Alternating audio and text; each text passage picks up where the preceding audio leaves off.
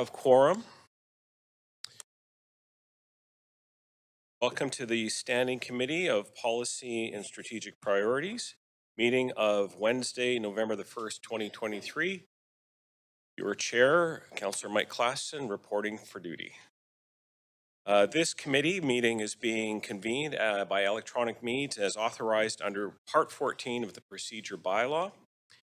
The City of Vancouver electronic meetings, as such committee members may participate in person or by electronic means. This committee, if a council member is attending by electronic means, loses connection during the voting process, team members are available to get you back online quickly while the voting process is suspended. Team members' contact information has been circulated to you. Video of council members speaking, presentations, and vote results will be projected on the live stream when available. Council members are reminded that in accordance with Section 1413 of the Procedure Bylaw, members must enable their video to confirm quorum. In case of an emergency where we need to evacuate the building, I would like to direct you to your attention to the exits. There are 2 exits beyond the glass doors to the left. If these exits are obstructed, please direct your attention to the 4 exits in this chamber. Please use the stairs. Do not use the elevator. I would also like to highlight that there is a defibrillator located at the end of the hallway outside of council chamber. We must acknowledge that we are on the unceded homelands of the Musqueam, Squamish, and Tsleil-Waututh people. We thank them for having cared for this land and look forward to working with them in partnership as we continue to build this great city together. I would also like to take a moment to recognize the immense contributions of the City of Vancouver's team members who work hard every day to help make our city an incredible place to live, work, and play. Clerk, may we please have roll call? Yes, Mayor Sim and Councillor Carr. Councillor Kirby-Young has a leave of absence for personal reasons all day today. Councillor Dominato. Councillor Bly has a leave of absence for civic business, 9:30 to 1 today. And Councillor Boyle. Councillor Fry. Councillor Montague. Councillor Klassen is in the chair. Councillor Meisner. Councillor Joe. Present. The meeting has quorum. Chair Klassen. Thank you very much. The plan for the day. Any comments on agenda items can be sent to the council using the web form on the city's website. The link to that form will be online at Vancouver City Clerk on the X platform. I would also like to note that the City of Vancouver's long-standing commitment to equity, diversity, and inclusion, including utmost respect for all genders. I remind council that when addressing speakers and team members, we will avoid using gendered honorifics and will instead refer to the person by first and last name, role, or title. We have 8 items of business on today's agenda, 5 reports, 3 council member motions. We will recess for lunch at noon and reconvene at 1 p.m. Should the business not be completed prior to 5 p.m. today, we will recess for dinner at 5 p.m. and reconvene at 6 p.m. Should the business not be completed this evening, the meeting will reconvene on November 7th, 2023 at 3 p.m. I would like to remind council members that amendments are if amendments are brought forward, they must be submitted to city clerk in final written form before the council members introduces them. Please ensure the clerk has received your amendment by using the council meeting amendments DL mailing list. Before we begin to hear from registered speakers, I would like to remind council and members of the public that in accordance with the updates of the procedure bylaw that were enacted in May 10, 2023, council meeting, public speakers may only speak for up to 3 minutes, and council may not ask questions of the public. Members of the public should state whether they are in support or in opposition of the recommendations, and may only speak once. I will also ask that the speakers are residents of Vancouver if it is not noted on the speakers list. Following the last speaker on the speakers for each item, we will go back through the list for those who are not present and when their name was initially called. So we have matters adopted on consent. As chair for the meeting, I'm suggesting for the reports with no speakers, we adopt the recommendations collectively in a single motion. Reports 1, 3, and 4 have no speakers.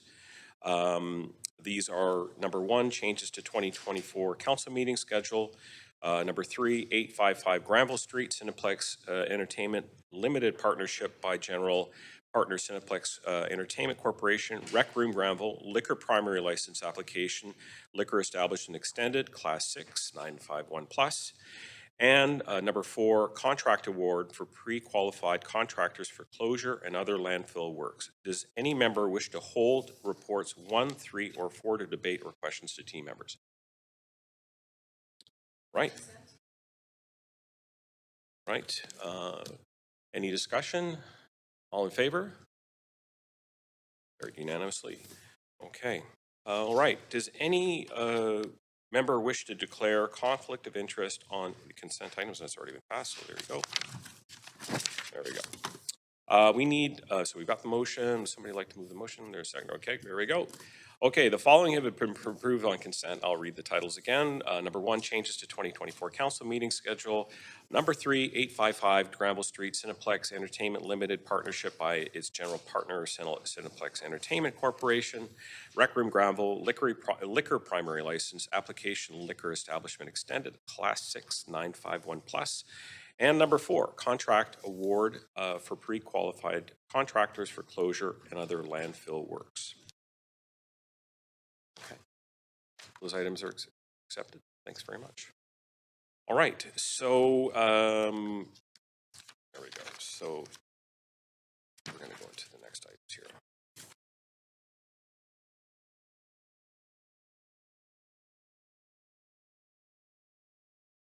Okay, so we are now going to move to item number 2, which is the report on Vancouver plan implementation, land use policy rationalization. Does any member wish to declare a conflict of interest on this item? Okay, we have. Yeah, I need to, I'm going to declare a conflict on item number 2. Because there could be a perceived conflict. I do have close friends that own significant property throughout that area. So in an abundance of caution, I will recuse myself. Okay. Thank you, Mayor. All right. Moving forward, we have team members to present this item. Please go ahead.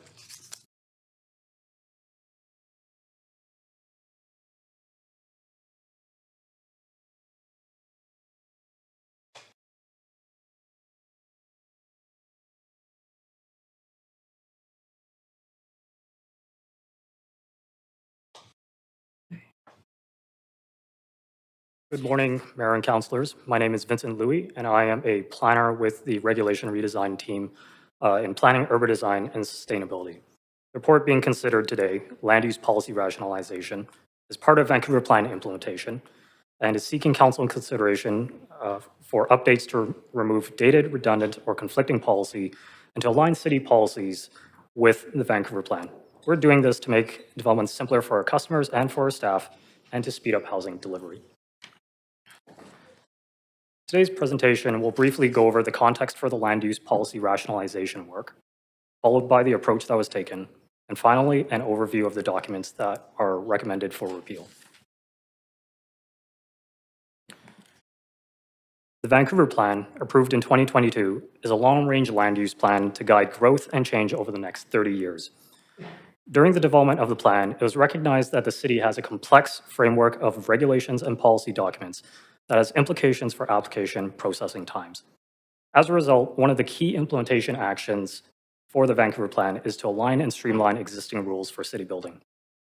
The recommendations in this report will reduce complexity and support streamlining of application processing in alignment with Council's 3331 permitting approval framework and the permitting improvement program.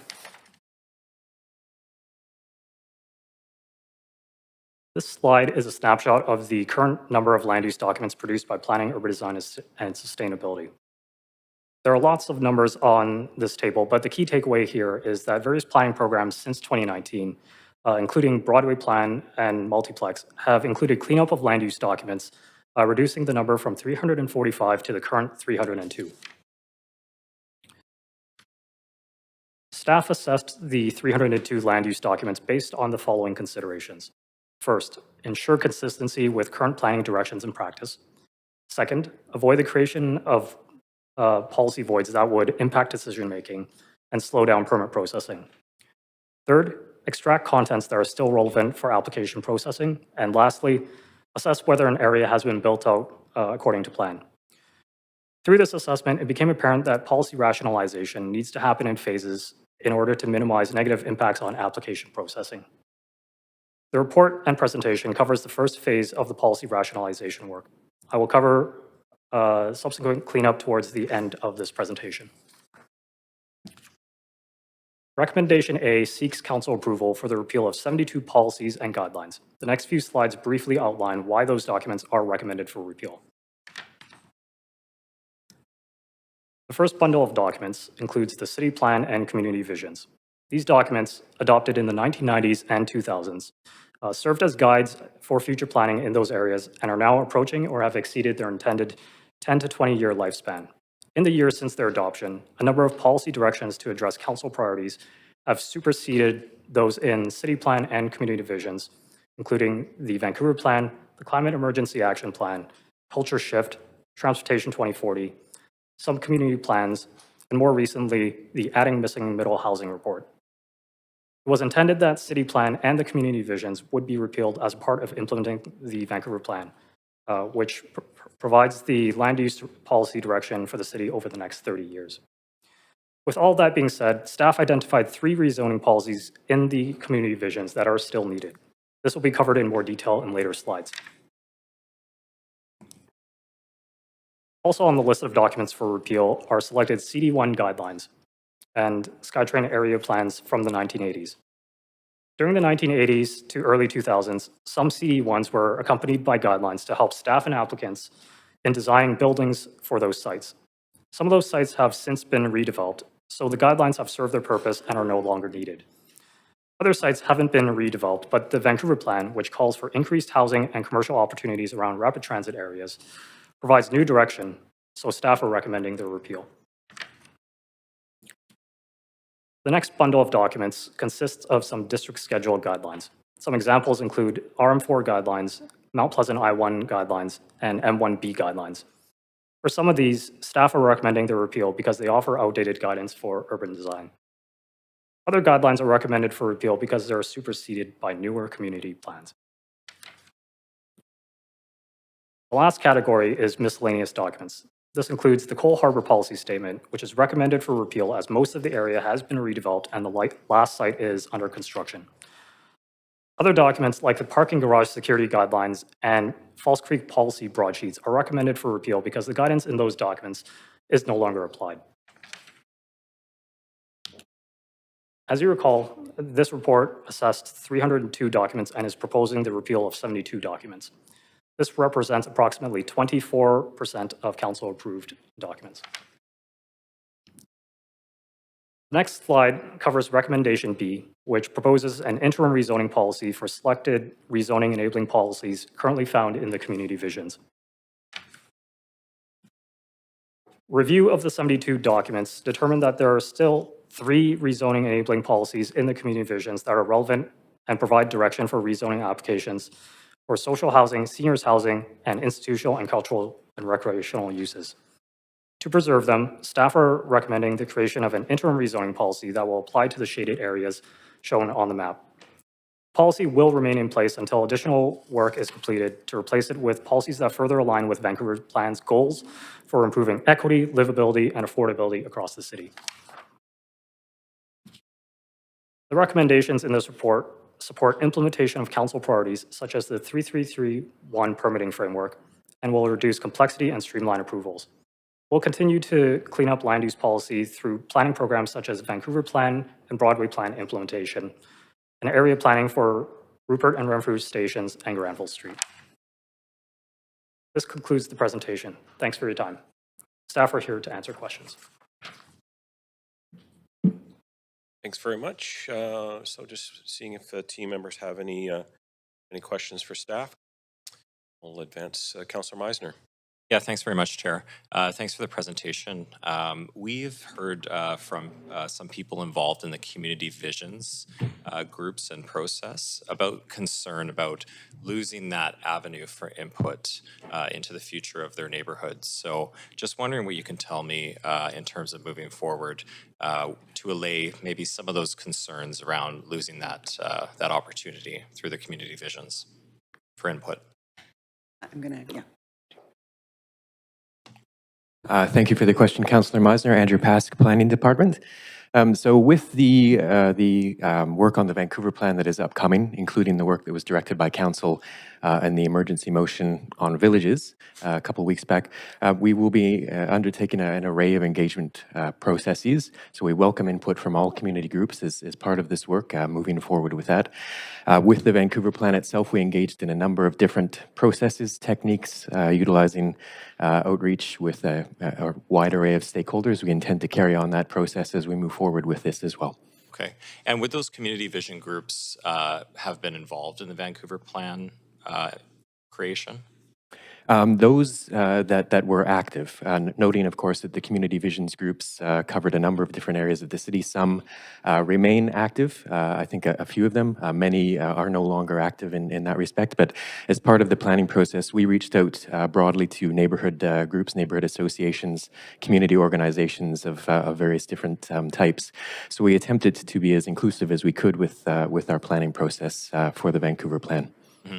And can those groups that are still active be assured that staff will be reaching out to include them in this upcoming Vancouver plan process? Of course, we will broadcast the opportunities for engagement far and wide as part of the work. We always do that, and so the opportunity to provide input moving forward will be there. Yes. Great, thank you.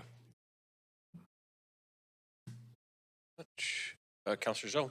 Yeah, thanks, Chair. Thanks for the presentation, and thanks for all the work behind the scene. This is really great. So, okay, question. So, do we have any estimation how much time in terms of staff processing all those policies can be saved after this appealing process?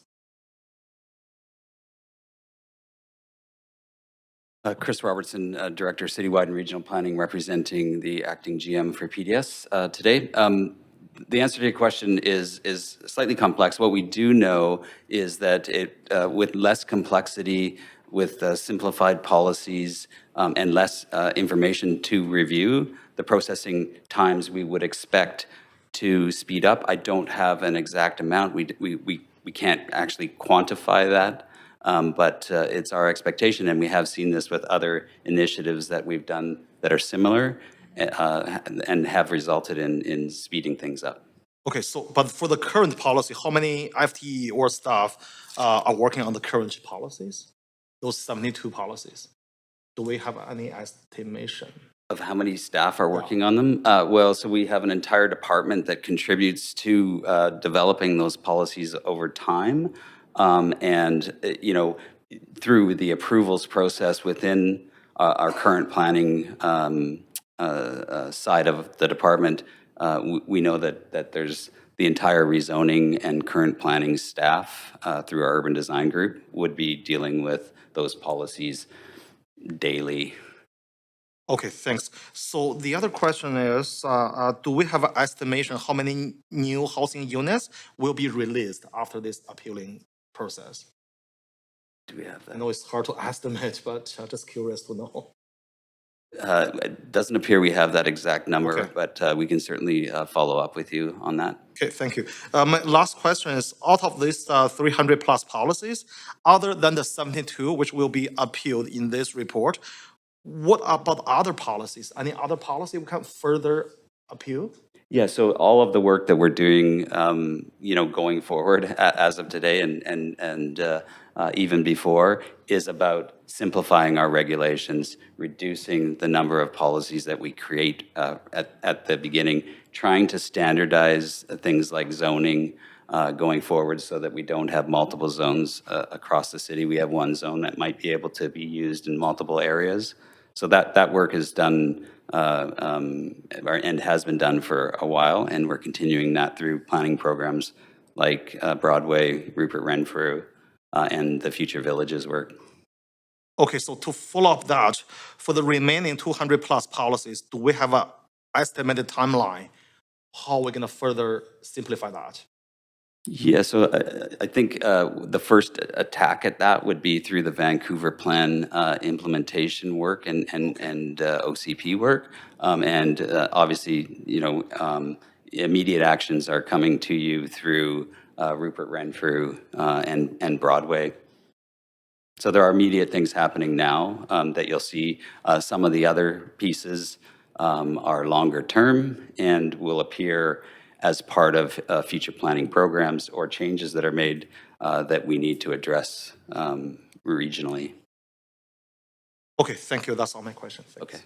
Thanks, Chair. Thank you, Councillor. Councillor Dominato. Thanks, Chair, and thanks for the update and presentation this morning. Just a couple of questions, just in the context of asking Council to implement an interim rezoning policy. We've had interim rezoning policies in the past as planning work's underway. Can you give us a sense of how long you anticipate we would have this in place and what that looks like for the public to understand and also for maybe the broader development community as well? Heather Burpee with Citywide and Regional Planning. Yeah, you're right. We don't have the greatest track record with the interim rezoning policies, but in this case, there is work that's happening right now that will address each of those subject areas. So through the senior strategy, housing strategy work, through work on pre-zoning for social housing, and through the development of the Vancouver ODP, these rezoning policies will be dealt with through that work, and so won't remain interim for very long. This is really driven by the fact that with the adoption of the Vancouver plan, we're repealing some of the very localized vision statements and others that were sort of serving as a part of a planning documents, but some of them weren't fulfilled either. Some were further ahead. Some neighborhoods had much more fulsome guiding documents. Others had vision statements. Well, yeah, so Vancouver plan is now providing the land use direction for the whole city in terms of what we want to see over the next 30 years. And so some of the vision areas had further planning work, Canby Corridor area, Grandview, Woodland. And so that, those areas have a distinct plan, but the other visions have now, all of that work's been folded into the Vancouver ODP. And we started to see some of that work happen through the addition of multiplex in neighborhoods and future work through villages. And actually, that's a perfect segue to my other question, which is around, in some contexts, as you know, there were some neighborhoods that had vision statements, others had more detailed plans. But even within some of those vision statements, there was, the neighborhoods had identified needs for capital investment. So we have some neighborhoods that have older community facilities, like community centers, and others that need upgrades or need expansion. How will that capital planning fit into our work sort of broadly? Because some of that was captured in some of those vision statements and other plans. Because I think that's something of interest to neighborhoods, is to understand how those capital priorities will be identified and prioritized going forward. I'm going to defer to Chris. Chris Robertson, Director of Citywide and Regional Planning. I think what the process we have in place for taking area planning or community planning through our capital plan process, we have an integrated team through finance and PDS that allows us to connect those programs. So in terms of ensuring that they're prioritized or identified, we have a capital delivery oversight program that allows us to do that. Okay, great. Thank you for entertaining my questions. We'll look forward to speakers later. Thank you. Thank you. Councillor Carr. Thanks very much. My last question was just asked by you about capital planning. Thanks, Councillor Dominato. My first question is about the Vancouver plan. You mentioned that you reached out in the process to neighborhood groups that had been involved in developing the visions for their neighborhoods. Can someone just describe to me how that went, that particular focused set of conversations with neighborhood groups during the Vancouver plan? Sure. Thank you for the question, Councillor Carr. Andrew Pask, Planning Department. We undertook a number of different processes. So just a quick recap, the Vancouver plan process unfolded over 4 stages in, I think, about 3.5 years worth of planning work. We reached out on a number of different points, but the two that I'm most familiar with were a series of workshops we held actually with neighborhood associations directly. They were online workshops where we walked them through some of the work that had been done, entertained questions, and discussed a number of opportunities for the Vancouver Plan process. So it was a direct contact. It was sort of a number of groups together in the same forum that were providing input to the city. But I will say there were a number of other mechanisms that neighborhood groups could provide feedback through. We held direct conversations at a number of neighborhood houses. We worked with various programs through community centers and neighborhood houses. We reached out to area schools, worked with those groups. We held a series of neighborhood-focused workshops, charrettes. There were quite an array of tools. Some of them had members from neighborhood associations participate, and then there were direct conversations with neighborhood groups as well. So quite a suite of different activities trying to make the process as inclusive as we could. And given that it was COVID during that time, a little more challenging, but I was participant in some of those. Yeah, I recall, and I will just say, on the COVID note, we actually were able to bring in techniques that we haven't used before. So a number of online forums, which I think actually made the process more inclusive. We know that we saw quite an array of folks participating in those events as well. Andrew, you may be the one to answer my next question, but I'm looking forward to the next phase of public engagement on the implementation of the Vancouver Plan and the development of an OCP. How do we intend to engage neighborhood associations in that process? Well, just noting that the motion, particularly around the villages, is a fairly recent one. Staff are scoping the next steps, so we intend to return to Council Q1 2024 with the scope of work for that. As part of that scope of work, there will be an engagement program detailed that will talk about the different opportunities. I'll just say again, our intent with this is always to make sure that the engagement process is as inclusive as it can be, and that means connecting with different groups, stakeholder organizations, business associations, and the public at large, making sure that there's a number of opportunities for people that want, to give their feedback in a matter of minutes or want to go deeper into some of the planning questions. That sounds good. Yeah. My third question is around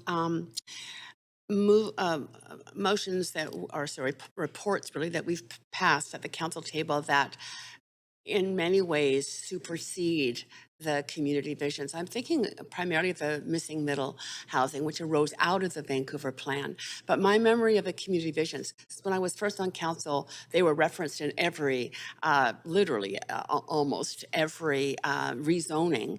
And my memory is that they had in those visions, talked about a lot of sort of duplex or the sort of infill in row housing, but not a lot of density. But the rezoning that we've done around missing middle, it seems that seems to supersede a lot of the community vision that did have specifics about land use with a very different form than they had anticipated 30 years ago. Am I correct on that? That's the biggest sort of single change that we've seen? I'll perhaps let one of my colleagues join in answering the question, but that is correct. I mean, there have been a number of policies over the years. Vincent, my colleague, mentioned a few of them. There are citywide plans, housing strategy, the missing middle, most recently, but a number of other changes, laneway homes, over the years that have superseded the policies and the visions. Yes. I know you had 30 seconds, so yes is the answer. Okay. Thanks very much. I think that's my time. I can speak without having to see the chair because we haven't moved this motion yet. I just want to, again, sort of building upon the conversation we're having around public engagement on these ones. Just wondering, knowing that both the Dunbar and the Kensington Cedar Cottage plans are perhaps the oldest community visions that were developed in the mid-90s. What are maybe a couple of more examples of either rationalizations or changes that might be resulting as a result of us superseding those actual visions with the Vancouver Plan? So maybe pick one of those neighborhoods and give us a couple of examples, just again, so the public understands a little bit of the changes that we're voting on here. Get you back on. Sorry, there you go. Thank you. So maybe to answer the question best, I just refer to the land use strategy in the Vancouver plan, which sets out directions for future growth and change across the city. And it does so through a process of identifying neighborhood types in different parts of the city. These are areas where we are identifying opportunities for future growth and change, trying to do it in a sort of predictable and consistent fashion across the city so that we can elevate focus on more equitable delivery of housing in complete neighborhoods. In different neighborhoods across the city, in the older local areas, you'll find different neighborhood types. So in the areas that you mentioned, Dunbar, we've identified that as a neighborhood center. In areas around that, there are villages that have been called out, and these will be attended to as part of the village's scope of work that we're developing right now. But the idea in this is that we are able to identify particular areas of the city and to create through the Vancouver plan a series of predictable opportunities for different building types, different amenity, delivering different types of amenities or other forms of change as well. So the land use strategy is really the sort of central guidance in that respect now, and it helps us to provide that on a citywide basis. Presumably that allows us to bring back this work to the public and allow them to engage at that stage as well. Absolutely, absolutely. Okay, thanks very much. All right, thank you. We have a speaker for this item, so I will now invite the speaker to come. Alan, sorry. We have several speakers, sorry. Peter Walkrich on the phone. Peter, are you there? I am. Can you hear me? Yes, I have. Go ahead. You have 3 minutes. Great, thank you. I'm here to online to speak in support of this motion. I think rationalization is a word for the title of this motion because the current system is not rational. And this motion won't get us to a rational system, but it's certainly a step in the right direction. This council has said it's a priority to cut red tape and speed up the housing approval process. Cutting stuff like this is what that looks like, right? Because right now our planning consists of dozens and dozens of policies that have been added one by one on an ad hoc basis over literal decades.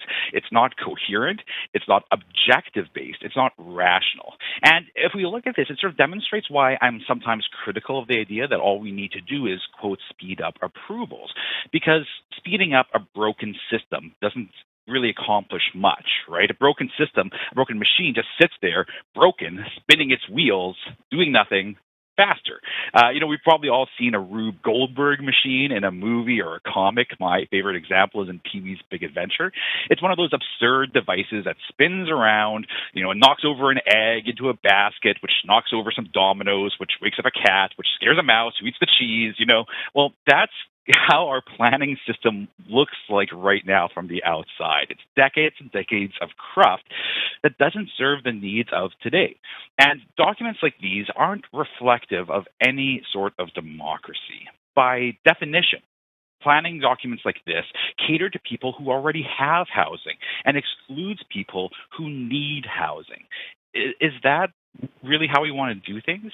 These documents were pretty much designed to give existing homeowners a veto over new housing. And if you've ever attended, the workshops and things like that, lead to stuff like this, you know that the people who attend them do not represent the diversity of Vancouver. These consultation systems we have built up cater to people, and they're dominated by people who are whiter, more retired, and more homeowning than Vancouver at large.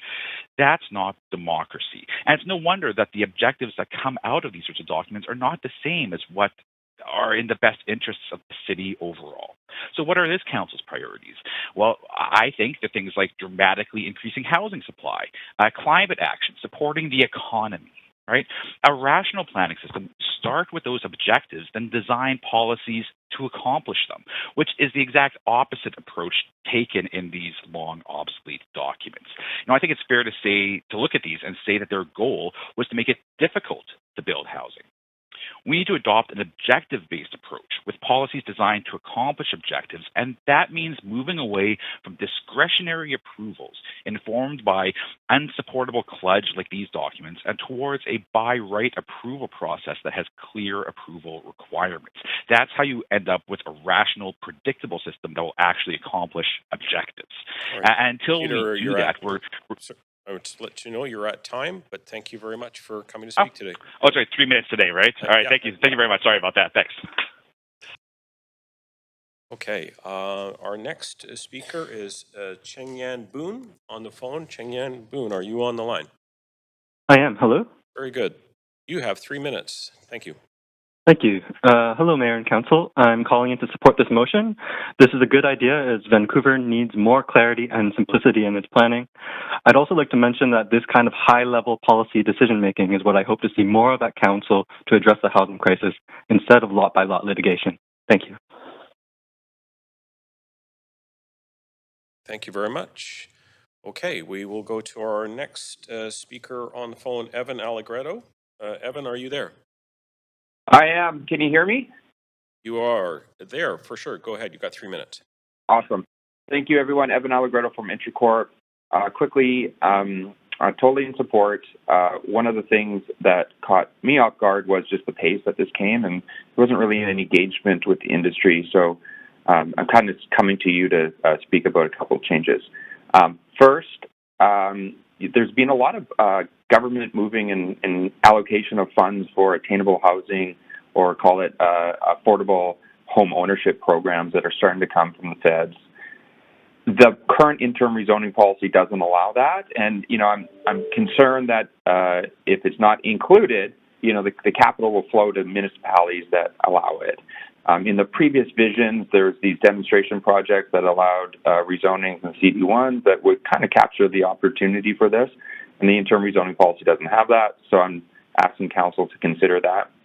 And then option two, and this is something that I've been advocating over the years, is the definition of social housing is 70% market rental and 30% non-market rental, but it needs to be owned by a non-market or a nonprofit.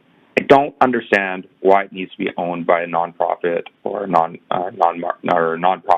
or the city. If there's a housing agreement on title, the owners need to follow it. And if you give relaxations so that for-profit groups that want to do affordable housing can do it and fits within the definition of social housing, why not encourage it? Especially in opportunities where there's situations like this where developers can find unique ways to find unique ways to do it. So I encourage those two changes to the policy, but otherwise I totally support it, and I encourage staff to find ways for affordable home ownership in the city, because the funding normally only comes in waves, and you don't want to lose those opportunities. So thank you very much. If you have any questions, I'm here to answer. Thanks very much, Evan. Much appreciated. Okay, our next speaker is in the chamber here, Alan Boom. That's your name, right? We'll get your... Hey, Alan. Mr. Chair and Council, thanks for the opportunity to speak on this motion, and you have the details in a letter that we submitted the other day. It's somewhat ironic that the motion that is in front of us today may mean the demise of the RPSC as we have known it for the past 18 years. We were approved with a unanimous vote 18 years ago today in 2005. We see the motion as using a large brushstroke to repeal all community visions groups without noting the ongoing work of RPSC. This group's devoted thousands of hours, conscientious work for the improvement of our community.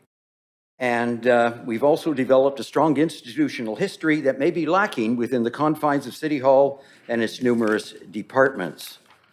Lack of transparency in how this motion came about seems to lead us to some loss of trust within the City Hall. RPSC has been no laggard in fulfilling its numerous objectives as outlined in its mandate. In fact, we have probably exceeded our visions as we've seen the need for more involvement in the community. Our record should be seen as commendable by the planning department. We're certain that this is not bragging, but simply saying that RPSC has had a very positive working relationship with the staff. Under the Vancouver plan, and in light of this motion, how does the city and staff intend to engage with existing community groups that have been in place for decades and involved in city building at both the macro and micro levels? Yeah, mostly. Um, The thing with Massey. Pull it up. This seems to be a nothing burger. it okay? Right? I thought you were watching the council meeting. I am. This thing's not working. Okay. Shall I continue? Okay. And so in front of you, if you have the letter, we've outlined a number of areas that we've been fully involved with. RPSC is hoping that this motion is reconsidered in light of we have outlined to eliminate the community asset with no consultation is really a major flaw in the governing process. Now, one other item that we had noted, not in the letter, but Mr. Pask, one of the planners, may have addressed our concern. And that is RPSC, we do not see this motion as a roadblock from speaking out on motions put to council, nor are not being able to send in comments on specific projects that are seeking rezoning or redevelopment or development permits. Thank you.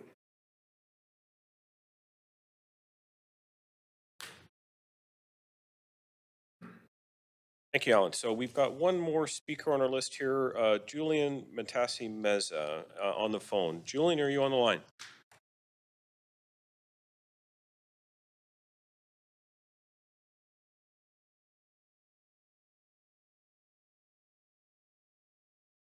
Julian, are you there?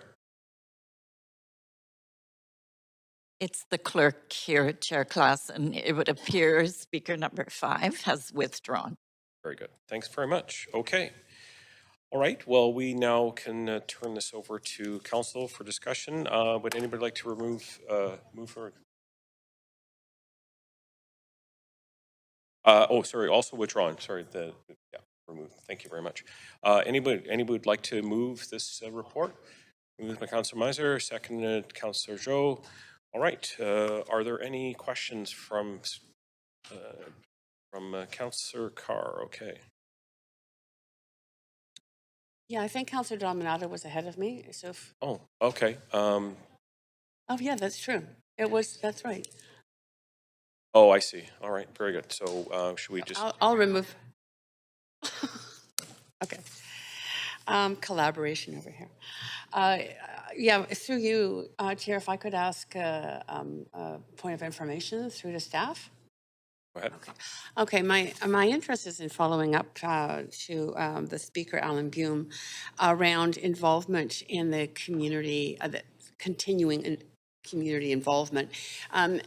Do you anticipate in the development of the kind of complete neighborhoods aspect of the Vancouver plan that groups like the Riley Park, South Cambie Community Visions Group, you would reach out to engage them?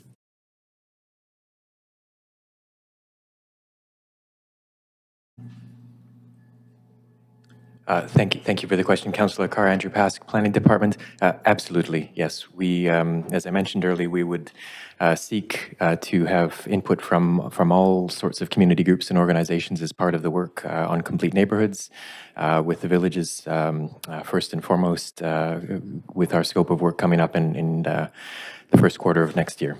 And I would just note that we've certainly had a fantastic working relationship with community organizations, neighborhood groups across the city, some of whom have been involved with planning processes for many, many years. We really value that relationship with these organizations and the feedback that we get in our planning processes from them. So we certainly hope that will continue moving forward.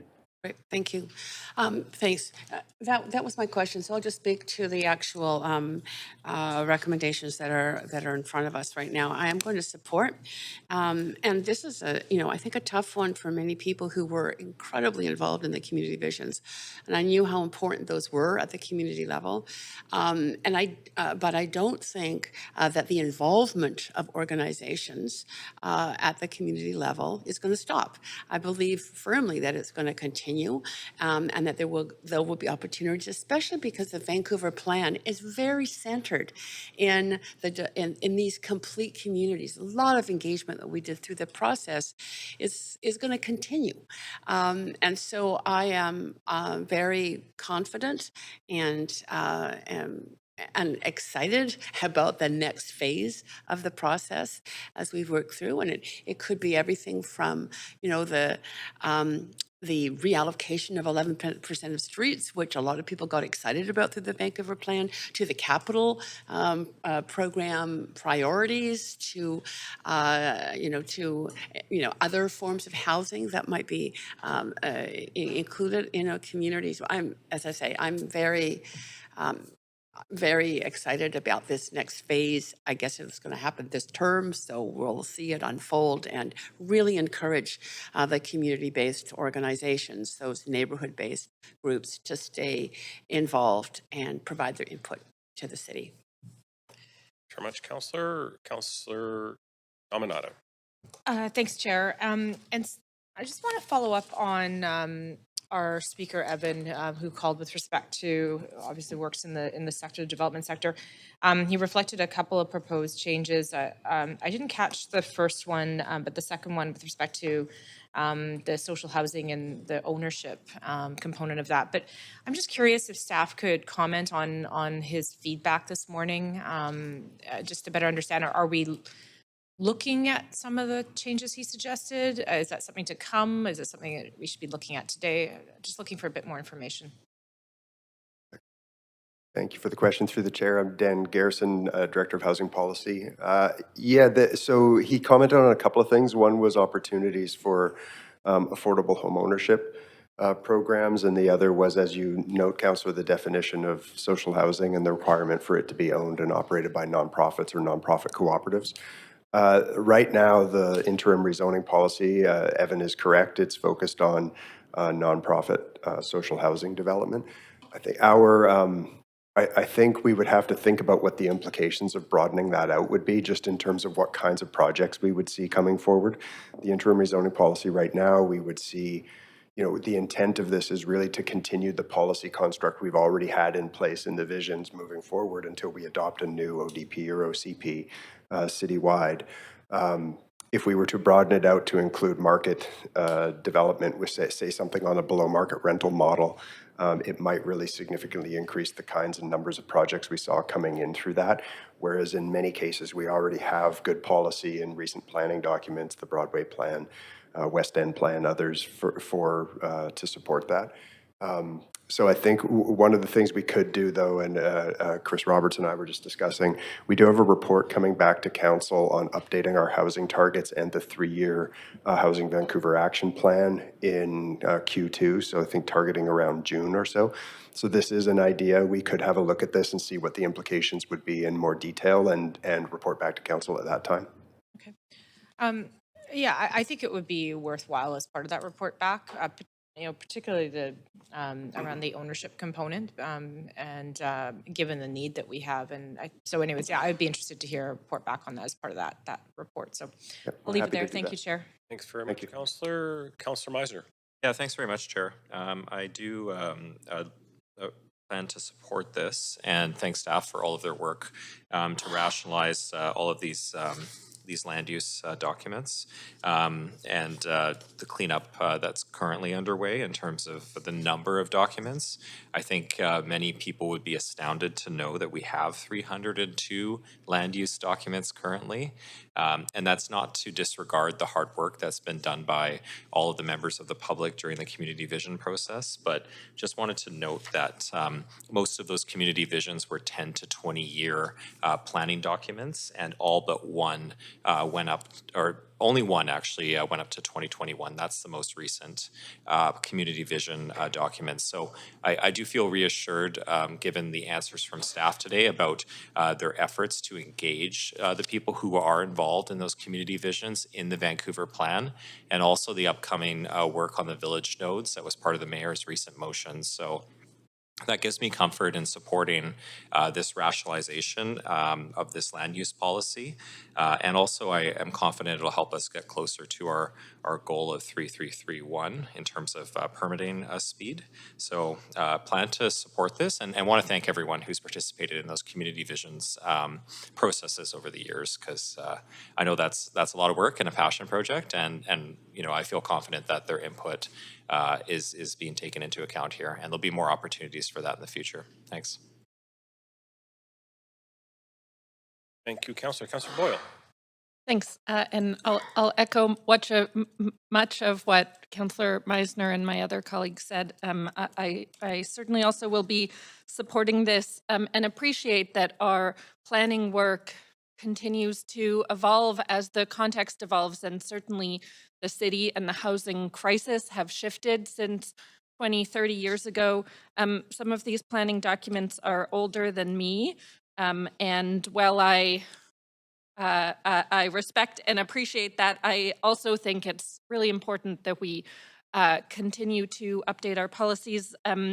Somebody highlighted for me a little while ago a section of one of the policies still on the books, for now at least, identifying that we should build housing on arterials to act as a shield to shield adjacent single-family homes from the noise of arterial traffic and their landscaping act as a buffer. So the sorts of lines that you can imagine at one point were part, I mean, not that I would justify that they should have been part of our policy whenever, but certainly not an approach that I want to remain on our books as we look toward building an equitable, welcoming and inclusive city where we don't think of renters as a buffer to wealthier homes. So I'm happy to see the work evolve and to be moving in the direction of more equitable cities, more equitable neighborhoods for all of us. Thanks. Thank you, Councillor. So that was the last person on the queue. So we will now call the vote. Clerk, can you please bring up the voting panel?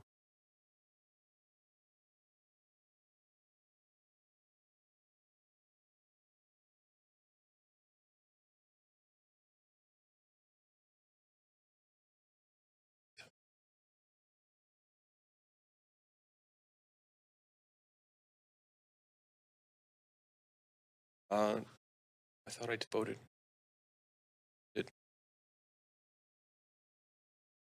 You're all good? Excellent. Is the vote displayed yet? Yeah, thank you very much.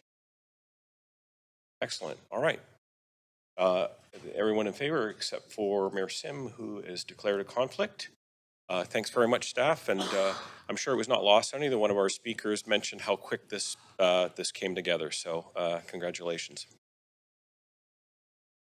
Very good. We'll just take a moment to bring Mayor Sim back in for the next item. We're going to move on to item 5.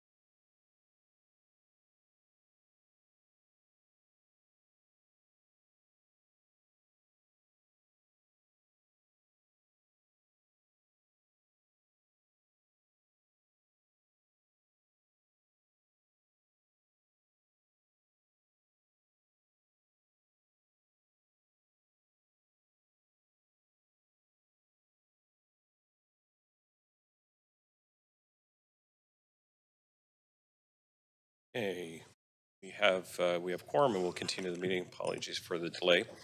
Okay, so the next item is item 5 on our agenda is the report of removal of certain occupancy permit holds in respect of construction of social housing for the Little Mountain development, formerly 155 East 37th Avenue, and with the current addresses and legal description set out in Appendix C.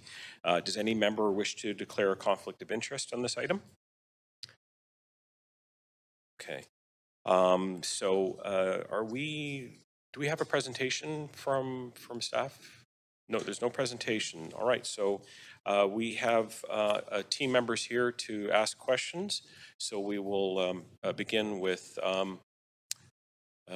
Councillor Dominato. Oh, she's not here. All right. Stop. Okay.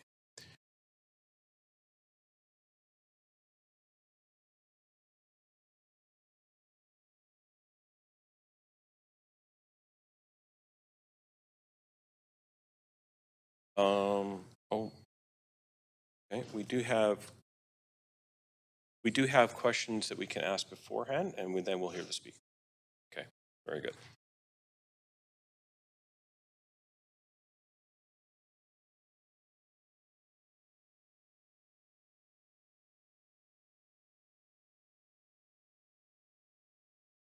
Do we know if Councillor Dominato is?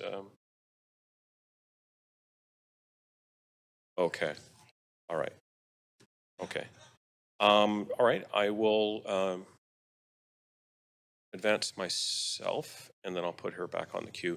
All right. So thanks very much. I'd just like to, first of all, thank staff for bringing this forward. We know that this project is taking a long time to get to a stage where we're going to see development on the site.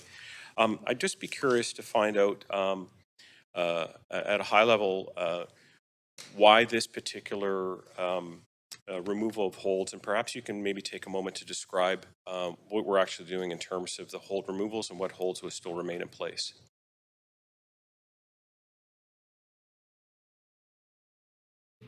Yes, thank you, Councillor. Dan Garrison, Housing Policy and Regulation. So when the development was approved at rezoning, there were a series of development and occupancy permit holds put in place. There are 4 phases of this development. All of the social housing is required to be delivered in phases 1 and 2. And there are holds on the occupancy permits of market development in phases 1 and 2. So what that means is that the social housing must achieve its occupancy permit before any occupancy permit can be issued on market housing in phases 1 and 2. There are additionally holds on phases 3 and 4 that prevent the applicant from getting a development permit even, which is a much earlier stage in the process for any market development in phases 3 and 4, or any occupancy permits for market development in phases 3 and 4 before the social housing in phases 1 and 2 are delivered. What's being proposed here, what was requested by the applicant, is the removal of the occupancy permit holds on market development in phases 1 and 2. And that it has been requested because it's been identified by the applicant and corroborated by BC Housing that the applicant is having difficulty achieving financing for the development with those occupancy permit holds in place. Just additionally say we also have holds on market development in phases 1 and 2, securing the delivery of the city building, which will include 48 units of social housing, a child care center, neighborhood house, and public plaza. So those holds are not being recommended to be removed. They haven't been requested to be removed. And additionally, staff are recommending that we maintain the holds in phases 3 and 4 so that the applicant focuses on the delivery of the social housing in phases 1 and 2 and does not sort of move on to processing development in subsequent phases. Thank you very much. Okay, I will advance the queue. Councillor Boyle. Thanks. Can I just move for a second round of questions in case I need it?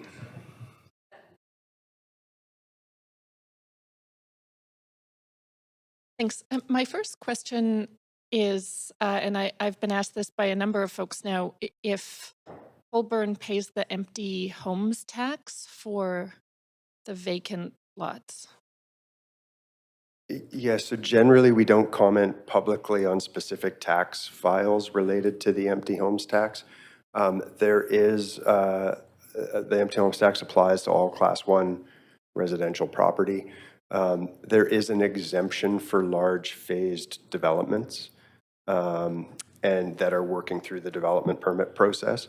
And so this is the type of projects that would be eligible for those exemptions, but I would have to look into further and could get back to council on whether how those exemptions have been applied in this case. Okay, I would appreciate that information. Is there any time restriction for large phased projects that take? There's a restriction related to actively advancing and working on the file. And so that's a determination of, in this case, the empty homes tax team in finance and the chief building official to determine whether or not they've been actively pursuing permits. Okay. Do we,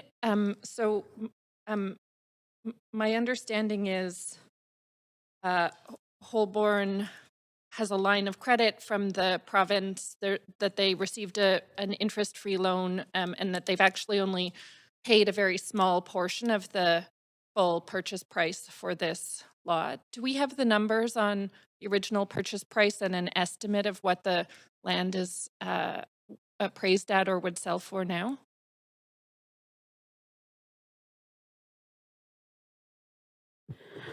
Armin Amarillo, Deputy City Manager. Thank you for the question, Councillor. I have asked our real estate department to actually get that information, and so we'll come forth with the information on the current assessed value and the market value of the site right now. So, but fair to assume, given what we see of land prices all over Vancouver, that it's increased substantially in value since they bought it 15 years ago? yeah, logically it would definitely have increased. Okay. Yeah. And the rezoning, the current zoning in place, the rezoning was achieved in 2018. So that's correct. Yeah. Why has it taken so long why have we seen so little built since that rezoning in 2018? Yeah, I mean, it is a good question, and I'm not sure that I have a good answer for that question. I mean, it certainly is. I don't think anybody is happy with the advancement on the project. There was in 2021 an MOU signed between the city, the provincial government, and Holborn at the sort of urging of the then Attorney General and Minister of Housing, who's now the Premier. And we have been very actively working with Holborn and the provincial government. In fact, we have staff from DBL Coriocal here who sits on a monthly meeting and working group with them to advance the project. So there is a lot of active work going on to try to move this along, but certainly it's there have been many delays in the project. Okay. Holborn cites current market costs as one of the challenges they're facing and why they can't now finance the social housing. Is it fair to assume if they had acted back in 2018 that those market costs would have been lower? I mean, it is hard to say. Certainly, financial situation in 2018 was much different. Interest rates were lower. Construction costs were much lower. Those I think are facts. It's hard to speculate as to whether or not it would have been easier to move it ahead. That's what I was assuming too. Yes. All of those factors, all of those costs were lower. Chair, I can't see my timer in the. Okay, maybe I'll come back on so I don't rush you on questions. Thanks. Yeah, thank you. So on the financing issue, have we spoken to the financer on this issue, or are we just sort of taking their word on it? We know that Holborn's got a lot of significant equity and assets around the city, the Trump Hotel, the city block that they own between Seymour and Richards and Georgia and Dunsmuir. Yeah, so I would say it's not typical that we just sort of take the word of a private developer and applicant for it. In this case, because of the nature of the real estate transaction that's happened here. The provincial government, and particularly BC Housing, are also deeply involved in this project. And we note that there is a letter of support for this from BC Housing attached to the council report, which does outline their support. It does outline that they confirm that they, in fact, BC Housing staff have been in those meetings with Holborn and their lenders and can confirm that these occupancy permit holds are a challenge and a significant challenge, a fundamental challenge in access to finance. But it doesn't specifically say if this is an inability to get financing or if it's just not favorable financing, that they would prefer better financing opportunities. That I think is correct. Yeah. So it doesn't distinguish that. Okay. What kind of precedent does this set where we have other sort of occupancy permit agreements with other developers and other projects? Yeah, we certainly have a number of, in fact, virtually all of our inclusionary housing projects around the city, of which there are many. We have similar development and occupancy permit holds to secure the delivery of the social housing. I think the difference here is in the nature, again, of the transaction with BC Housing. That BC Housing is directly involved in the delivery of this project. In a normal circumstance on a normal project, the city would have a sort of full visibility into that through, say, for example, a CAC negotiation, through the rezoning process, through the determination of public benefits that would be delivered, and an agreement with that applicant on the costs of delivering those things. And so we would be more sort of directly engaged and fully informed in the entire in the negotiation.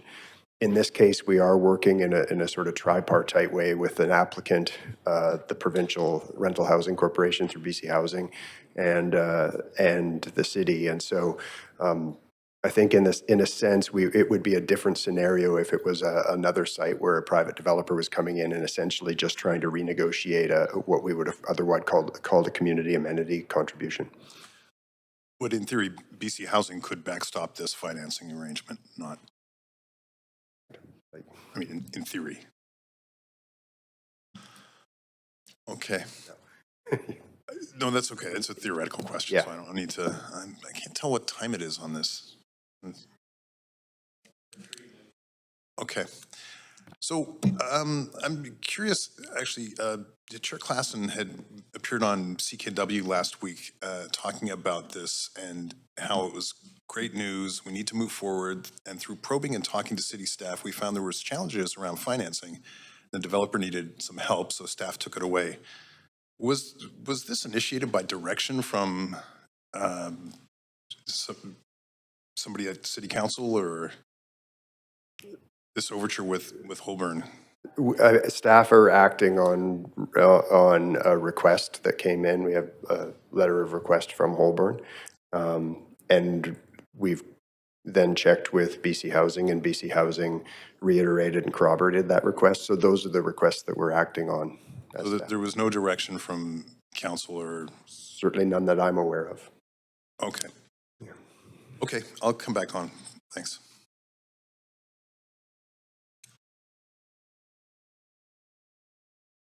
Councillor Bly.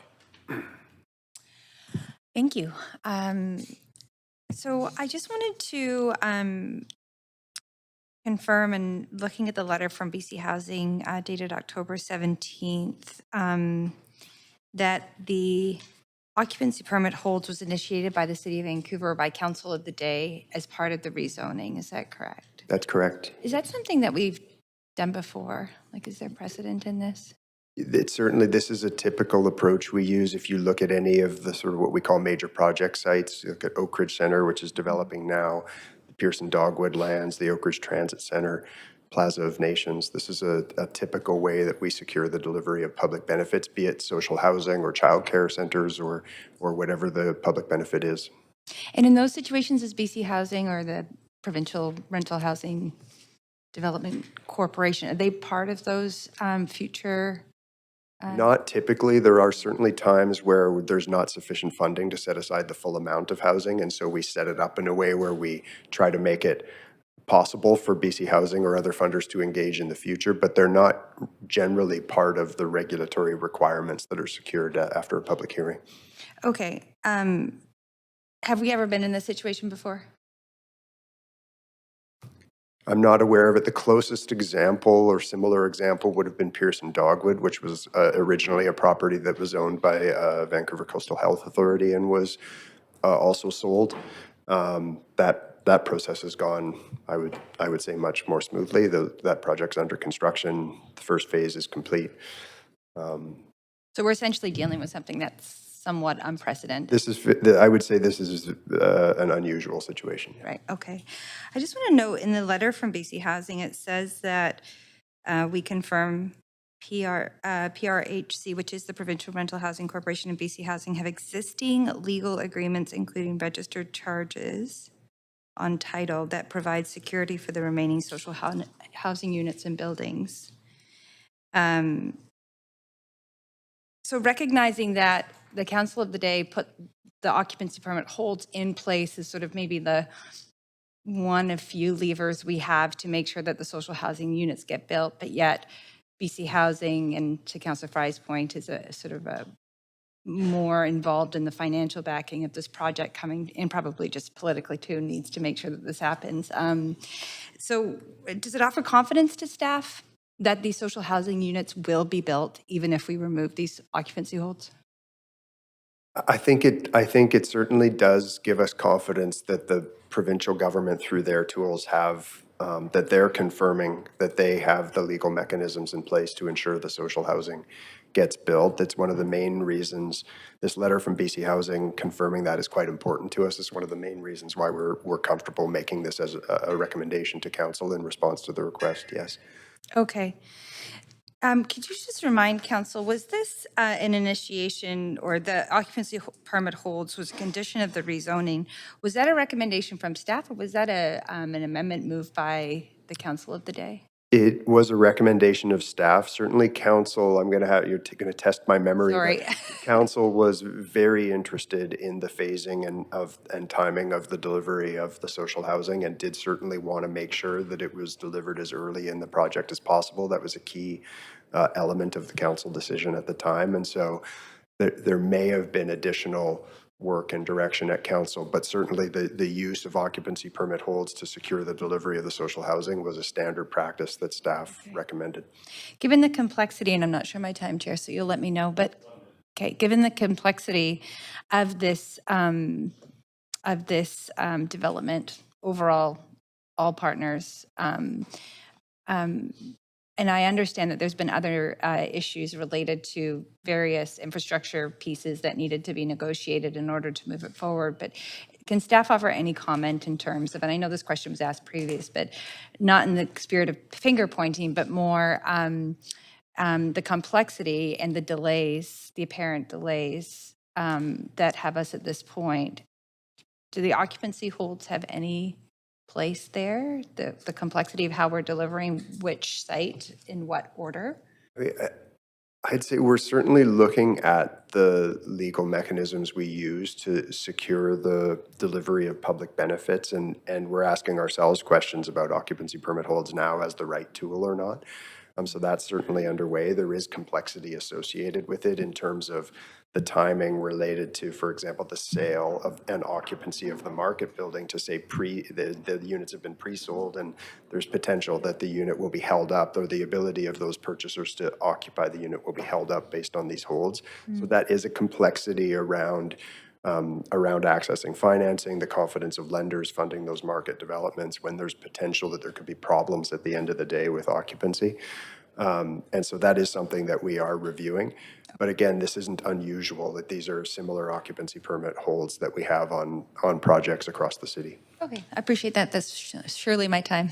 It is your Thank time. you very much. Very much. Councillor Shaw. Yeah, thanks, Chair. So, obviously we're in a really tough situation for this project. So my question is, can you tell me practically what does it mean if we reject the staff's recommendation? Does that mean we're going to queue 1,600 units, or we have to further delay this project? I mean, it's getting a little bit into like speculation as to what the outcome would be if we didn't approve these changes. I think it's fairly clear from the information we have from the applicant in BC Housing that there would be challenges with accessing financing, and that would cause further delays in the delivery of the project. I think that much is clear. Beyond that, I don't know how much further I can really speculate than that. Okay, so we don't know how much time it'll be delayed if we reject this recommendation.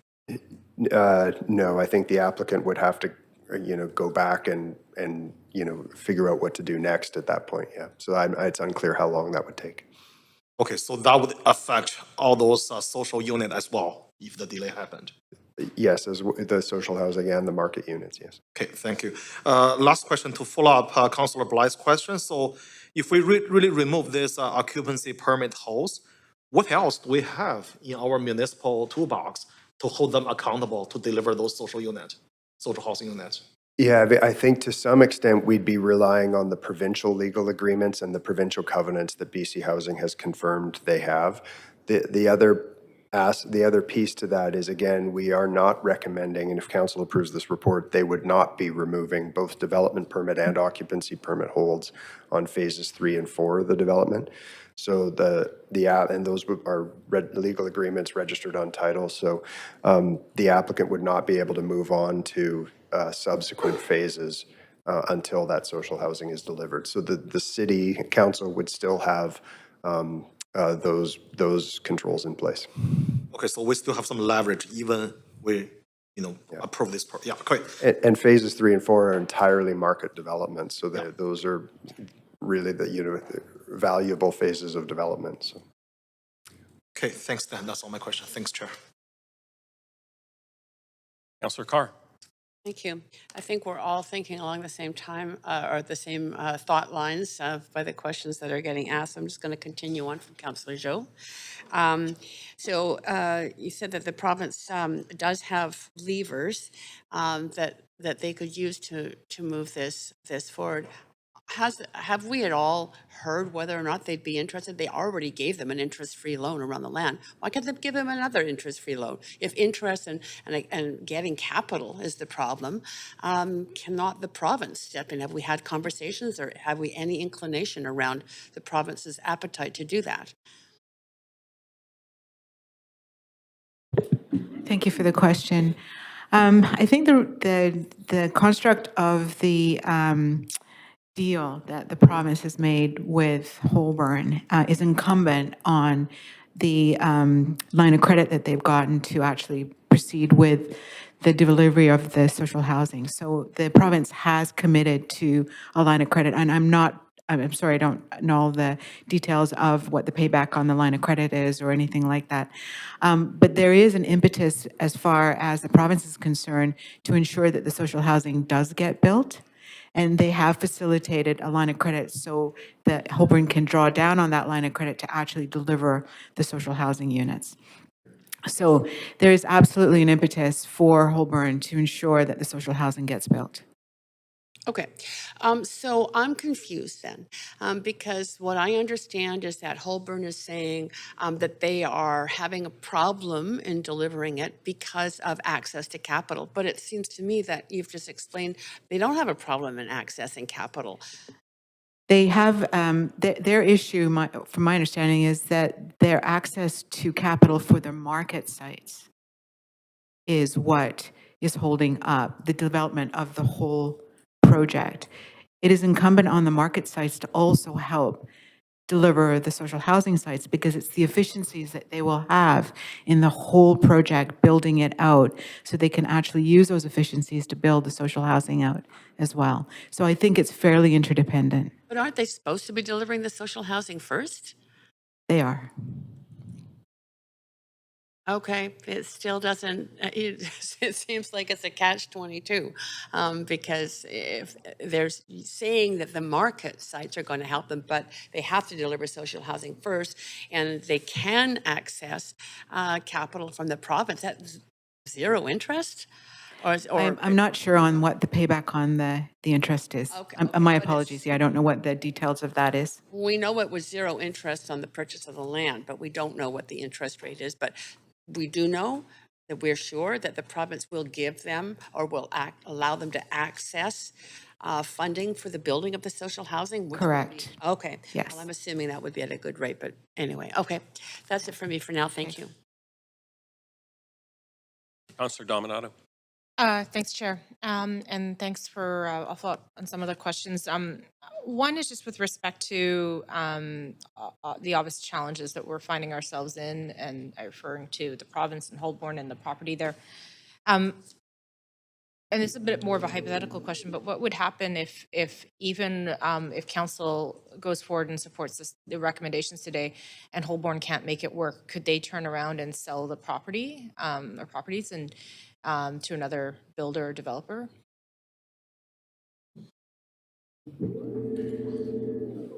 That's speculative as well, and so I'd have to caution in my response. I think any future purchaser would have to actually purchase it with all the encumbrances on the site. Those would be impossible for a purchaser to negate, and the impact of those encumbrances could actually hinder a potential sale. But could Holborn potentially sell the site to another developer or another entity? Probably, yes. Okay, thank you. And then just one final question.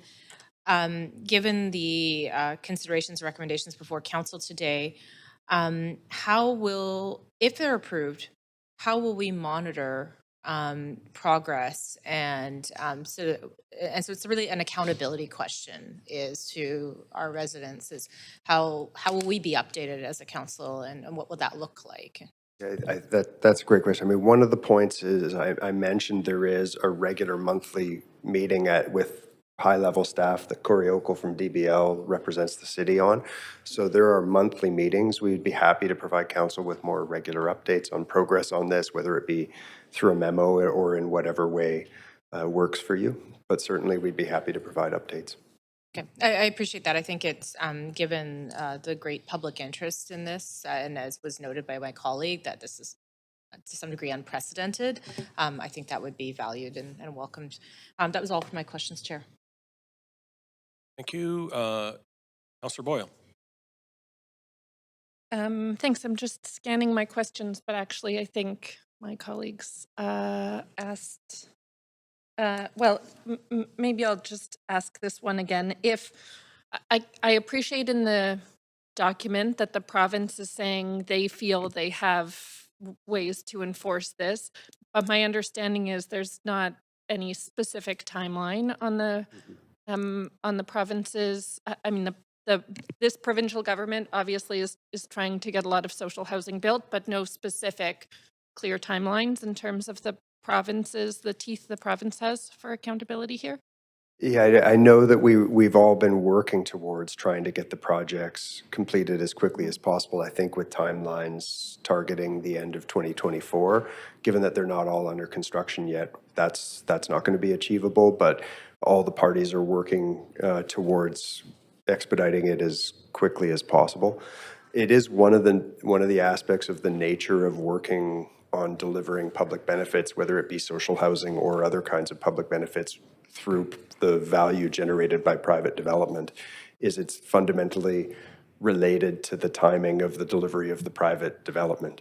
And so the two things sort of go hand in hand, the delivery of the social housing and the market development that happens on the site. So it's hard to put in place firm deadlines. In my experience, when we put in place firm deadlines, we end up moving the firm deadlines if market conditions change, for example. If council approves this, and the kind of remaining accountability for these first phases are in the hands of the province, if the province, through some change of heart or a change of provincial government decided that this social housing was no longer a priority on this site, would the city have anything we could do about that? There would be two things, I think, that would be in place, even if the province and the applicant agreed they did not want to proceed with the social housing. We would still have security around the delivery of the city's building, which has 48 units of social housing, as well as a range of other public benefits.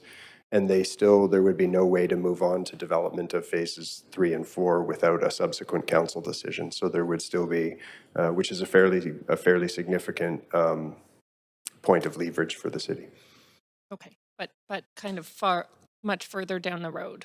Certainly, yes. Okay, I will leave it there. Thanks.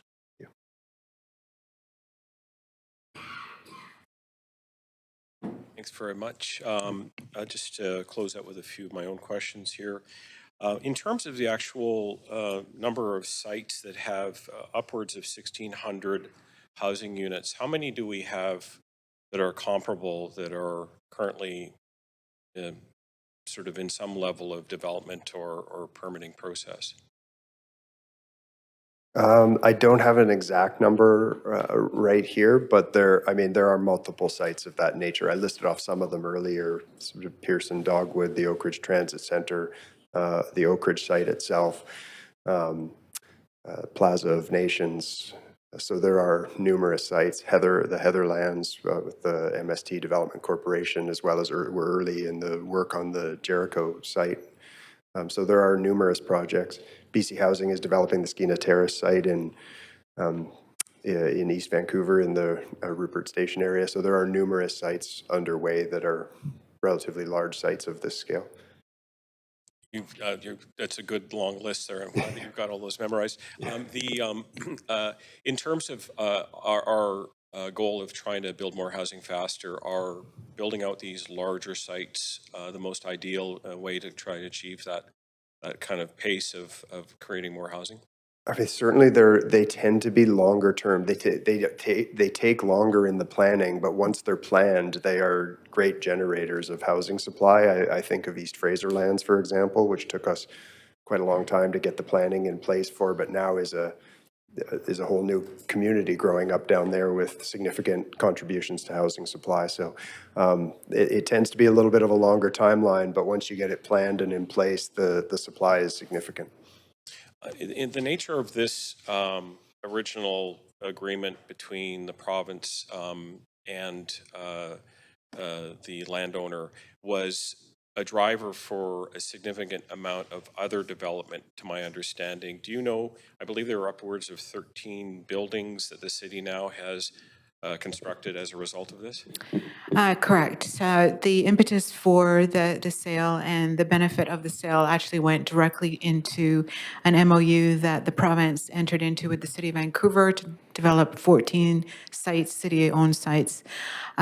We've done 13 of those 14.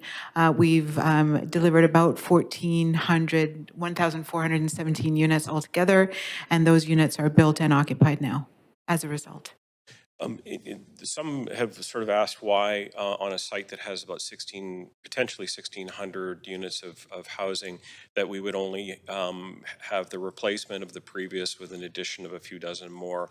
Is the original agreement go to some way to explain that? I'm not sure why we didn't build more social housing here. I don't think I can comment on the details of that exactly, but there certainly was a benefit of the delivery of the other supportive housing in light of the replacement on a one-to-one basis of the current housing that was at Little Mountain at the time of the deal. Perhaps this is an obvious question, but when we build market housing and social housing together, typically it is the market housing that goes to some measure of trying to pay for the non-market housing? Well, there's certainly a cross benefit. I would think that would have where a developer has all of their entitlements in place. They've got their crews on site. They've got all of their construction efficiencies, and there could be a definite benefit to the delivery of, let's say, any kind of amenity and or social housing. But those are pretty site specific. And I can't really comment on whether there is a direct correlation here and that Holborn is actually using and utilizing that. Can we just talk about for the city building, and we only have about 40 seconds, what it brings to the city, including the neighborhood house, which unfortunately just burned for the current proponent there?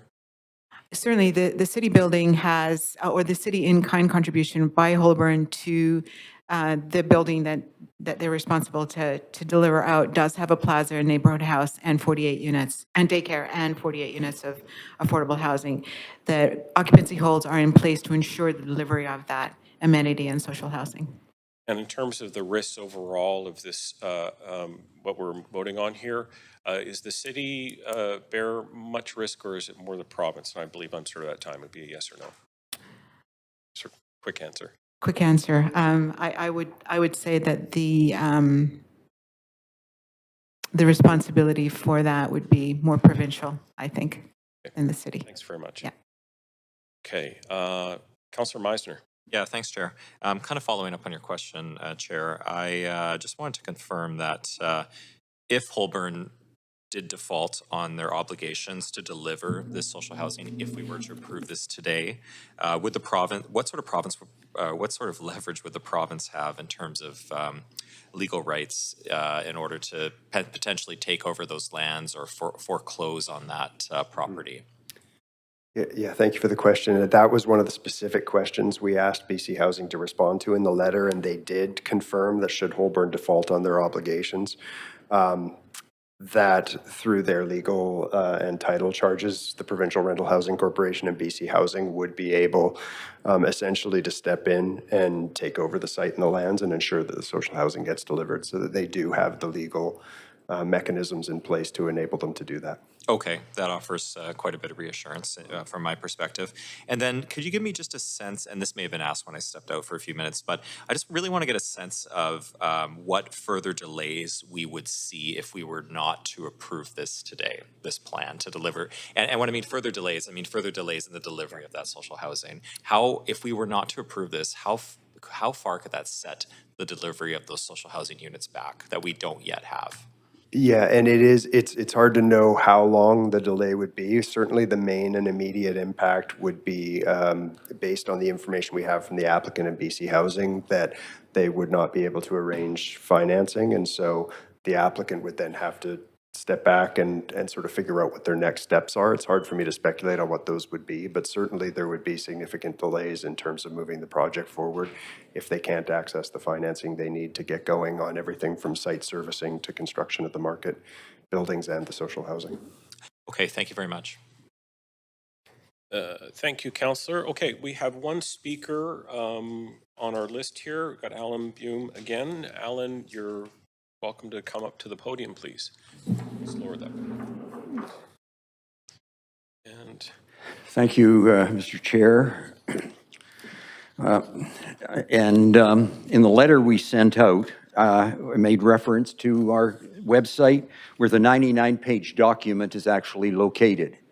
And we've had a bit of trouble with the website, an external problem, but it will be up and running very quickly, and you can have a look at the 99-page document that we were able to obtain. Since 2008, when the provincial government sold the 15 acres of public land to Holborn, we spent an inordinate amount of time and energy to get Holborn to develop a project that would be acceptable to both the developer and the community. The sale of public land has been a sore point, and with hindsight should have never taken place. But the city didn't have a say in this matter. It took 13 years of appeals from the community to finally see the details of the document that, with the 15 acres that were actually sold. It should also be noted the Little Mountain housing site was the first large-scale social housing project in this country. The motion is asking the city to assist Holborn to obtain financing to complete the early phases of the project. And why are the financial institutions posing such a roadblock since Holborn purchased the land in 2008 and is supposedly the registered owner? The sale gave the developer a sweetheart deal, and yet we are now seeing possible financial problems. The motion notes specific dates that we're questioning, and that is in Building AC and Building AB. Those dates aren't really accurate from the information we have. Building AB, which is the city building in the Little Mountain Neighborhood House, we feel should be fast-tracked, as the neighborhood house is really in dire need of a home. A recent fire has put them into temporary facilities around the neighborhood. In addition, the building that was burned, that suffered fire damage, cannot be occupied right now, and they were really working out of inadequate facilities with outstanding programs for the entire community. RPSC has accumulated a dossier of correspondence on this project that exceeds any expectations a community group should not be proud of. It is this climate of secrecy and the eventual details of the sale that RPSC has difficulty supporting this motion. Yes, there is a sense of cynicism that continues to permeate our actions and responses to the project. Thank you. Thank you very much. Okay, Council, would somebody like to move a motion for report 5, please? Councillor Meiser, Councillor Zhou, second. All right, any discussion? Right. Oh. Yeah. Just kind of re-add the names here. So it looks like we've, I think Councillor Boyle might have been first, but anyway, go ahead. All right, Councillor Boyle. Thanks. I have a lot to say on this, and I have said a lot over the last 5+ years. This was a bad deal 15 years ago, was a bad deal for the public, and it was certainly a bad deal for the 224 families who called Little Mountain home. The deal has very few teeth, and if this passes, Council will be knocking out those remaining teeth. We will have no way to hold Holborn accountable to their commitment to build the social housing in a timely manner. I appreciate the province saying that they feel they have the tools that they need, but I don't think we can leave it to the province. If the market changes, if the provincial government changes, we will have given up our remaining tool to hold them accountable. And it is part of our job. This is city land. This is an issue that the public has been deeply engaged in for a very long time. And it is part of our job as council to hold Holborn to their promise to replace that existing social housing. We and the public have no reason to trust Holborn here. 15 years ago, a thriving community of 224 social housing units, many families and seniors who ran around in the courtyard, who called this community home, were relocated and the homes were torn down. Since then, the land has been largely empty. Holborn has seen a huge increase in property value while doing almost nothing. And now they're asking for handouts. This is a multinational company with billions of dollars in assets, and they're coming to us saying that they can't finance the condos they plan to build and want to get off the hook on building the social housing as quickly. I don't believe it. I think it is ludicrous. Quite frankly, I think it's infuriating. There have been too many delays, too many excuses. Enough is enough. And I absolutely won't support us weakening this already bad deal and losing our ability to hold Holborn accountable and to try to rebuild that trust with the public that our residents expect of us. We'll leave it there for now.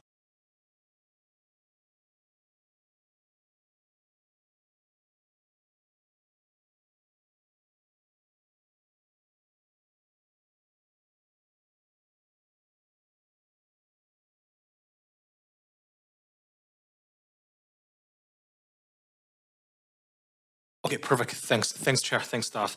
Yeah, so I think it's a really tough decision. You know, we inherited a bad deal and bad decision from previous many years ago. But I think at the same time, we heard from very clear from staff.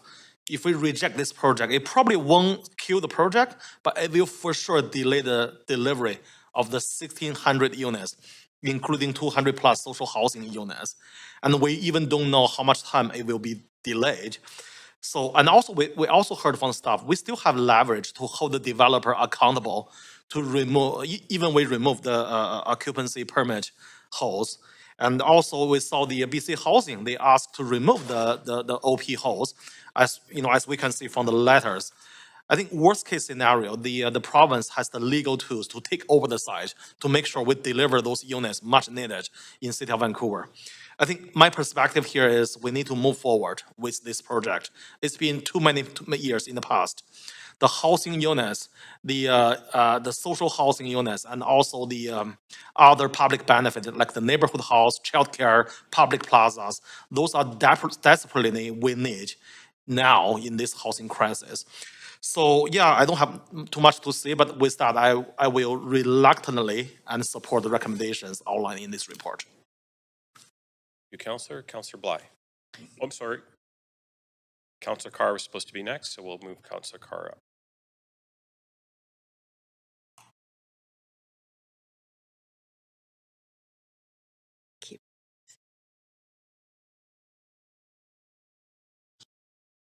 Councillor Carr, we'll add another 30 seconds to your time. Okay, that's great. You know, Councillor Joe just finished saying if we reject this, it will delay delivery.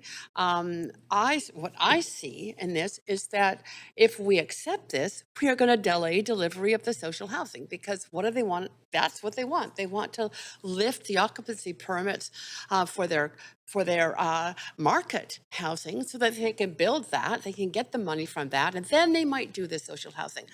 Listen, this was a project that I probably had more lobbying from the public than any other project when I was first elected in 2011. It was already on people's radars. There were so many community meetings on site and with people. There was a fabulous community, as Councillor Boyle pointed out, that was living there, that was displaced with the promise that they would get housing very quickly. And this council, in its earlier iteration, I think it was my first term, actually proceeded to say, let's replace that community. Let's get the social housing built so that the people, the families could move back in. That was the whole goal. There was a sweet deal of financing from the province on the land purchase. I just cannot see supporting another. Well, in fact, it's not even just a sweet deal. What it is another delay of the social housing. And that, it's been way too long. I cannot support that. I think that is unconscionable. There are lots of options here. The province could step in. We just heard from staff that that is an option and they could move forward with it. A second option is that Holborn could sell the site and somebody else could be developing this. So, you know, I think that enough is enough on this particular case. It's been a huge source of aggravation. And in fact, I've met with too many families in tears over their displacement and the lack of due diligence to move forward with the housing, to replace the housing that they lost. So I will be voting against. Very much, Clerk. We move advance. Councillor Bly. Councillor Bly. Thanks very much. So, yeah, I mean, I think this is a tough situation. I hear the frustration and the level of emotion related to this initial deal being a bad deal and displacing people. I think that there's really no excuse for the displacement that happened, and 100% agree that in hindsight, would this deal have been something that would have moved ahead? Well, we don't know if it was to come up again in this way. But I do think that the past is there for us to learn from it, but to hold up any progress on this site because of the bad deal that none of us were in council at that time, but clearly understand the impacts to the community would be another layer of failure when it comes to delivering the almost 1,600 units of housing and almost 300 units of social housing. So if Holborn came and said, we need this break solely with sort of a hope and a prayer that they would make good on this, probably wouldn't support that, to be honest. But I think the reality is we have the Provincial Rental Housing Corporation and BC Housing Corporation identifying three clear distinctions within the deals that they have with Holborn that they can deliver these social housing units, even if we remove the occupancy permit hold. So to not support that is purely political. To support it is pragmatic and practical. So do I want to give this break to Holborn? No, I have no interest in that. Do I want to deliver these housing units and unlock this site and help the community move on? 100%. And that's why I'll be supporting it. Thanks very much. Councillor Meisner. Yeah, thanks, Chair. I'd really echo the comments from Councillor Bly. We can't turn back time. Unfortunately, this deal stinks. There's no doubt about it. The original deal, that is. And that predates almost everybody here on council today. Not that the city, haven't had any say. This was a provincial land sale. But, bottom line is we can't afford any more delays on this. And I feel that if we don't approve this today, that's exactly what's going to happen. So we have a pathway forward here. The situation is less than ideal, but I know that we all want to get those social housing units delivered as soon as possible. So I feel with the reassurances from BC Housing, from the provincial government, that they have the tools that they need if Holborn does not deliver the social housing units to either take the site back, foreclose on it, and ensure that those units get delivered. That gives me a lot of confidence that this is the right pathway forward. So we need to get the social housing built. I also agree that the fact that they tore down these buildings almost 15 years ago and the site has been sitting empty is ridiculous and unacceptable and won't happen again on this council's watch. But this is the right way to move forward. And we all want to see this social housing built. So I will be supporting this today. Mayor Sim. Great, thank you very much. Okay, so we were elected to make decisions in a pragmatic way and hard decisions. And so I think we can all admit in the city of Vancouver, we have a housing crisis, and the city of Vancouver, the residents, the vast majority of residents want us to deliver more housing faster. As distasteful as it is, how we got here, it's irrelevant when it comes to making the decision that we have to make today. And so, when we talk about this project, let's look at the facts here. This project's been stalled for the last 15 years. And as Councillor Bly mentioned, we should be taking the politics out of this issue. And we should be creating a path to build more housing faster. And the letter that we received from BC Housing is very clear. The developer will be unable to get the necessary financing to move this project forward unless the permit holds on the BC Housing lots are removed. BC Housing has assured us that they have additional legal agreements in place that will ensure the delivery of non-market units. We can go on and on, but let's, when we look at all the work that's been done here, we have a decision to make. The province has done work on this file. BC Housing's done work on this file. And our team at the City of Vancouver, which we have had the benefit of working with for the last year, some of us even more, and we've seen them in action. And personally, I trust our team. They're incredibly hardworking and they're diligent and they're incredibly bright to turn our backs on all three of those groups. Because of how we got here, I think would do a disservice to our city. And at the end of the day, we need to build more housing. So first of all, I'd like to thank our team for all the hard work they've done on this. And I'm going to be supporting the recommendations of our team. So thank you. Very much. Councillor Fry. Well, I'd also like to thank our team. I appreciate this is a tricky file and it's a lot of work that's gone in, but I think our team's also indicated that they haven't even had access to all the information, including their conversations with the financing arrangements with Holborn. And I don't think that this is a political decision necessarily. This is about transparency and integrity, and this is about process. This has been, as everybody seems to agree, has been a bad deal from the get-go. There's been a lot of opacity. There hasn't been a lot of transparency in the deal. Everybody who has referenced this deal has talked about how in many cases there should be a deeper investigation on how we got here. And this has nothing to do with any of us politically, because that was Sam Sullivan and Vision Vancouver, that was Rich Coleman. These were political legacies that far predate us. So there's nothing political about this. But the reality is that Holborn are a very well financially leveraged corporation. And I'm sure that they're not getting the best deal from their financiers on delivering this particular project. But the reality is they own a ton of assets in the city of Vancouver. They own an entire city block between Seymour and Richards and Georgia and Dunsmuir, including a significant SRO property that has been remained vacant and boarded up for well over 20 years and depriving even more very necessary and important housing in the city of Vancouver.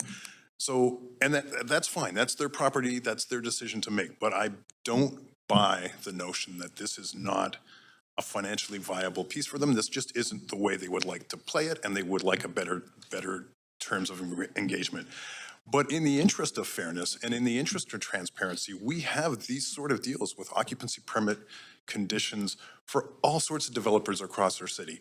And I appreciate that BC Housing is coming and saying that they think this is the way to go. And if BC Housing thinks that we should, maybe BC Housing can pony up and deal with the actual liability of not delivering on this housing, which I think that in fairness, and I want to be careful how I frame this so I'm not impugning anybody, but I don't think that this has been a well and fair process from the get-go. And I don't think that this has been a good faith agreement with the developer of this particular property. And it's been going on for far too long.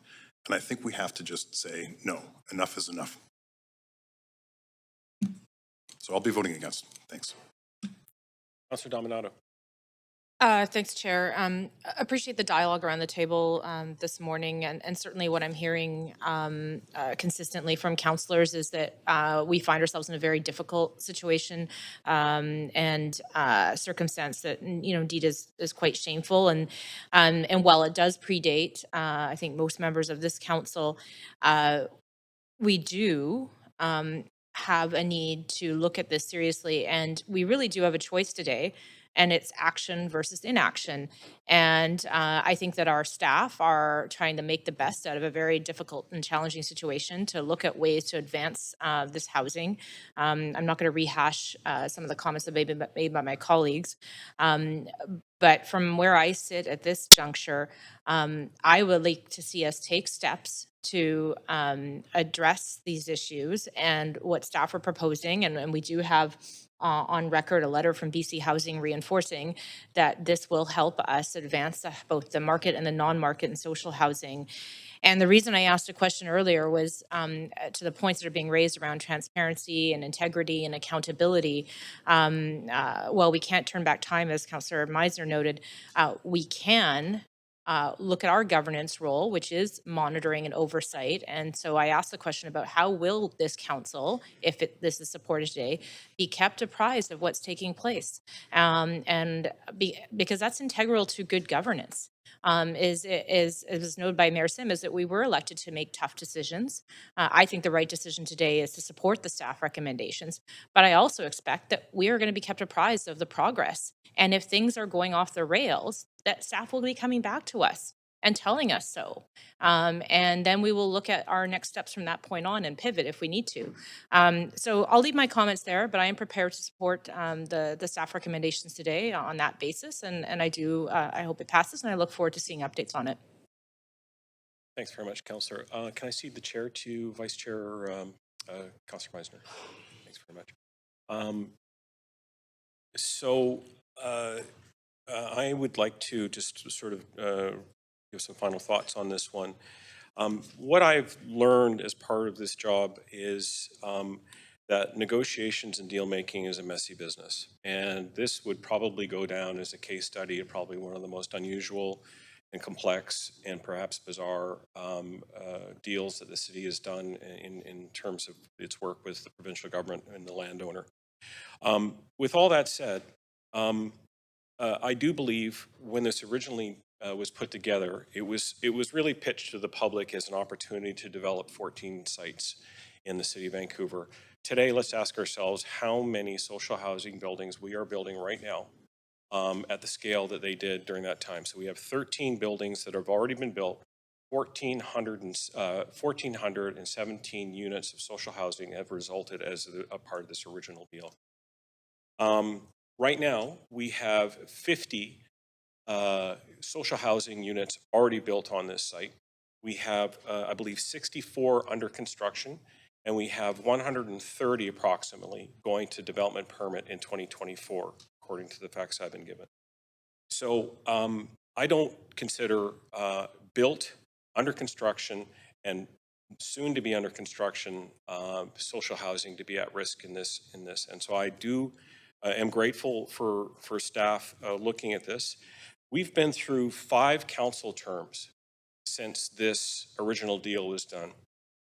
And all the time that I've been out of office, because I live in this community, I've been asking myself, why this thing has got stuck? So when I got into office, I had access to the good people that we work with and our team members, and I asked those questions. How did we get this thing unstuck? And so they took that away as a challenge, I suppose, but I did ask that question. I'm very glad that we are now at a place where we potentially can get this thing unstuck. And I'm extraordinarily grateful to BC Housing, who have been fantastic partners all the way through this one, and they also too see this as a pragmatic choice. I should point out that the developer is in the room, and so he will hear, and he will hear from all of us in council, the imperative of getting this project done. It's taken far too long. The excuses have to end. The finger pointing and the blame game that we've undertaken and the political name checking that we do from people that were in office years and years ago doesn't really matter anymore. People want housing in the city. Let's get the housing built. So all of us have to come to the table and try and get this project underway. And I'm extremely thankful for city staff, for our provincial partners, and for council hopefully getting behind this, I think, very important move to try and build almost 1,600 units of housing. Thank you. Councillor Boyle. Thanks. I'll take the chair back from Councillor Meisner. Thanks. Going to reiterate a couple of points. Lots of discussion and acknowledgement that we inherited a bad deal, but I do think it's worth noting that we are decision makers as well, and we are about to make that bad deal even worse. There's been lots of discussion about, we don't want delays, we need to do this now, but the fact is that this project has been stalled and delayed because of Holborn. The rezoning was done 5 years ago. The developer put up signs years ago around the empty lot that infuriatingly said, "Great stories take time to tell." This delay has been intentional and it has been profitable. And now we are making a decision that actually gives a lot more leeway. We're in a housing crisis, and we should be taking a more active role in making sure that this social housing gets built immediately. And I can't believe that instead we are stepping back when this housing is badly needed. Thanks. Thank you very much. So there are no more speakers on the queue. So, Council, I would like to call the vote. Clerk, can you please bring up the voting panel?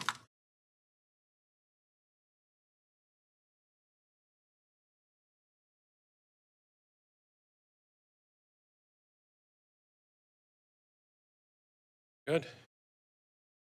Okay, we have this. We have all the votes in. We have this passes with Councillors Carr, Boyle, and Fry in opposition, and Councillor Kirby-Young absent. Good. Thanks. All right. Let's move on to the next item here. So.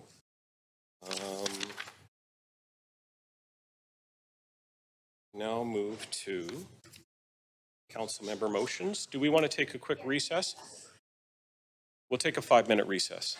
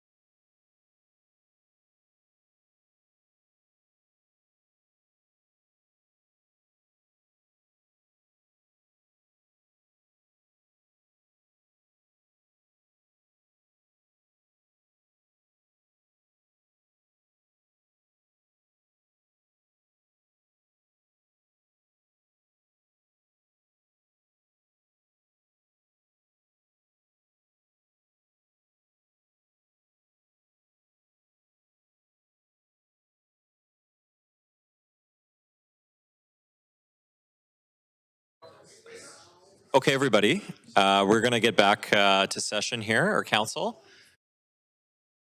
If I could ask everyone to please take their seats. Thank you. Okay, I'm Vice Chair Meisner. We're just going to resume here in the interest of time. So the next item is motion A1, requests for leaves of absence. And we have the following requests. Councillor Bly for civic business on November 1st, 2023 from 9:30 to noon. November 15th, 2023 from 9:30 to noon.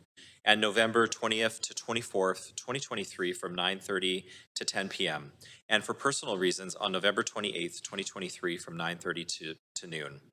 As well, we have Councillor Fry for civic business on November 1st, 2023 from 4 to 10, and November 16th, 2023 from 1 to 10. Do we have a mover for those? Okay, so moved by Councillor Carr and seconded by Councillor Joe. Any discussion, Council?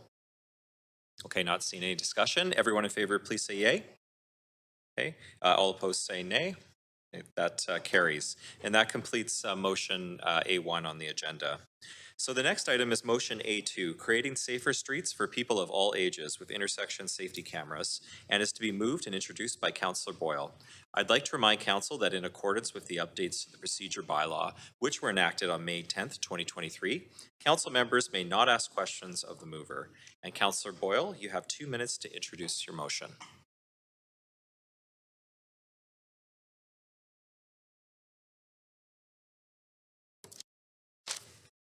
Great, thanks so much. As council knows, speeding and unsafe driving are a significant safety issue in Vancouver. In 2021, over 7,300 of our residents and neighbors ended up in the hospital because of injuries from vehicle crashes. 18 people died from motor vehicle accidents in 2021.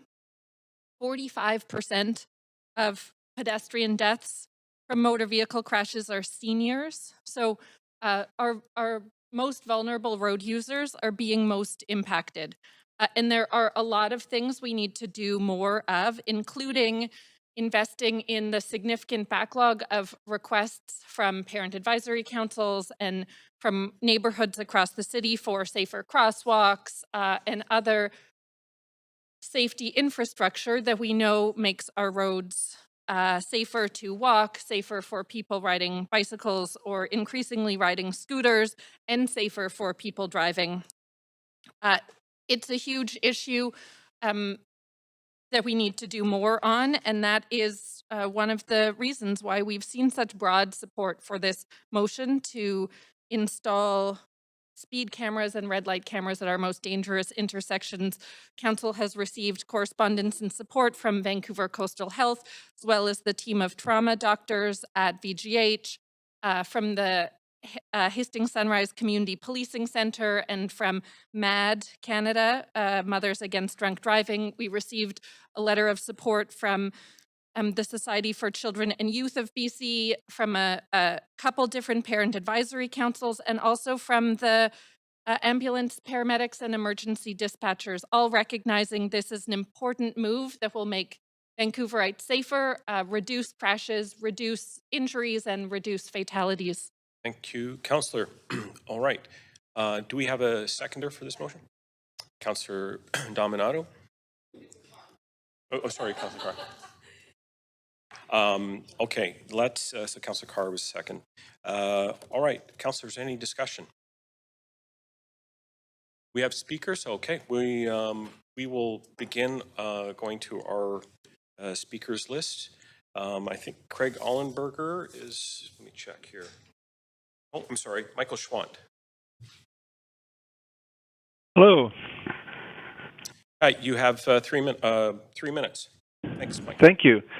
I'm Dr. Michael Schwant. I'm a medical health officer with Vancouver Coastal Health. So you'll know that our mandate includes monitoring the health of the population and providing evidence-based advice on matters that affect the community.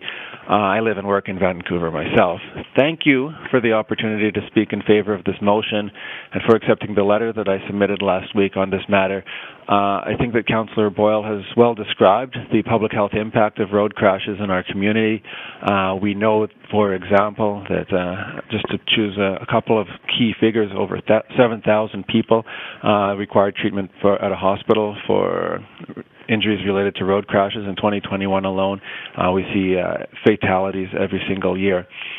We know that vehicle speed, in particular driving above the posted limit, is very closely linked to both the likelihood of collisions and also the severity of the impact when these collisions do occur.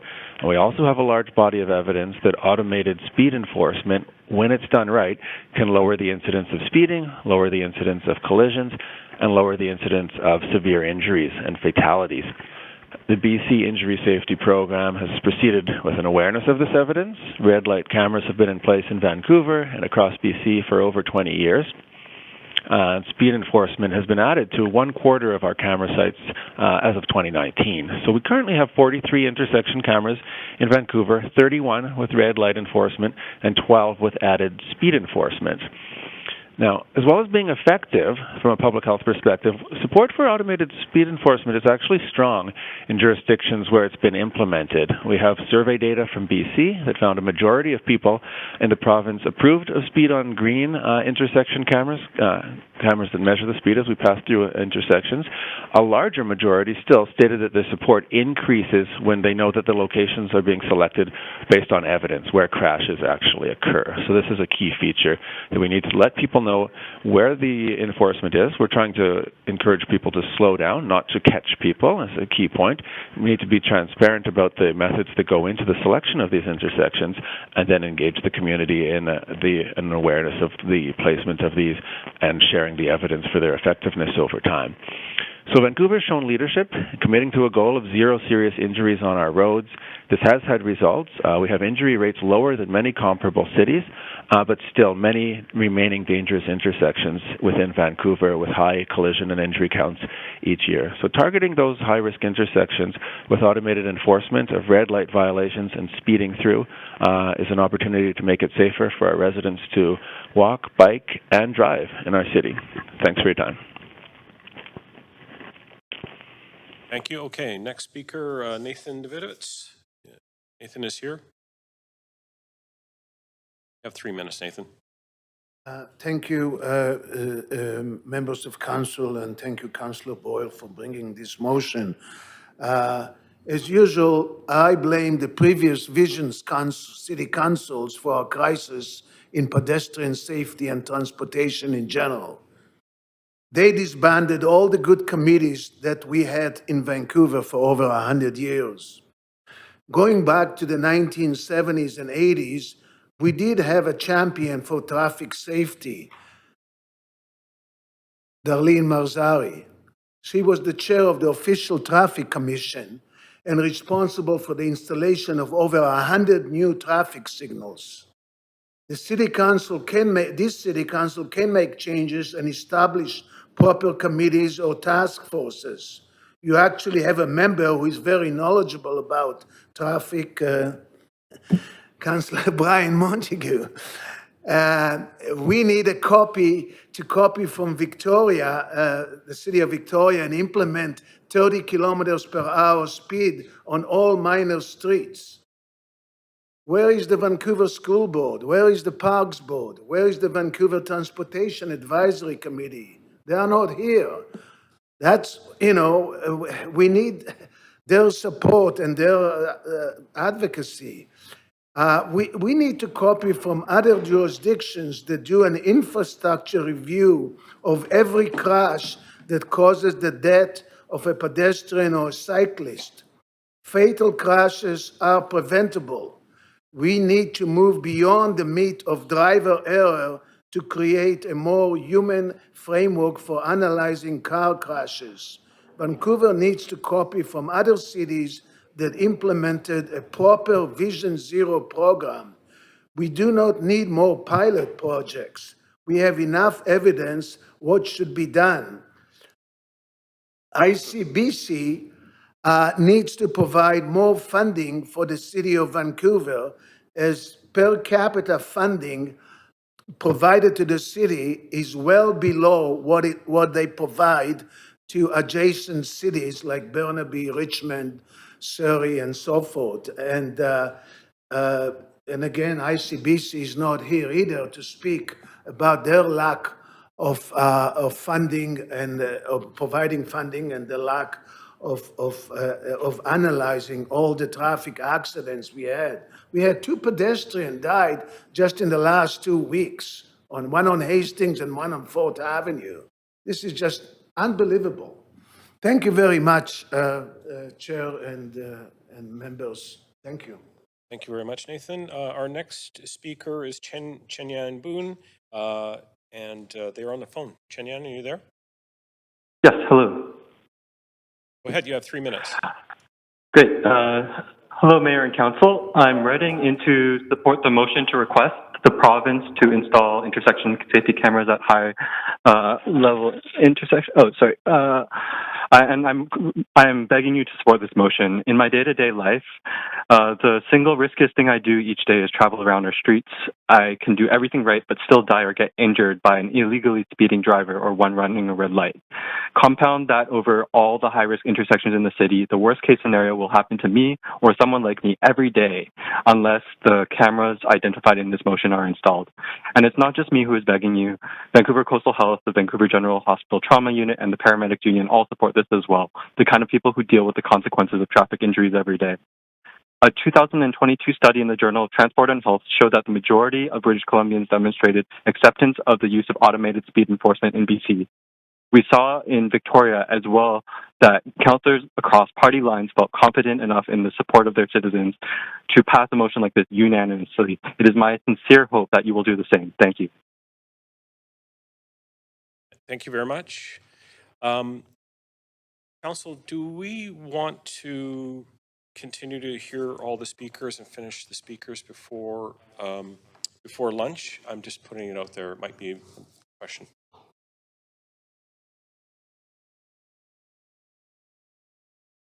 Sure. Yeah, there is. It'd be a half an hour, give or take. It would take us to 12:20. Yeah. Is that, are people fine with that? Oh, sorry. Just would it be just to hear speakers, or would it be Just to doing hear debate and decision as well?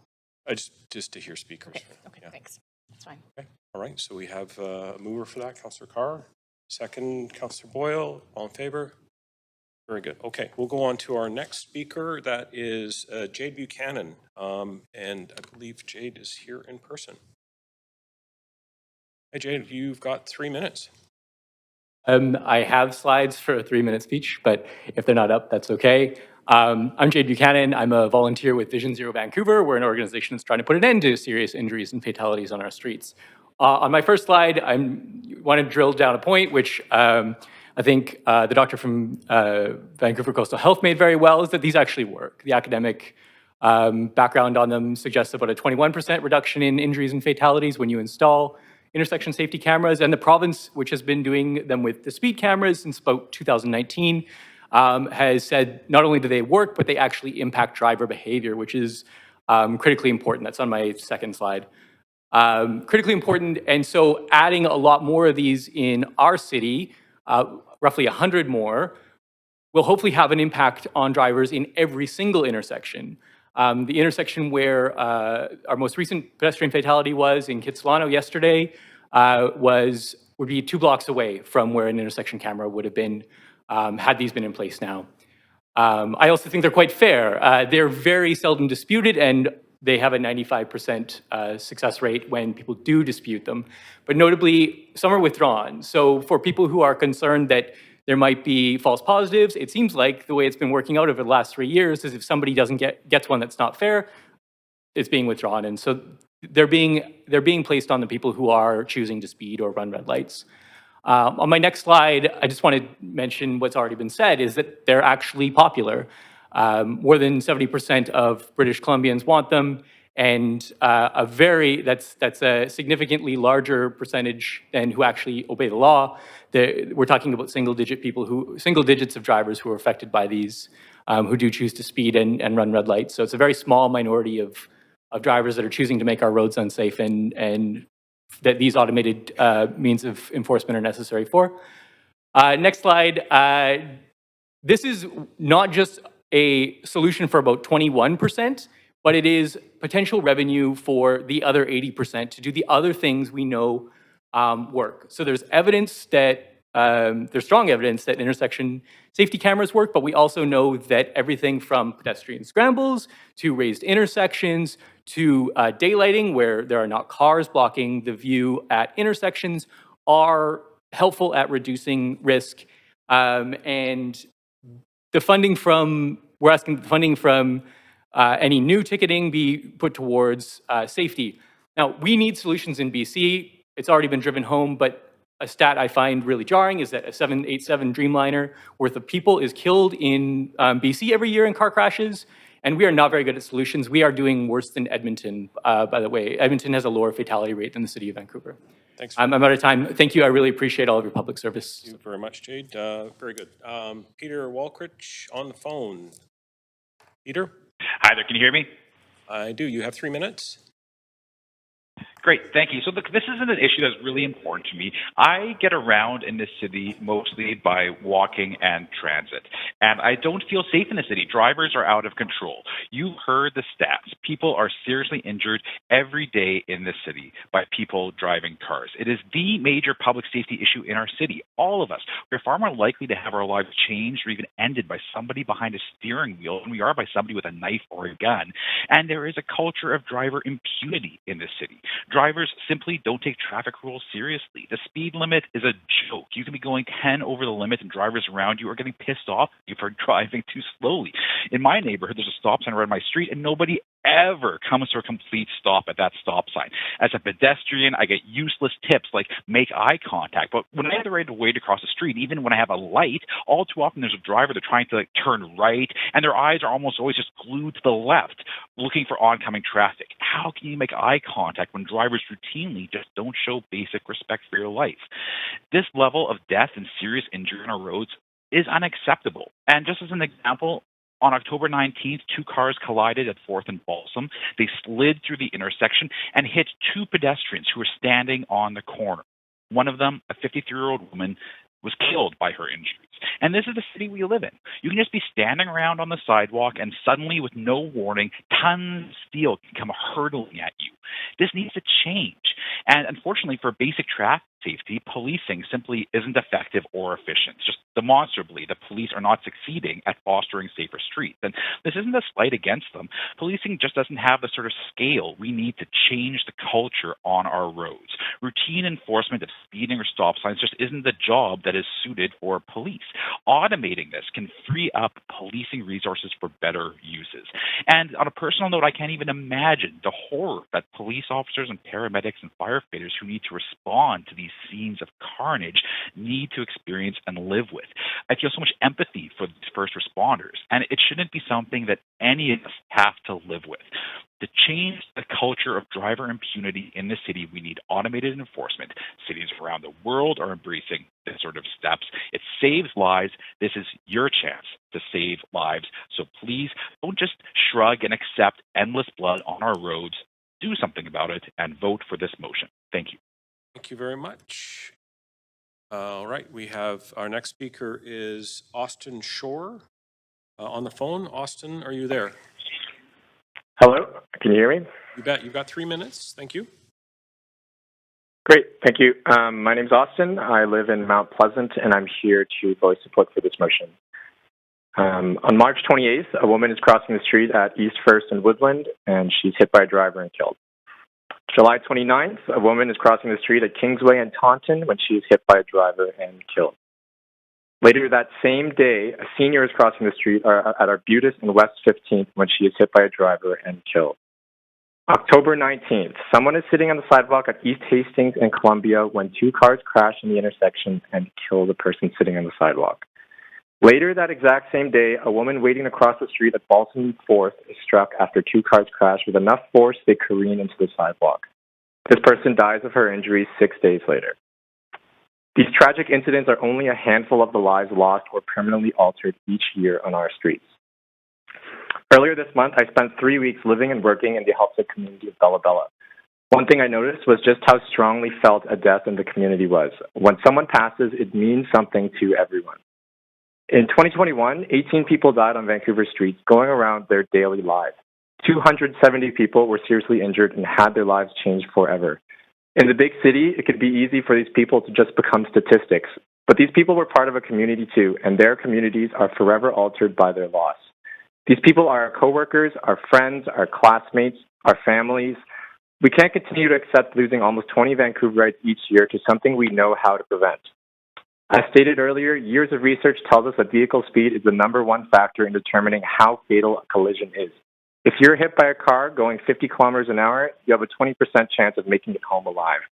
If the driver was going 30 kilometers an hour, your chances jump to 90%.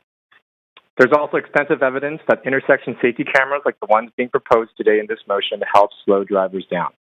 Slowing drivers down is one way this council could make good on its promise to improve public safety. This council has stated that it wants to, quote, make Vancouver a city where residents feel safe to walk down the street. Passing this motion will be a step towards that goal. Thank you. Thank you very much.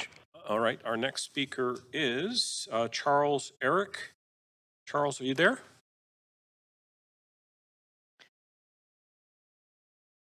This is the clerk chair, and speaker number 6 is not on the line. Okay, very good. Okay. All right, we'll go to speaker 7 then, Julian Meza. Julian, are you there? Hi, I'm here.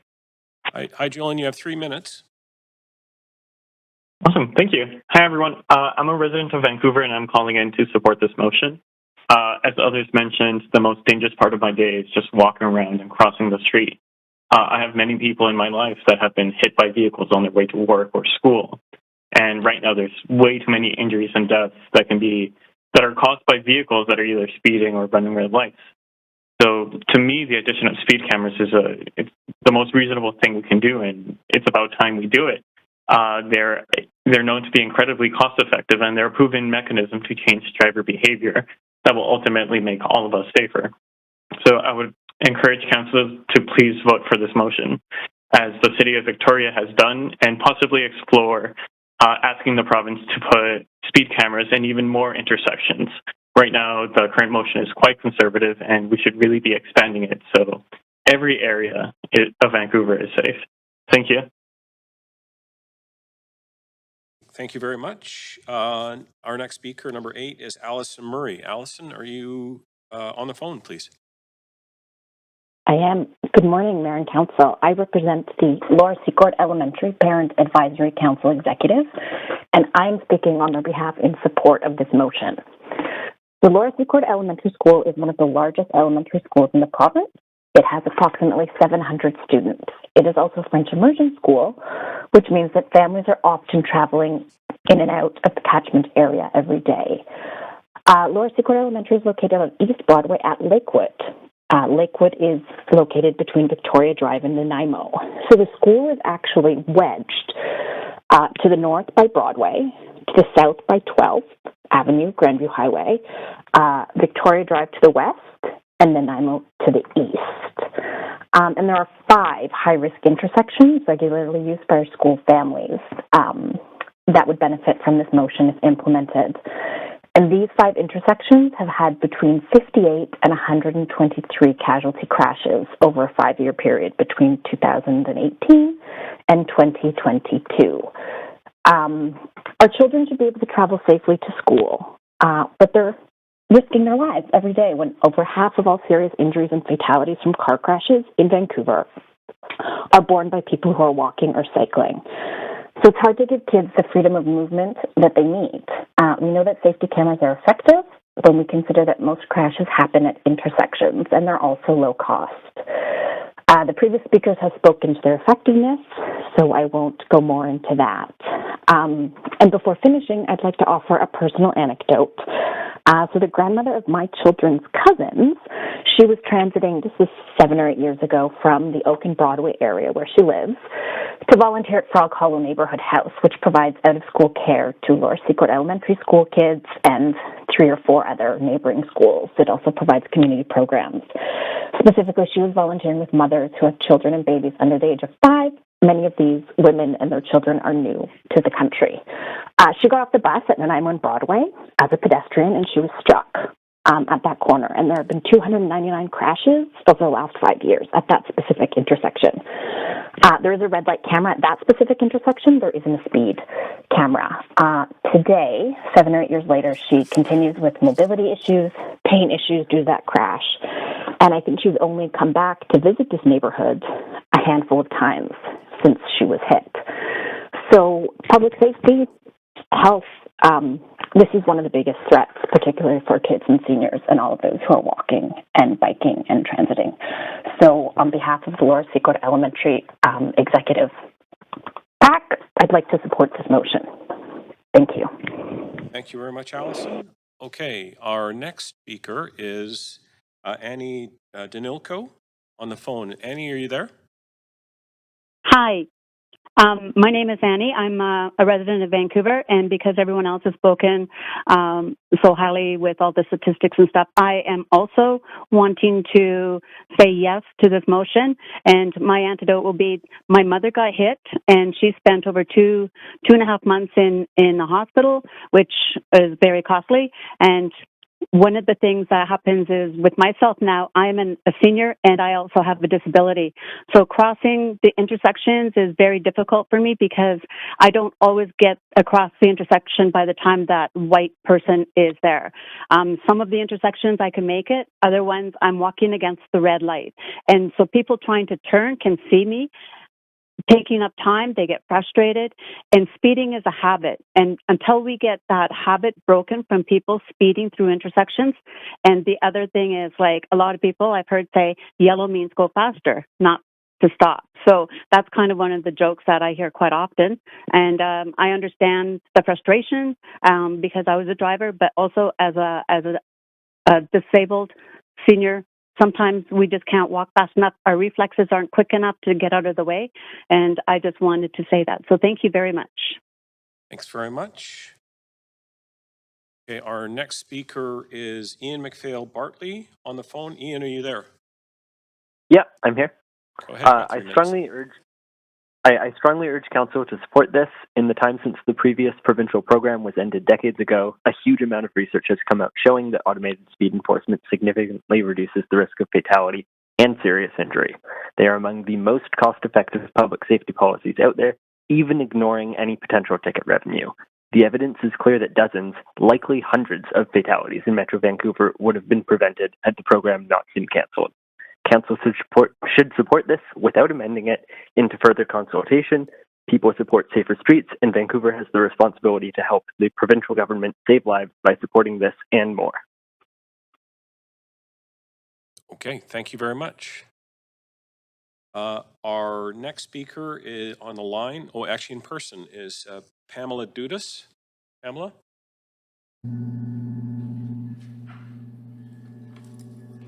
Hi, Pamela, you have 3 minutes. Hi, I'm Pamela Dudas. I'm a resident of Grandview Woodlands. I am in favor of this motion. I am a cyclist, a competitive athlete, pedestrian, and a senior citizen. Sorry, I'm really nervous about this. I'm a survivor of 3 cycling accidents. I can only tell you from experience that I will never recover from these accidents. The last one was 10 years ago. I couldn't even tell my mother for about 6 months afterwards because she would have forbidden me from riding my bicycle. It was the most serious, and it was, I was hit by a red light runner. So that's why I'm so supportive of this motion. I have noticed in the last 6 months, because I am a triathlete, so I am running and cycling throughout Vancouver, that the number of red light runners has increased significantly. And I see them mostly nowadays in the pedestrian and cyclist controlled intersections. So I have to cycle defensively, otherwise I would be in the hospital yet again, which I don't want to be. And I also cycled here today, and I live a car-free lifestyle. Thank you. Thanks very much. All right, we're going to go back to speaker number 5, Austin Shore. Are you on the phone? Oh, 6. Oh, Charles, sorry. Charles, Eric, are you there? Hi, can you hear me? Yes, we can. You have 3 minutes. Perfect. I'm speaking today in support of this motion for creating safer streets, and I hope you will support it unamended. Public safety is important. We have rules and laws that set out how one can act in public and that tries to balance the freedom of the individual with the freedoms of others. And every day there are 22 injuries and deaths on Vancouver's roadways. So that's 22 people who have their freedom and health taken away by others. I'm grateful to Councillor Boyle for bringing this forward motion because to me, and I think to all of you, this daily level of injury and death is intolerable. During the last campaign, so like ABC mayor and councillors, you campaigned on hiring more police officers to address a perception that there was a lack of enforcement of these laws, of public safety laws, and that was leading to an increase in crime and disorder. The number of collisions, injuries, and deaths on our streets demonstrate that there's a lack of public safety on our roadways and not just on our sidewalks and in public places.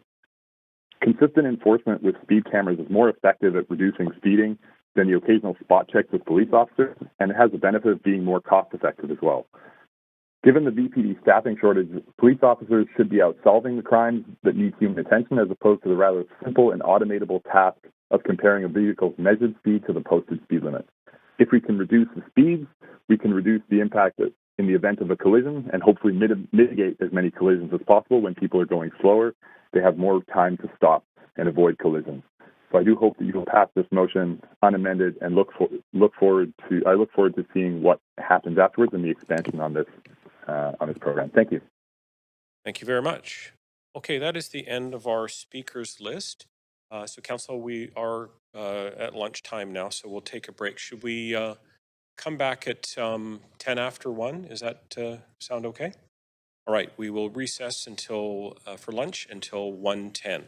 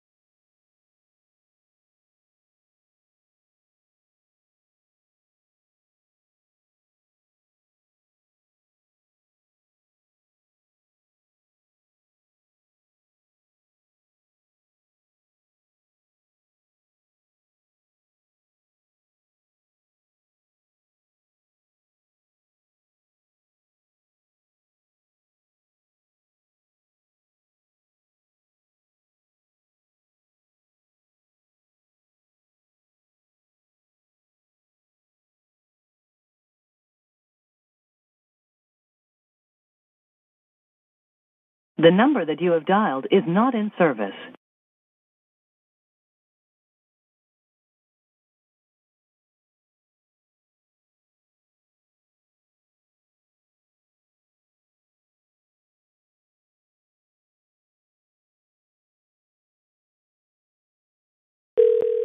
Welcome to TELUS Conference.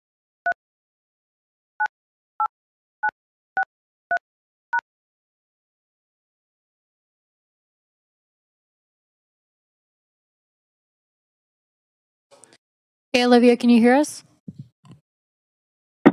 Yep, all good. Can you hear me? Yep, all good. Thank you.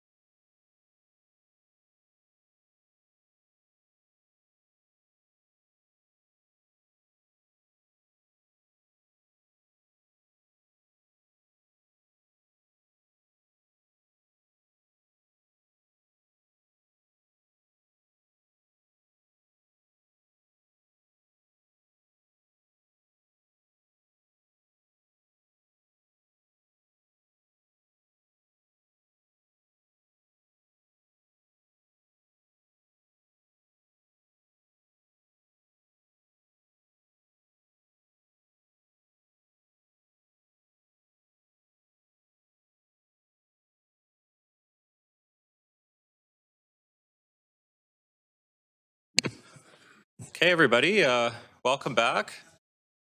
We're going to get started again.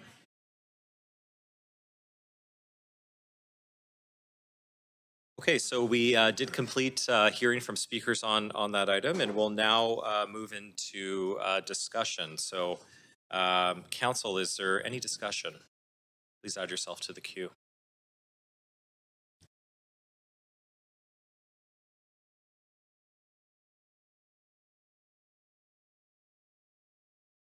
Okay, we have Councillor Montague. Please go ahead.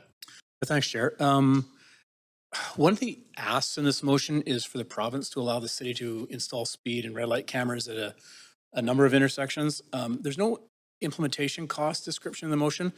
And obviously, while we can't put a price on people, it's something I think that should be mentioned. And based on the parameters set out in the motion, it would include a significant increase of cameras with a cost of about $21 million in capital and then an ongoing $1.2 million in annual operating costs. This is obviously traditionally a provincial responsibility, but if we are going to spend money, we should at least make sure any solutions we implement have the greatest impact. There are several stats that were cited within the motion, but this is raw data. So stats used such as the 18 fatalities in 2021. When you know the causes of those fatalities, they wouldn't necessarily support an argument for adding intersection cameras. And just to illustrate that, so from my experience, so 18 fatalities, half or maybe a little more than half would be pedestrians. It's pretty typical in the city of Vancouver. I believe that 1 or 2 of those were suicides that year. The majority of pedestrian fatals at intersections, in my experience, are from individuals being struck by a turning vehicle. So this is, again, something that intersection cameras would not be the solution for. When I thought back to some of the other cases, one pedestrian was in a parking lot. One was a transit bus driver. He was crushed between 2 buses curbside. One was a delivery driver who was run over by his own vehicle. Another was a driver killed in a drive-through, a restaurant drive-through line. I investigated 2 motorcycle crashes that year. One was a rider who was heavily intoxicated, clipped a curb, and when he fell off his motorcycle, sustained injuries. He actually would have survived that crash, except for the fact that when he fell, he hadn't secured his helmet fell off. Another low-speed motorcycle fatality where it was just strictly rider inexperience, dropped his bike, and was hit by an oncoming low-speed truck. So when I think back to all these individual cases, specifically, and that's just in 2021, the stats that are used here. I guess the point I'm trying to make is that when we look at raw data on its own, it can't support an argument. The intersection cameras are the answer in every intersection with high volumes of incidents. Raw data doesn't take into account factors and the actual cause of the crash, therefore doesn't give an accurate reflection of what the problem might be and what a potential solution would be.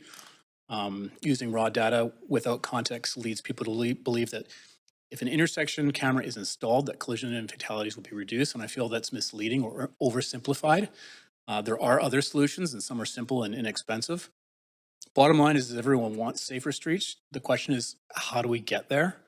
I appreciate the conversation around this, but I don't think the motion has hit the right path, and I actually don't think it goes far enough. So I've put an amendment forward I circulate it to the clerks and to council at lunchtime. You could pull that up and maybe go to an amendment queue.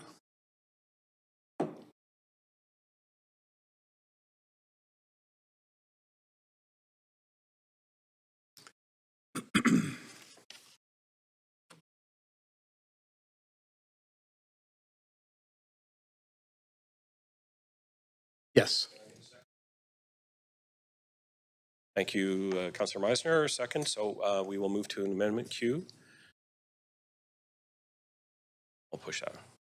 All right. Can we put you on there, Councillor? Do you want to just add yourself now? All right, I'll advance you. There you go.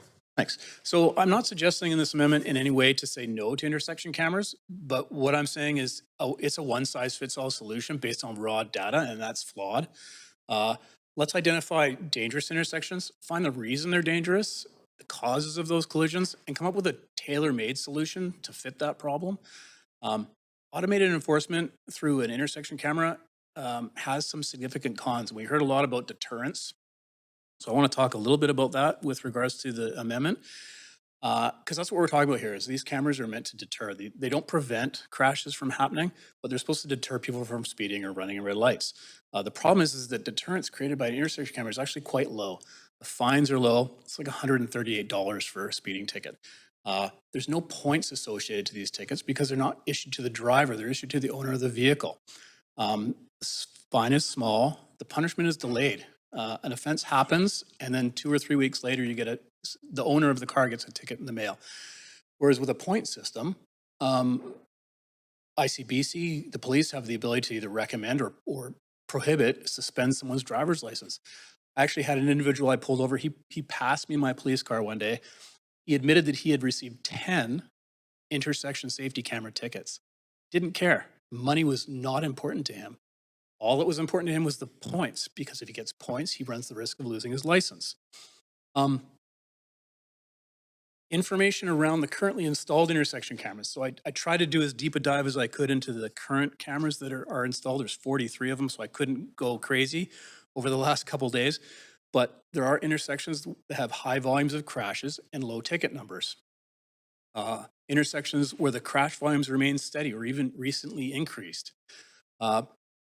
We have some intersections where there are 6,000, 7,000, even 10,000 tickets a year being issued, which would indicate to me that there's complete chaos going on at these intersections. However, the crash data doesn't suggest that. It actually is, kind of like a typical intersection in the city of Vancouver, sometimes even lower than your typical intersections. However, there are some cases, and I'll use Hastings and Renfrew for an example, where there is a current red light camera, and it actually appears as though over the last 5 years, collisions have been significantly reduced. There's a variety of reasons collisions occur. Road conditions, weather, lighting, driver inexperience, impairment, distraction, fatigue, engineering issues, visibility, human error, medical emergencies, and of course, as I mentioned earlier, suicide. That also means that there's many different ways to mitigate these crashes, not just one idea. So let's look at the right solutions, and that might include reducing speeds. It might include pedestrian management, LPI, scramble crossings, other engineering solutions, advanced turn signals, asking the province to revisit fines and penalties, broader implementation of advanced left and right turn signals, bollards, restrictions through signage for turning, traditional enforcement, or automated enforcement like intersection cameras. So the amendment is fairly straightforward, I think. It looks a little more complicated than it is, I think. It asks to work with a variety of stakeholders to identify the high-risk areas in the city regarding traffic safety, to determine the cause of those crashes, and then determine an appropriate solution. It basically suggests that we should be looking at specific answers and problem-solving solutions instead of this one-size-fits-all approach, so that any funds that go towards traffic safety initiatives have the greatest impact. And I'll leave it at that. Thank you, Councillor Bly, or Boyle, pardon me, Councillor Boyle. I've been called much worse. Okay.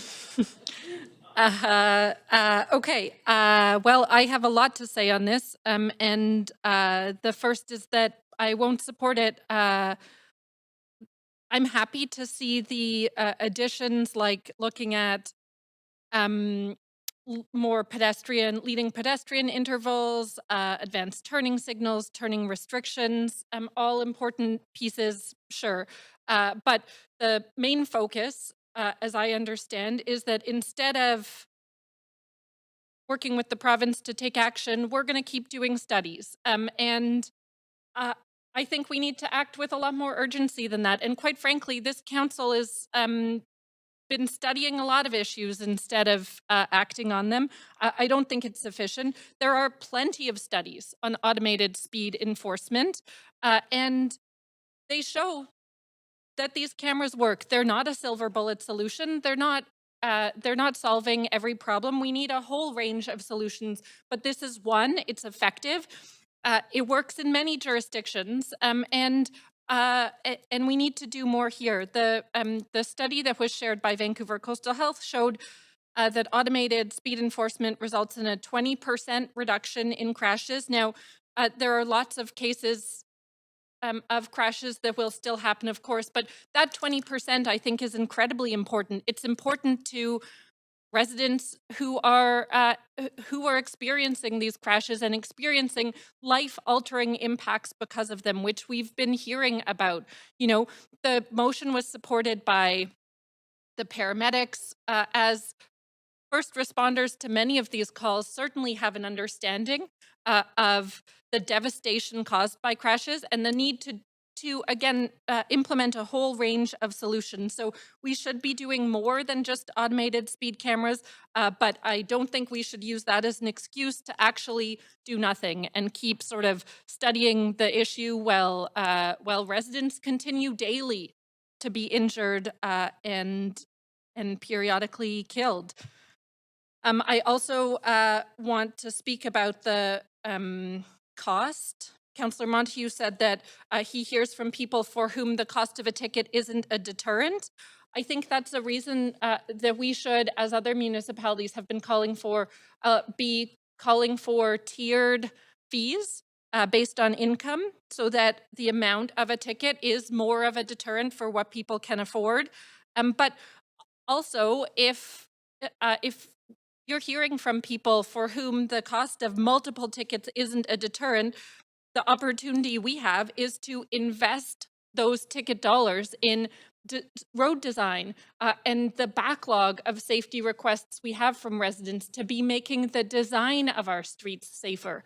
And I am particularly frustrated to see that piece of the motion cut out.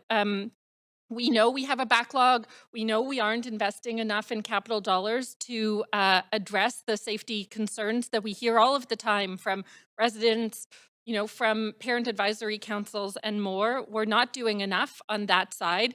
And to eliminate that piece of the motion altogether, I think is incredibly frustrating. So I will just leave it by saying I am disappointed that we continue to delay rather than taking action. Thank you very much. Councillor Zhou. Yeah, thanks, Chair. So I just have a few questions to ask. The first question is to the mover of this motion. So I think Councillor, through you, Chair, Councillor Boyle, you mentioned that 24% reduction. So I just want to get some clarification. Is this for the red light camera or is it for the speeding camera or both? I can find the study and send it to you. My memory, but I'll make sure I find it so that I'm giving you an accurate information, is that the 20% reduction number was from automated enforcement, both of speed and red light cameras. Both, okay. And I'll find it to send it to you. Thank you. Yeah, because I'll talk to some numbers later, but I saw something very different compared to red light camera and the speeding camera. But I'm going to talk about that later. Okay. The other question. So regarding the leading pedestrian intervals, LPI. So I asked a bunch of this question in our weekly Q&A. So not sure if our engineering staff is here. I just want to ask some question to our engineering staff. No, through the chair, we don't have engineering staff. Okay, so I'm going to ask the question anyway. Okay, so I think one of the answers I received is that the cost for LPI is about $2,000 per intersection. And also I saw, based on the stats from the city of Surrey, who claim they have the most LPI in the province, they said that the LPI will reduce crashes at intersection by 60%. So my question is not maybe to the city manager at this. So I'm not sure what is the benefit of LPI compared to the cameras. Do we have any cost benefit analysis or effectiveness of LPIs? Through the chair, yeah, that's a great question. We would have to get back to you with more data on that. Again, I think it probably depends on the circumstance and the location. So it's not necessarily, it will be location dependent as to the effectiveness of the two interventions, but I can certainly follow up with our engineering staff and provide further update for council on that. Thank you, Paul. So I really want to see the study, but to help us evaluate which one in which circumstances is better for the pedestrian safety. And also, do we know what is the cost for each camera, including the labor, installation, the ongoing operational cost? Through you, Chair, to city manager, maybe, yeah. Again, council, we would have to get back to you on that. Okay, thank you. Then the other question is, I think the motion mentioned that we have $8.5 million revenue from the cameras. Do we know where does those current revenue go? And we use that money for the street safety initiatives or other project or to our general city revenue? Do we know that? So traffic fine revenue is not simply from cameras, it's all of the traffic enforcement fines that the city receives a share of from the province, and it's just absorbed within general revenue and then allocated to all of the expenditures that the city undertakes every year. I see, It's thank you. not dedicated to a specific purpose. Okay, thanks, Paul. Yeah, that's all my questions so far. I'll come back later maybe. Thanks, Chair. Thank you, Councillor. Mayor Sim. Sorry, Yeah, these are just comments that I have. Is it comment period or a question period for the amendment? You can. Yeah, I didn't think so. make Okay, remarks just about the confirming. amendment. I'll get the hang of this one day. Yeah, so I have a very personal lived experience, and so my grandfather got hit by a car back in '84, and he died 4 hours later. And so, to me, traffic safety and people driving dangerously on the streets is it's dear to my heart, and I will be supportive of Councillor Montague's amendment. I can't think of another person in this chamber and pretty much in this city who has more experience and lived experience in traffic enforcement and collisions than Councillor Montague. I think this amendment will help ensure that we're making the right investments that can address the root cause of collisions. Because at the end of the day, I think that's what we're all going for. I know a lot of people in this chamber have talked about having friends and family that have been affected by car accidents as pedestrians, and so it's reassuring that it feels like we're all on the same side of that equation. It's just how do we get there? And while red light and speed cameras are great, I do agree with Councillor Montague. We can't just do a one-size-fits-all solution, and I think we should be. I think it'd be prudent to be a little more thoughtful and a little more selective in what we do. And this amendment ensures that our investments make a meaningful difference in creating safer roads. And so, I think what we need to do is we need to consult experts across the city on a variety of traffic safety solutions, so we can ensure that we protect pedestrians, of all ages. Like my lived experience was my grandfather. But I have kids as well, and my wife, and we all have friends, and my story isn't unique. And so I think it's okay if we take a little more time and we actually get to a more effective solution around this. So I'll just leave it at that. Very good. Thank you, Mayor. Councillor Fry. Yeah, speaking to the amendment, I do actually appreciate that Councillor Montague does have a lot of relevant experience in this field. I also have my own degree of relative experience. I was hit by a distracted drunk driver in 1993, didn't walk for a year, and it would have been around when I met you, Mike. Actually, I was forced into graphics because I couldn't work any other way. And also have lost people to pedestrian collisions. Of course, Paul Tynes, who was the reason I got into politics in the first place after he was ultimately killed on Prior Street by a speeding vehicle, where maybe some kind of intersection cameras would have made a difference and at least actually determined how it is that Paul died, because Paul wasn't able to speak for himself because it was kind of the driver's word against his. And there was a lot of discrepancies in the story, and we never did get to know what actually happened, even though we had our suspicions. All that being said, I do think that I actually like Councillor Montague's amendment in the new A. I think that's some pretty thoughtful inclusion and stuff that I think really brings some relevance. And if it was a standalone piece, I would actually be quite supportive of it. Unfortunately, I think the rest of it kind of really waters down some of what's mostly effective of this motion. And to be honest, my favorite thing about this motion was the money piece, and using the revenue from these red light cameras and speeding cameras to invest into pedestrian safety. And I think that's the brilliance of this motion, and that's actually my favorite part of the motion, and I'm sad to see that is what is being struck in this amendment. So I can't support the amendment based on that. And also just by point of sort of procedure on the UBCM piece, as much as the mayor could write a letter to UBCM, it doesn't actually trigger an advocacy piece. Like procedurally how we work at UBCM, it would have to be actually a motion that is brought to resolutions to the convention and voted on by the membership in order for UBCM to take an advocacy position on it. So even though you could write a letter and stuff, it wouldn't be treated as an advocacy part. So I'm happy to get all nerdy about how we work at UBCM with folks at any time, but that's not how we do UBCM advocacy. So, but would love to see that one piece severed out and done as a separate standalone, the new A. In fact, I might even request that. Thank you, Councillor. Councillor Bly.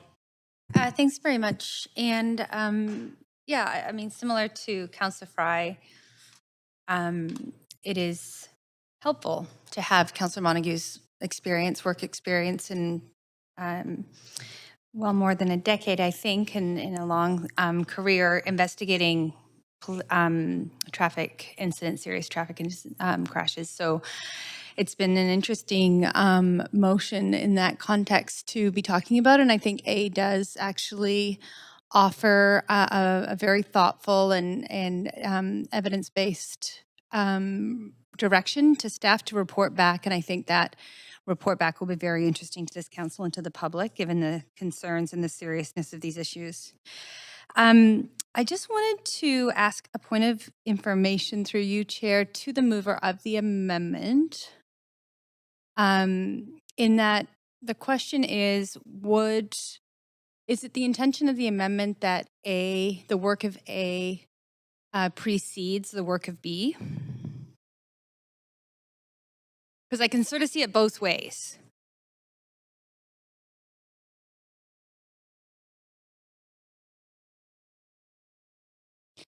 Chair, I think the mover is waiting for my... Sorry, go ahead.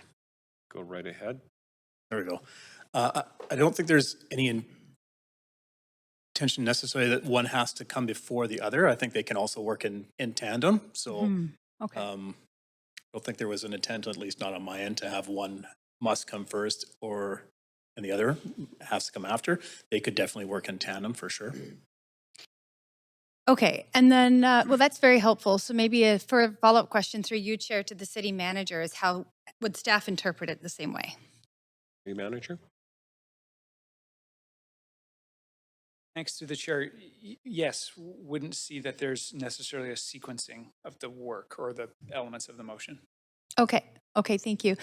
Another question through you. So I think we've got two pieces of work here. We're not going to study and delay action to what was in the original motion based on this amendment. So I think that needs to be really clear, that it upholds the original, because I actually think the original motion really didn't go far enough in terms of the seriousness of what we're actually talking about. And this enhances it based on my read.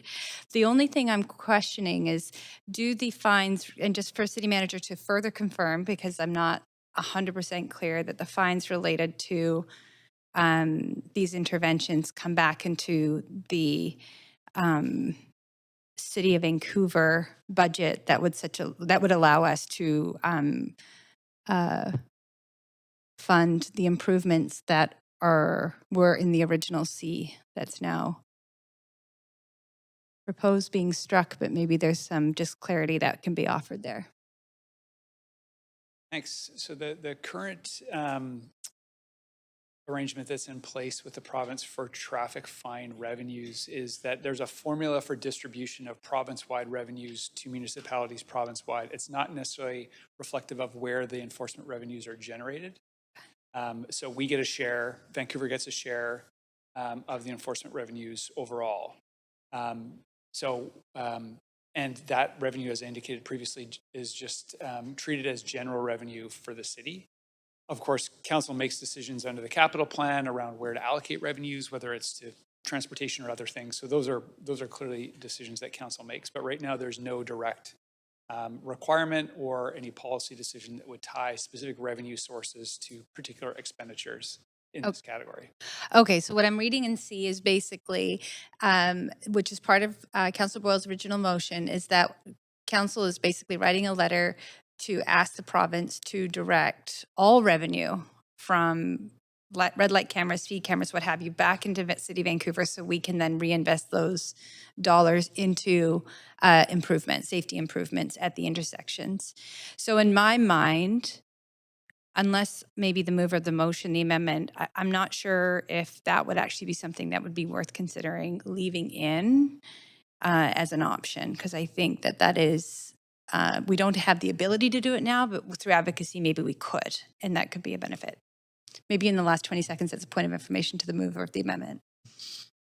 So I guess the only for me to answer is my understanding is how revenue works, and the city manager explained it, is that fines that are raised in Vancouver don't come back to Vancouver. But this is advocating that they do.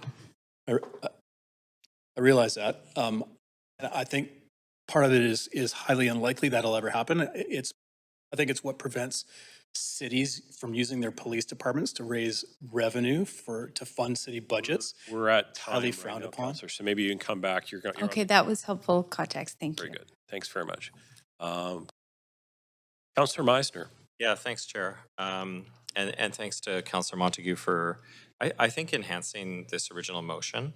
But also, of course, thank you to Councillor Boyle for bringing it forward. It's a very important issue that has impacted many people in our community.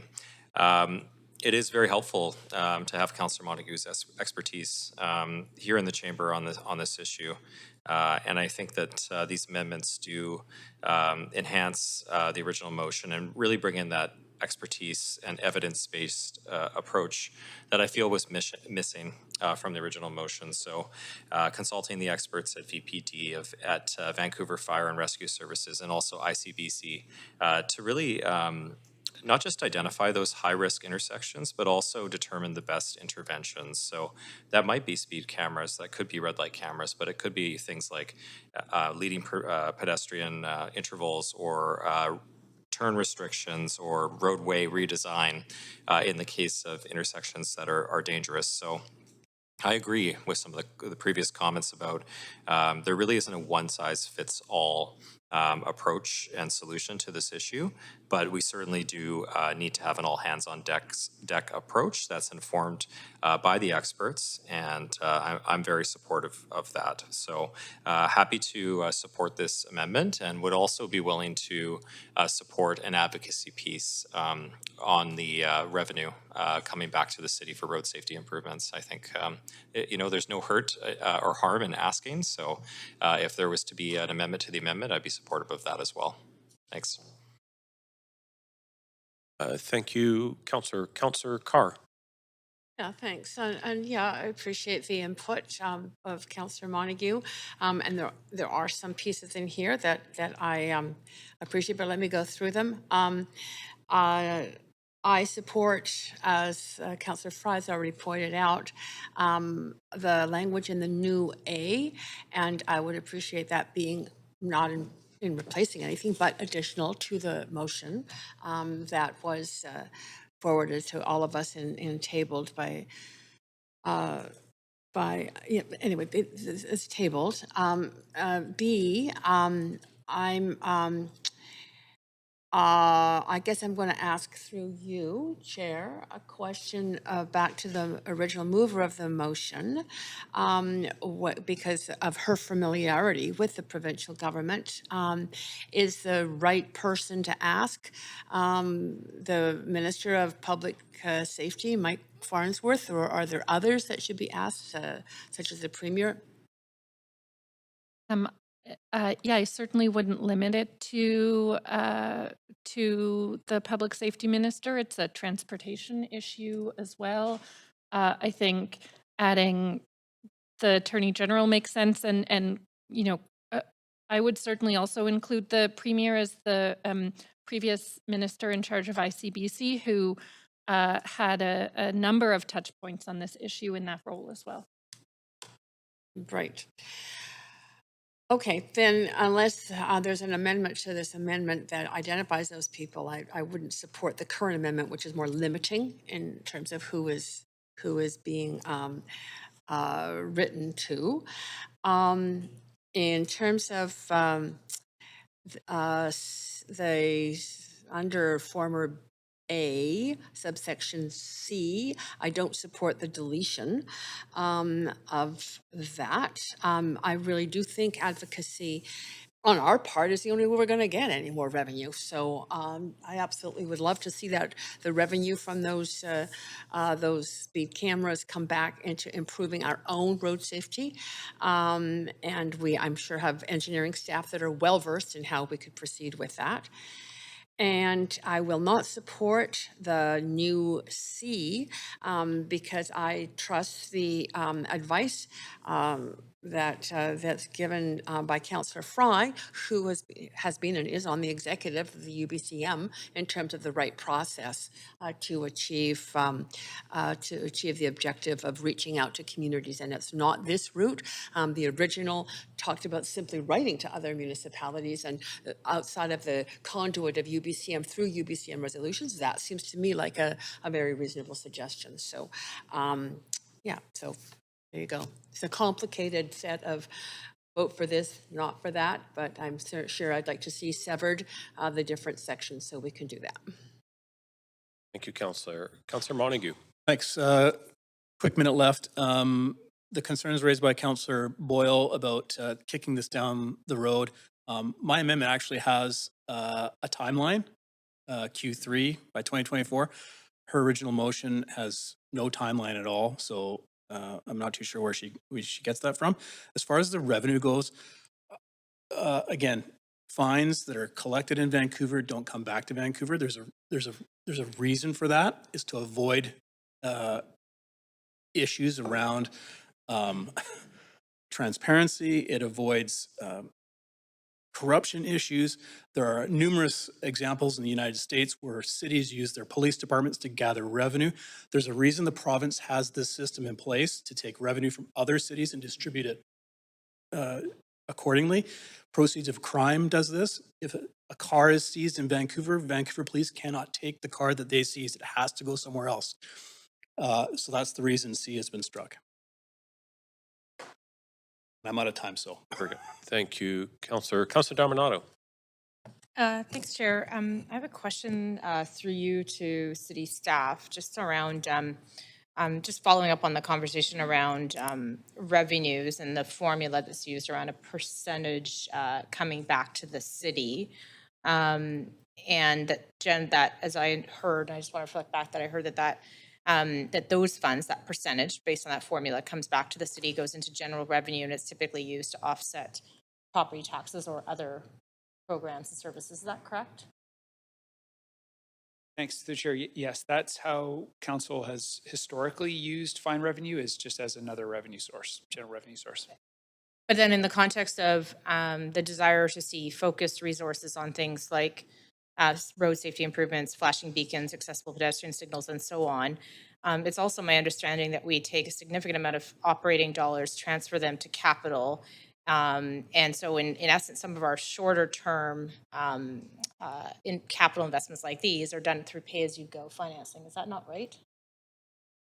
Yeah, thanks again for the question. I would have to come back with a specific funding sources for transportation improvements.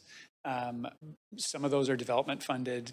Some would be through funds raised in the capital, in the operating budget, and then transferred to capital. So yes, right. That is the case. It's effectively coming from property taxes to some degree already through that transfer.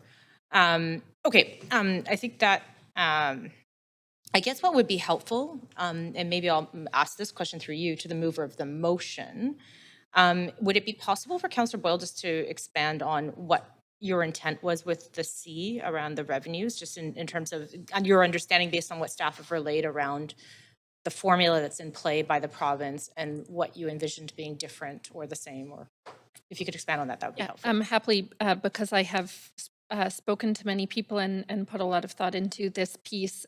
So on a couple fronts, one is, there is understandably concern when approaches like this get interpreted as a cash grab rather than as prioritizing safety. And so one piece of addressing that reasonable public concern is making sure that revenue generated through enforcement of safety related laws like this, that revenue goes into solutions that also address the problem.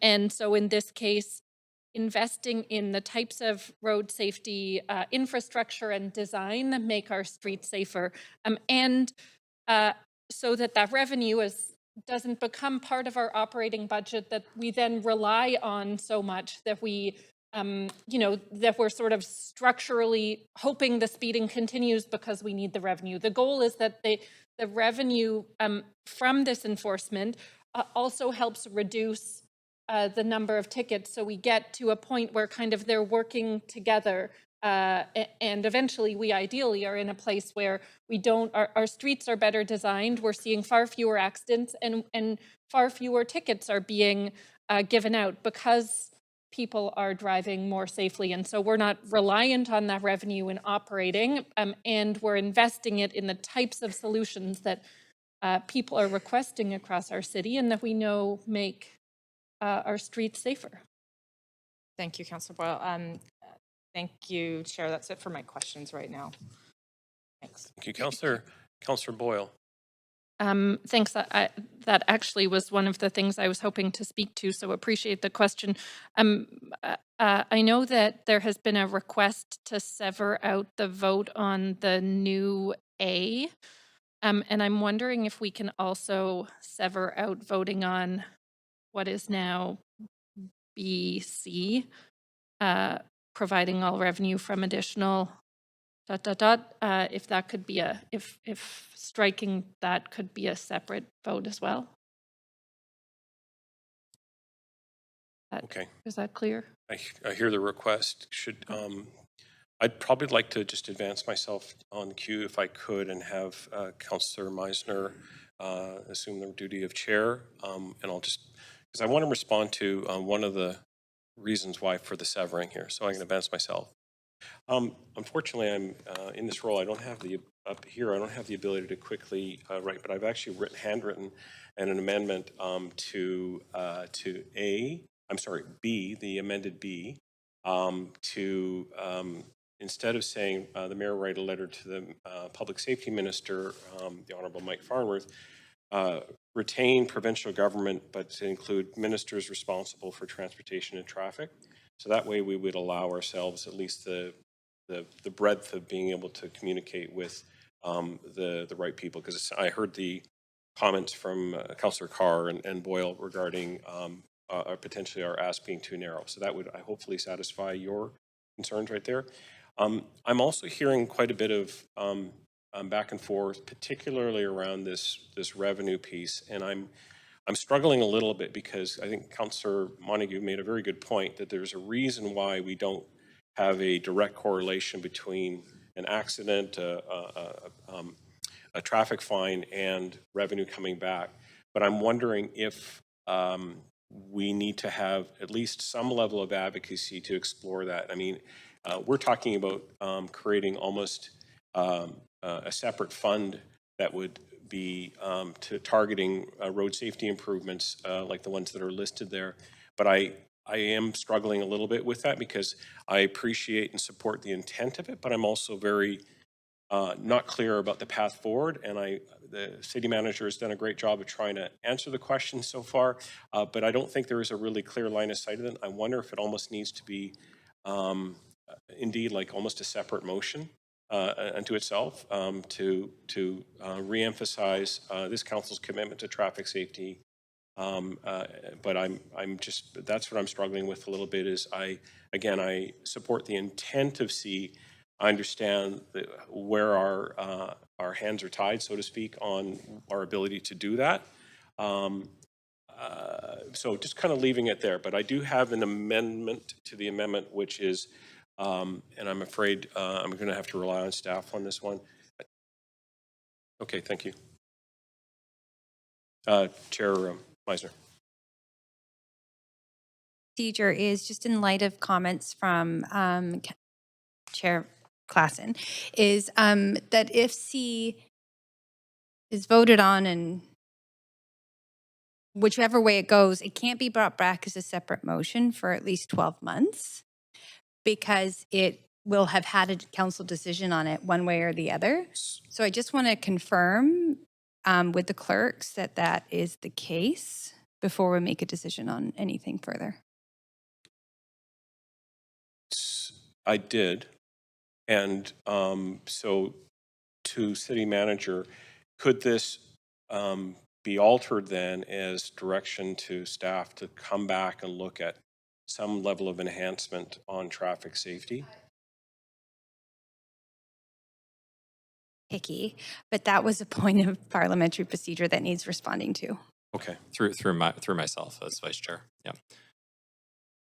So that's a question for the clerk, right? Yeah, so if we could just get some information from the clerk, as if we were to vote on C and it was defeated, that is it in fact true that we would not be able to bring that back for 12 months? Is that correct? Is that your question, Councillor Bly? Okay. Thank you for the question. I would need a few minutes to go through the procedures bylaw to confirm that. I don't want to quick.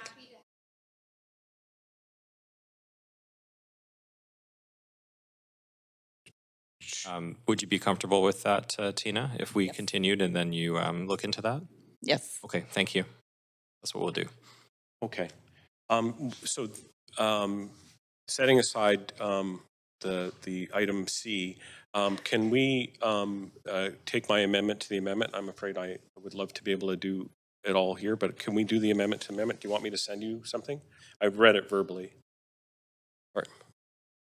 So yes, according to 8.1 of the procedures bylaw, which is on top of my mind, we would need that in writing. A written submission. Okay. Why don't we take like a 3-minute recess so we can do that, but also the clerks can look into the issue raised by Councillor Bly. So we'll come back in 3 minutes. We'll do that. Thanks.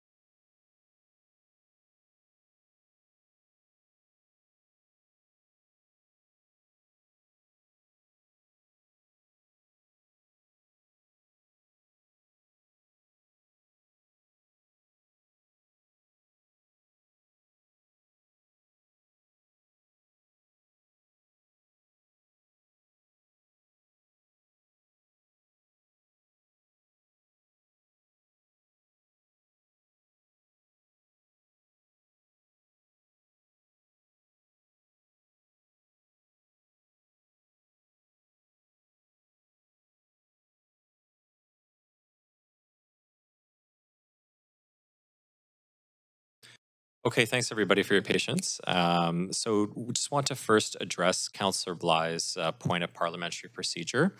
So I'll have Tina Penny, our clerk, address that.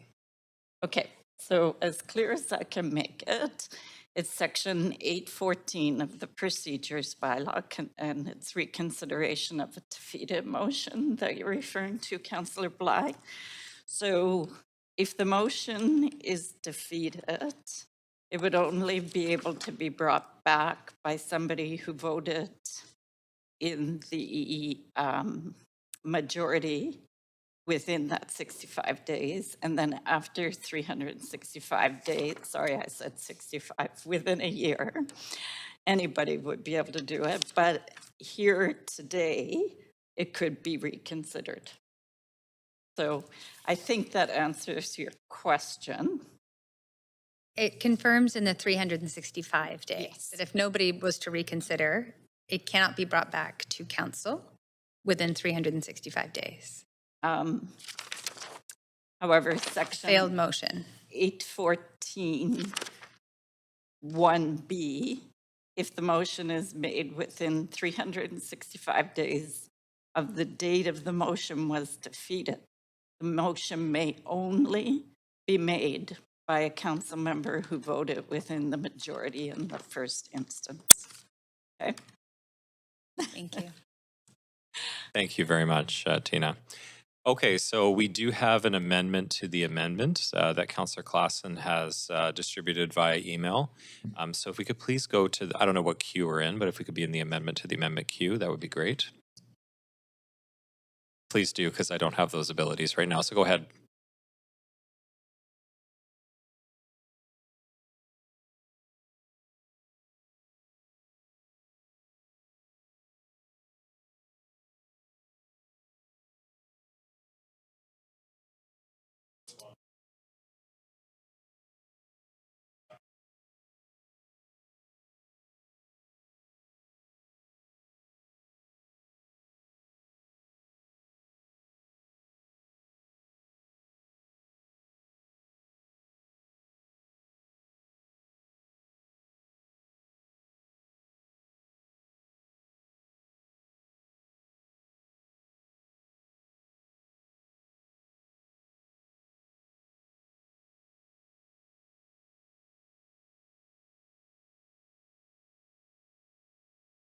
Yeah, so that's your amendment, seconded by Councillor Dominato, and then we'll go to advance to Councillor Montague for his comments. So go ahead, please.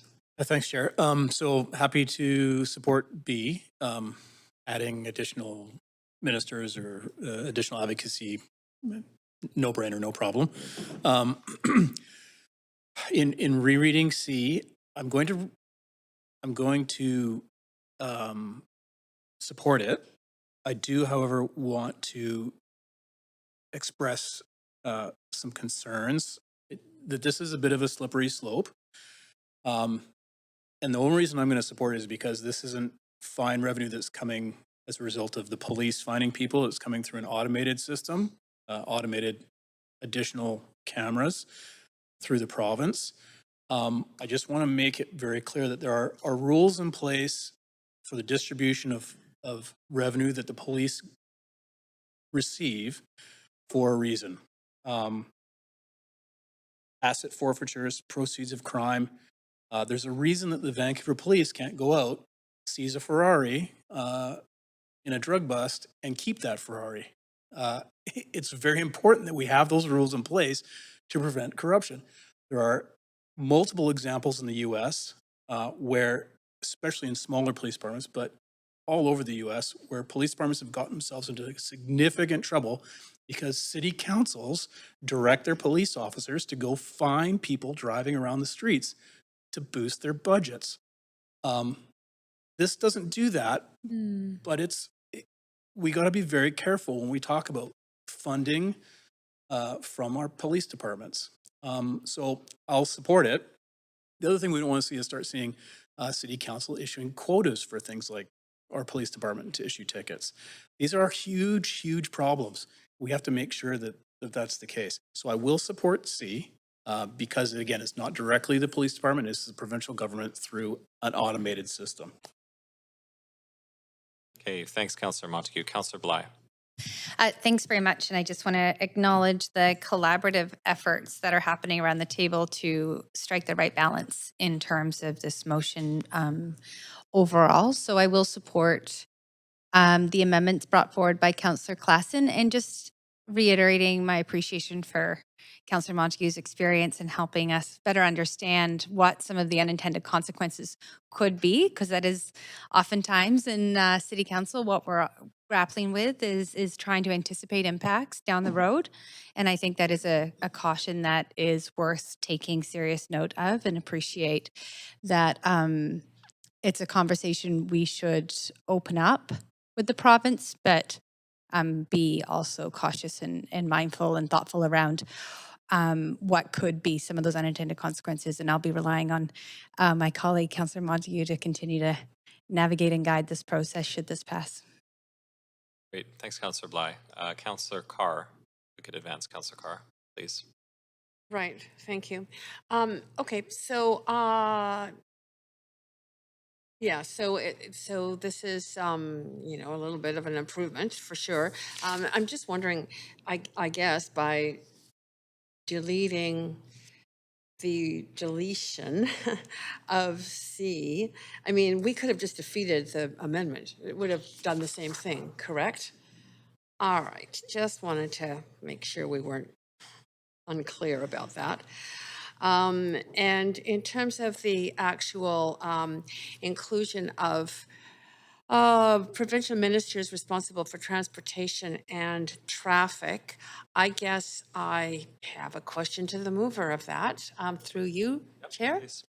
One of the things that when I asked Councillor Boyle about that, she mentioned that that there would be, well, originally it was generally the provincial government, and there were, you know, the Solicitor General, she mentioned public safety. Are those the ministers you're talking about? Or I'm not quite sure if it's just to do with transportation, which is more limiting than the list that she, so is it? I think it's broad enough that it will allow the idea of sending correspondence to the Solicitor General, Attorney General, Premier's Office, Minister of Transportation. That's the intent, to make it.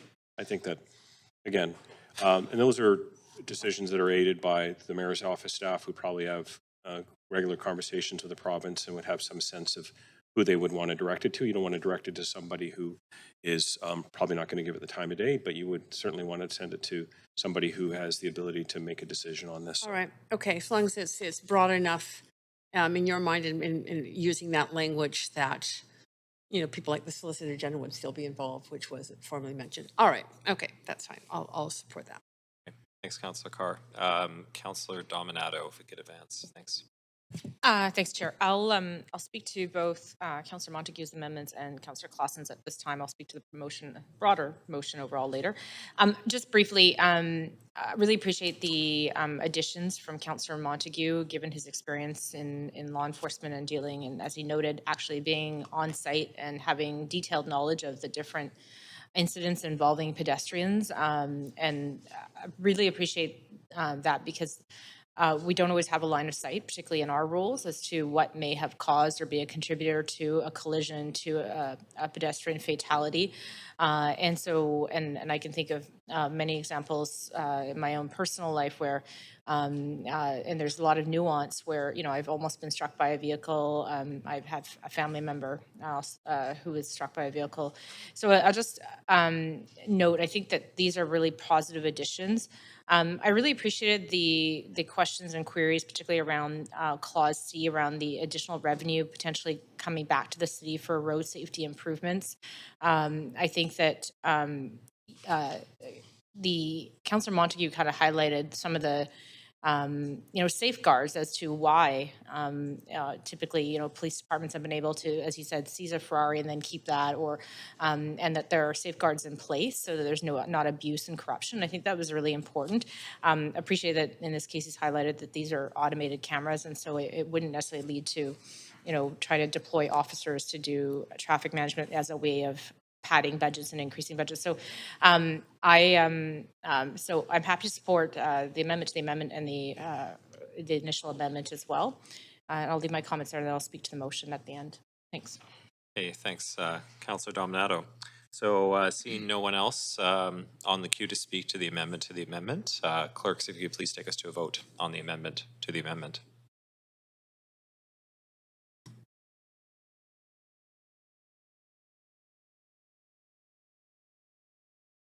Okay, so that does carry, passes unanimously. So I'll give the chair back to you, Councillor Klassen. Thank you, Councillor. Okay, so now we go back to Amendment Q1, and I'll advance myself. I don't have no further comments.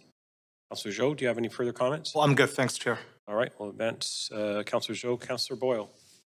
Thanks. I just wanted to ask, because I shared the concern that now the direction is simply to send a letter to ministers related to transportation and traffic. A question, I guess, through the chair to the mayor or the city manager, but that to clarify their interpretation of that would include the public safety minister, the premier, that enforcement of this law is goes beyond just the transportation minister. Councillor Carr asked a similar question, and the answer was it was broad enough to include some of the list of provincial ministers and leaders that you described. Okay, I look forward to getting those copies of those letters too. Great, you bet. Thanks. Okay. Councillor Carr. Yes, so I'm just wanting to make sure that we are severing the vote on this. Which part would you like severed? I particularly I want to make sure that the amendments in B and C are severed out. You can do those together for me, but the new, I don't even know what the letters are. I'm so sorry. But there was a strikeout of the original B. Yeah. Oops, you have got it up there. You're getting up there? Yep. Sorry.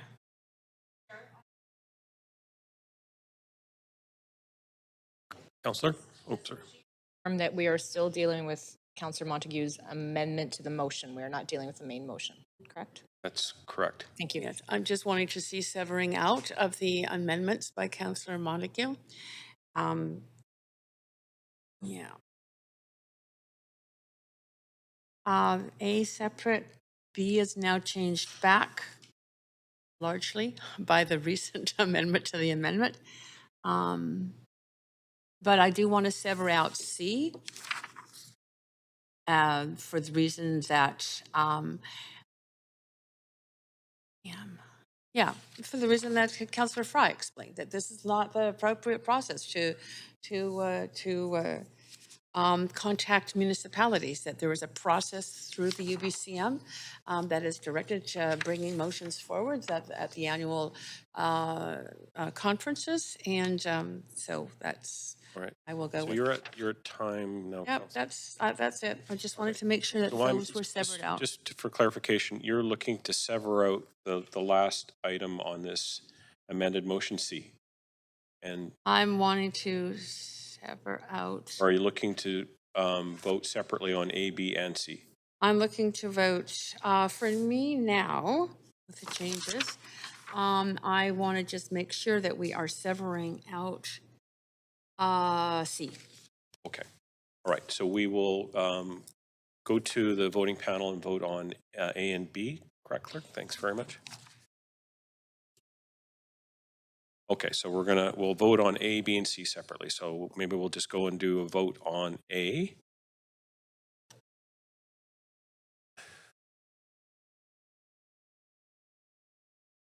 Just A. Yeah, got it. Yeah. Yeah. Is it possible to zoom in a little bit just so we can? Yeah, really. A little hard to see from here. Zoom it in a little bit, yeah. Okay. All right, so we are about to vote on A in the amended motion to Councillor Montague's amendments. Yeah, just. So voting panel, please, clerk. Whoops.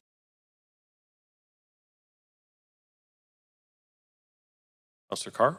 Yes, if you could, I'm sorry, my screen seems to be occupied by this. If you could vote. Do you want to vote vote assist? in favor, please? Okay.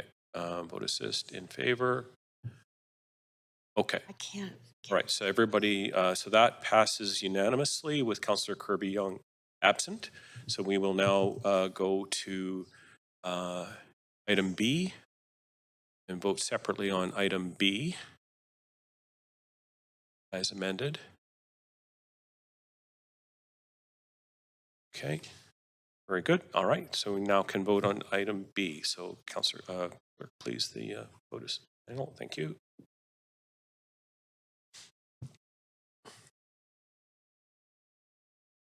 Okay, so that passes with Councillor Carr, Boyle, and Fry in opposition. All right. Now we will vote on C. Okay.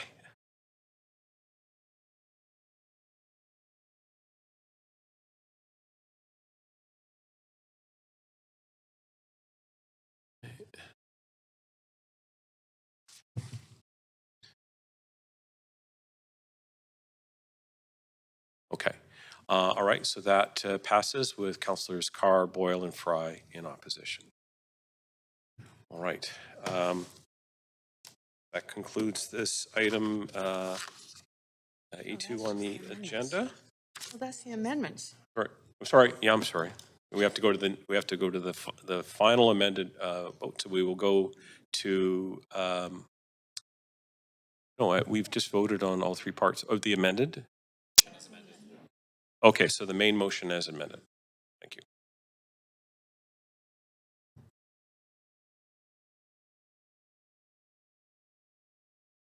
Okay. Okay. So we'll go through the speakers here on the final main motion. Councillor Montague. Nothing further. Thank you, Chair. Thank you. Councillor Carr. Yeah, I've no further to add except to request a severing the way we just severed it, please. So B and C and A separately. Yep, thank you. Okay. All three or just B and C together? For me, it could be B and C together, but since it was requested. We'll do B and we'll do it A and we'll do B and C together. Yeah. Very good. Is that the end of your Yep, comment? it is. Thank you very much. Councillor Boyle? I'll leave it at what I said before. Thanks. Okay, thanks very much. Councillor Zhou? Yeah, I'll just provide some comments here. So, first of all, I really want to thank Councilor Boyle for bringing forward this motion and for the passion of pedestrian safety. It also gave me a great opportunity to allow me to do some research about pedestrian safety at intersection, which I have done a lot in the past week. Well, I think this is about pedestrian safety, so I have to be nerdy about this. I just got an email from Councilor Boyle with the number she quoted regarding the number of crashes, reduction of number of crashes, but it is all the speed camera. To my research, speed camera and the red light camera, they are very, very different. I saw there are many studies actually shows that the red light cameras will actually increase the chance of crashes and injury. The reason is simply because driver may slam on the brake to avoid ticket. So it will increase the chance of rear end collision and rear end injury. Many studies have proved that. So I just want to talk about two studies here. So there's one study in the city of Chicago.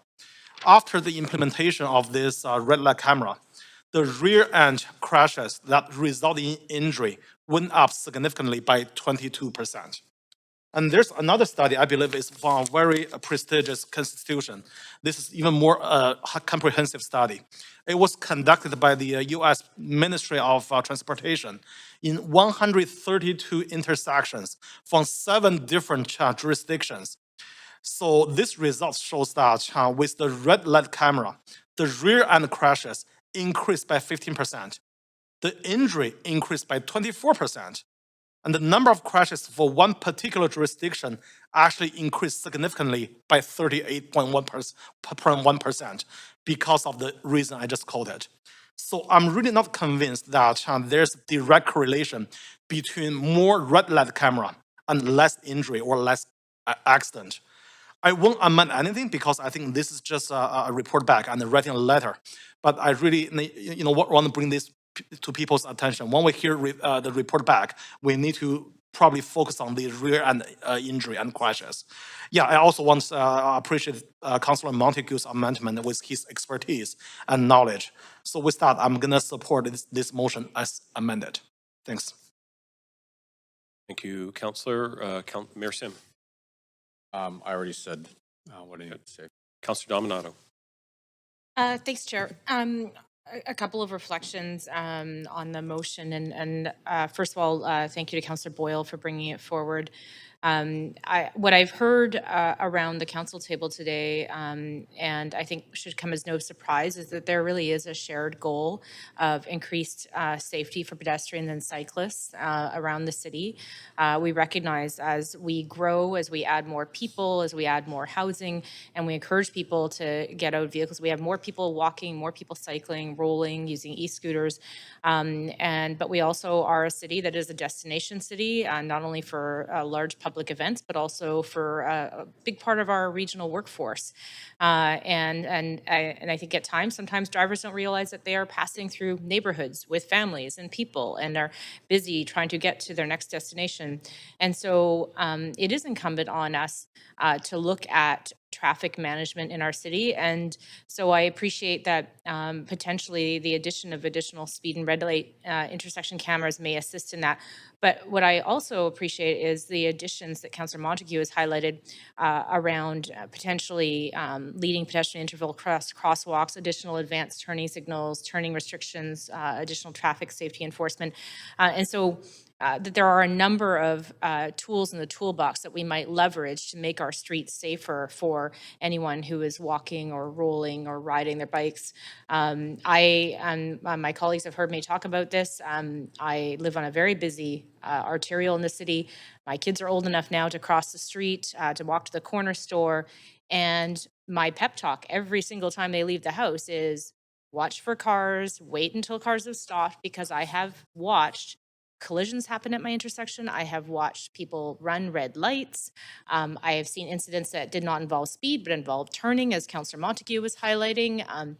And so this is very real for people. It's very palpable. It's visceral. My brother was struck in an intersection as a child. We've heard other people's personal stories. I think probably every one of us can identify with this issue and how we want to make our streets safer. And obviously, I'm going to support the motion. I'm going to support the amended motion. I think that it's been strengthened with the amendments.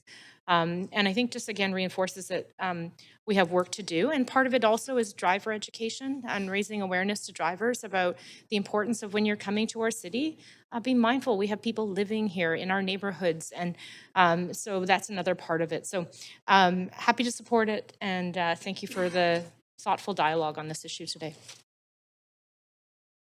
Councillor Montague. Yeah, I've talked enough, but I will just say that I'm a little confused that the three councillors who pushed for the changes to B regarding the revenue piece appear now to be not supportive of that revenue despite the dialogue that took place. So I'll be supporting, of course, but yeah, surprised to see that it appears as though there will be three that won't be.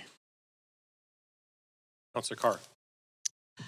First of all, I want to thank Councillor Boyle for bringing this forward. Thank all the speakers who came and provided the information, all those who wrote to us too. We got lots of emails on this as councillors, and I really appreciate that. I want to just remind everyone that we have a plan in this city, Transportation 2040, which actually aims for 0 fatalities on our roads, and so this is definitely, we haven't achieved that. You can see by the numbers. It's not just about fatalities, though it is also about injuries. I also really want to appreciate Dr. Schwantz for the information provided. I think that, that this is evidence-based data, evidence-based advice, and he spoke in support of this strongly, so I do appreciate that. It's not just about fatalities, and he made it clear too, it is about the incredible number of injuries. 2021, 7,300 people treated in hospital for injuries. Like that's, I mean, it's just think about that for a second. That's a lot of people. The key really is around speed enforcement, and those traffic lights and signals are the way to get there. I am sure all of you, if you're on the road, have seen such an increase in people who run red lights, who look at the orange as a way to speed up, not slow down, and so hopefully this is going to make a difference in that. And really support the work of our staff in moving us towards getting safer streets in the end. That's a big goal of all of us, I'm sure. Councillor Boyle. Thanks. I just want to briefly respond to the comment from Councillor Montague that to clarify that I'm certainly not voting against the revenue portion of B, which was in my original motion, and he tried to strike and then was added back in. I'm very supportive of that. What I'm not supportive of in B is the amendments that I have read and reread, and which I think weaken the language in BA, where we're using this ICBC data as an example rather than a clear guide for where accidents are happening. I also am confused a bit about the kind of concurrent nature of A and B. And I appreciate the clarification that this letter will still get written, but the letter being written while we continue to study still feels like a bit of a kind of hedging on the issue from us. And I would have hoped that we would have sent a much clearer message to the provincial government about our support and interest in the expansion of this program. And I also remain kind of unsure about the meaning of the new language in BA of at locations where these might prove to be the most effective safety measure. We know there need to be a number of approaches, and this is one important piece. But I worry that if the most important safety measure is infrastructure we have no money for and no immediate plan to implement, does that mean we're not doing all of the other things that could also make a difference? So again, just want to be really clear that it is the weakening of the language in B that I'm not supportive of. I continue to be very supportive of what, again, was part of my original request around directing this revenue toward the type of safety improvements that we know we need and the residents are asking for. And finally, we'll also just say really grateful to the whole range of a whole range of community voices, public health experts, injury prevention experts who helped with this and whose research informed the motion. Really appreciate also the wide range of community voices who wrote in support of it, both residents often sharing very heartbreaking and compelling stories from their own lives, as well as health experts and safety experts and more. There clearly is a broad range of interest in making sure that we are reducing crashes and using evidence-based solutions like automated enforcement at intersections to bring down those crashes and reduce injuries and fatalities. So I will continue to advocate for that. I appreciate that Victoria is advocating unanimously for them. I know the city of North Vancouver has a similar motion coming forward and many other municipalities. So hope that together we can be working with provincial partners to bring this about in a timely manner. Thanks. Councillor Fry. Yeah, I'll be voting in favor of the entire amended motion as it is. And happy to see this moving forward in some form. And just to reiterate, sort of, I think for some clarity around where B was objectionable, it is in that changing from what was previously just defined as priorities to locations that might prove to be the most effective by example. That is a pretty distinct change, I think, in the intention, and for that reason, I voted against the B, but I want to be totally clear. I think the new B subsection C with the redefined funding thing is better put and elegantly put, and I thank Councillor Klassen for that amendment to the amendment. Just for clarity on that, but we'll be supporting the amended motion. Thanks. Thank you, Councillor. Councillor Carr. Yeah, thanks. I just did want to ask that you sever out section B, the new B, subsection C to that, which is the provision of revenue back in the amendment that was made in the end. And I'm sorry that I didn't ask that to be severed in the prior vote that we had on it.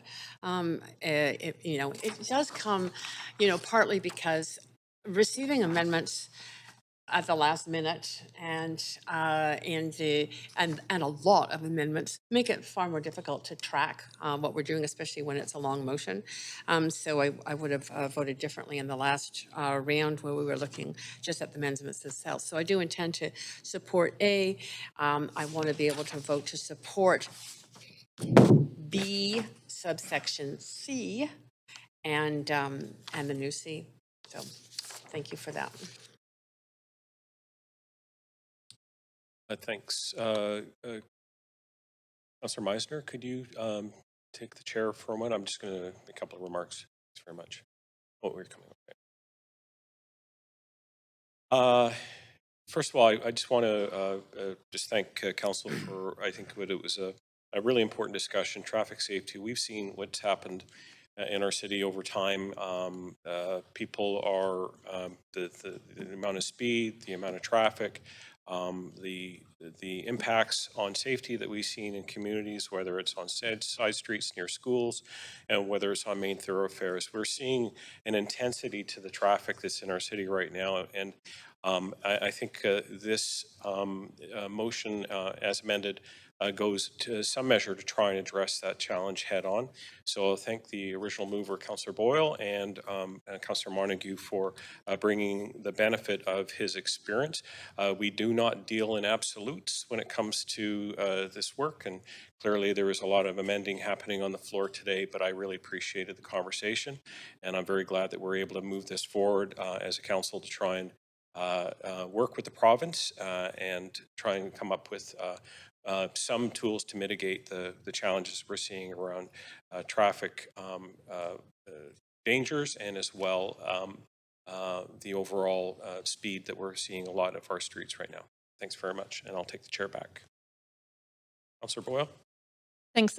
I just wanted to be clear about my votes here. I voted against the amendments in B and C because, like I said, I think it weakens the language, but it's my intention to vote still in support. Even though I think the language is now weaker, I am still in favor of us moving this forward. And so we'll be supporting with some frustration about the amendments, supporting the amended motion so that we are sending as strong a signal as this new language sends about a shared priority to see these cameras be put in place. Thank you, Councillor. Okay, we will now that this concludes all of our discussion, we will now do a vote, and I'm hearing that we are going to be severing some parts of it. So, can I take a guess? Is it? Yes. Okay. Okay, but we are doing separate for ABC on the main motion. Councillor Carr, is that correct? Okay. All right. So what I'm hearing is that we're going to vote on the entire motion as amended. Thank you very much, Councillor Carr. Clerk, can we please have the voting panel? I'm ready to go.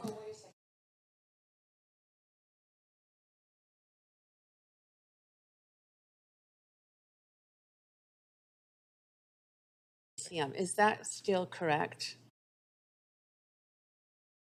Yeah, well, that's not, I'm sorry, I do need to sever C out because that's just not the right process. Okay, so we will vote on AB in Yes, its thank you. entirety, and we will sever C. Thank you very much. Thank you very much. Councillor? AB first. Yes, thank you. We can highlight that on the screen. Thank you very much.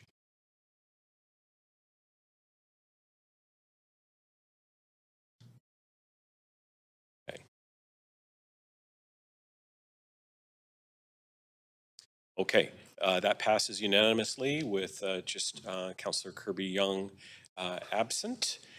We will now vote on item C.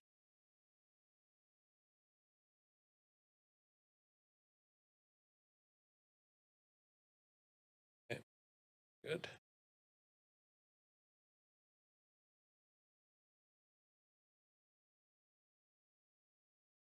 Okay. All right, so that passes with Councillor Carr in opposition, Councillor Kirby-Young absent, and Councillor Fry abstaining. That concludes motion A2 on the agenda. Thank you very much, everyone. We will now move on to motion A3. Tanya, is everybody okay if we just continue from now? Very good. Okay. So let's bring up motion A3.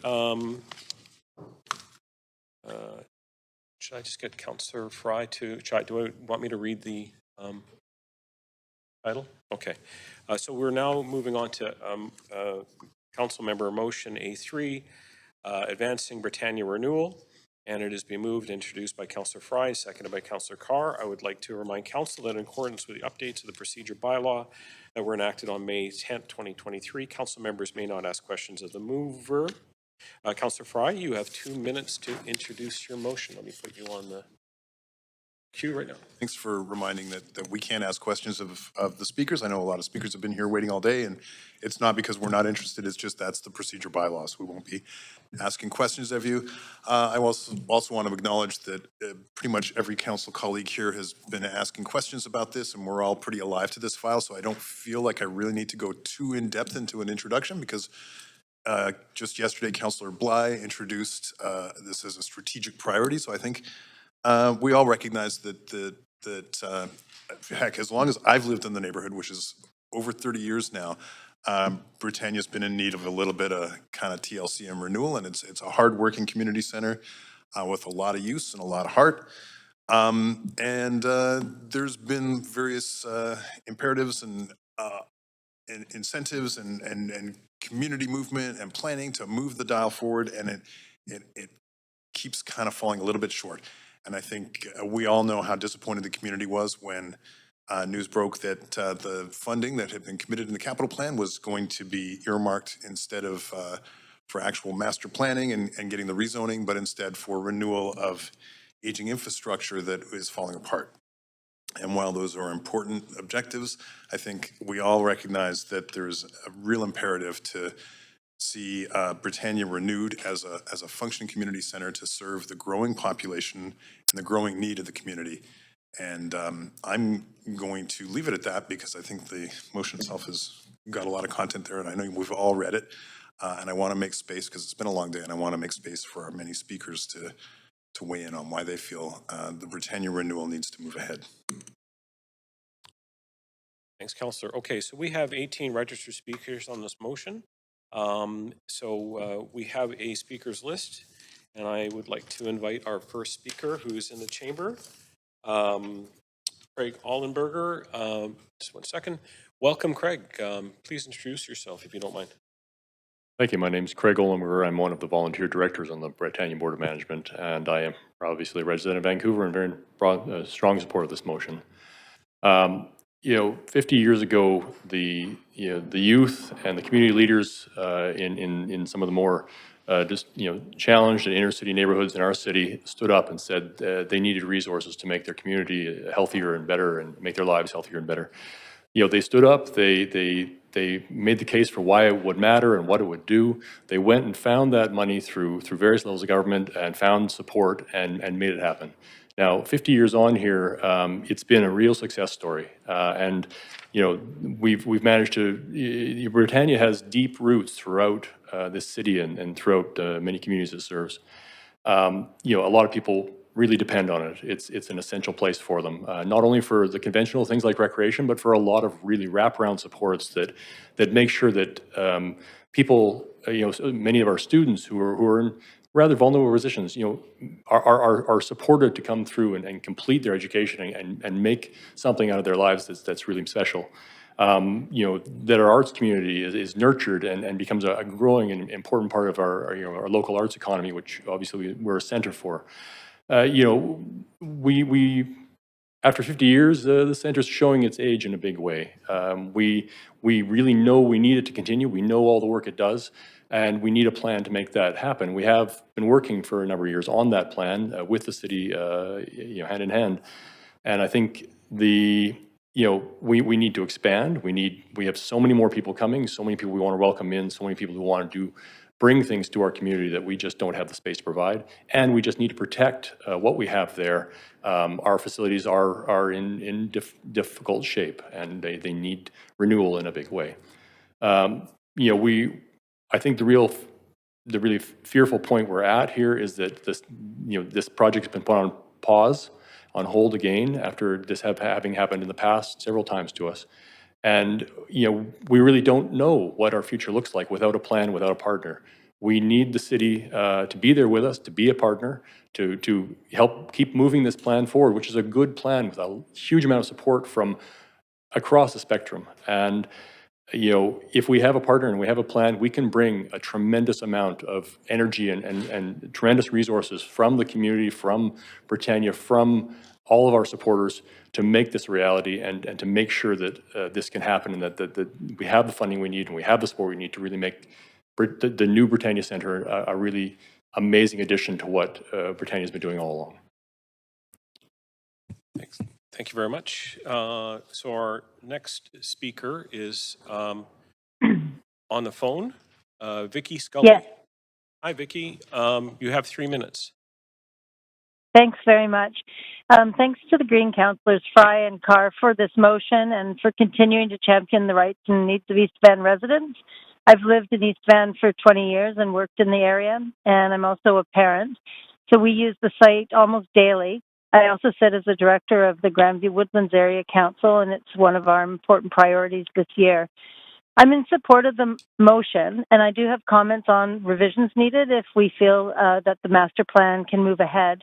I believe the current master plan overshoots the requirement of a community center, and it could be pulled back to the construction of essentials. I also believe that the current master plan is the wrong design for the site without support for a new plaza and green space from VSB, as I believe that's been pulled back, or an arrangement of the purchase of that space by the city. I'd like to invite the city to be bold and to view this renewal as an opportunity to take a new approach to community center funding by putting an equity lens on its planning. I have 6 points to make around what I think needs to be invested in and not invested in for this upcoming plan to make sure that we work to level the playing field for Grandview Woodland residents with other neighborhoods. So number one, I think we should invest in the Britannia Community Center so that some of the most in need populations in the city have equity of access to community amenities. This plan really focuses on buildings. So what would bring us in line with other community center amenities across the city that are already funded? Let's build that. If it's a trout lake, let's build that. It might look like building number one of the master plan. I think we should also add an equity top-up to Britannia's operating funds immediately now so that populations in need have access to the programming and classes they can use to improve their lifestyle. I also am really appalled by the $8 million we've spent on planning and architects, and I think we need to get to programming. I think that the $8 million could have provided amazing subsidized programming for low-income residents, and we need to balance out the bricks and mortar with actual impacts on people's lives. Number two, I think it's really important that we invest in the Britannia Community Center and a maximizing of green space on city-owned land. We need to bridge the deficit that East Van has, and we also need to functionally provide Britannia Community Center with a front door and a safe, user-friendly access to facilities. Right now, VSB has no budget to relocate the buildings that we need as a central plaza, and they've been closing fields in East Van to the public. So the current master plan won't work. I don't support the current plan that builds out the entire city lands and the existing gardens, forest, and public areas in the northwest corner. It would also center the community center on a derelict commercial lane to the north and service bays for the high school to the south. It's not safe or user-friendly, and that's the input of my kids, is they don't feel safe down there now. I think what we should also do, Sorry. Thank you. You're welcome. Thank you very much. Okay. Our next speaker on in person is Lisa Hartley. Hi, Lisa. Hi there. You've got 3 minutes. Thanks. So I'm Lisa Hartley, and I've lived on Parker Street in the Grandview Woodland community since I was a college student, and that's a while ago. And I'm not going to directly speak out about this amendment, but actually about the long-promised funding overall for the Britannia Community Centre. This neighborhood that I live in is the most diverse I've ever experienced, and I've traveled a lot. And that rich, complex, fascinating diversity makes it really complicated for planning, and I think that's why it's been stuck for so long. Yet, it is time. It is really, really time. My vibrant and overcrowded neighborhood deserves a well-functioning community center, as others said. We need clean, safe, and affordable resources, and we need them to be accessible to everyone.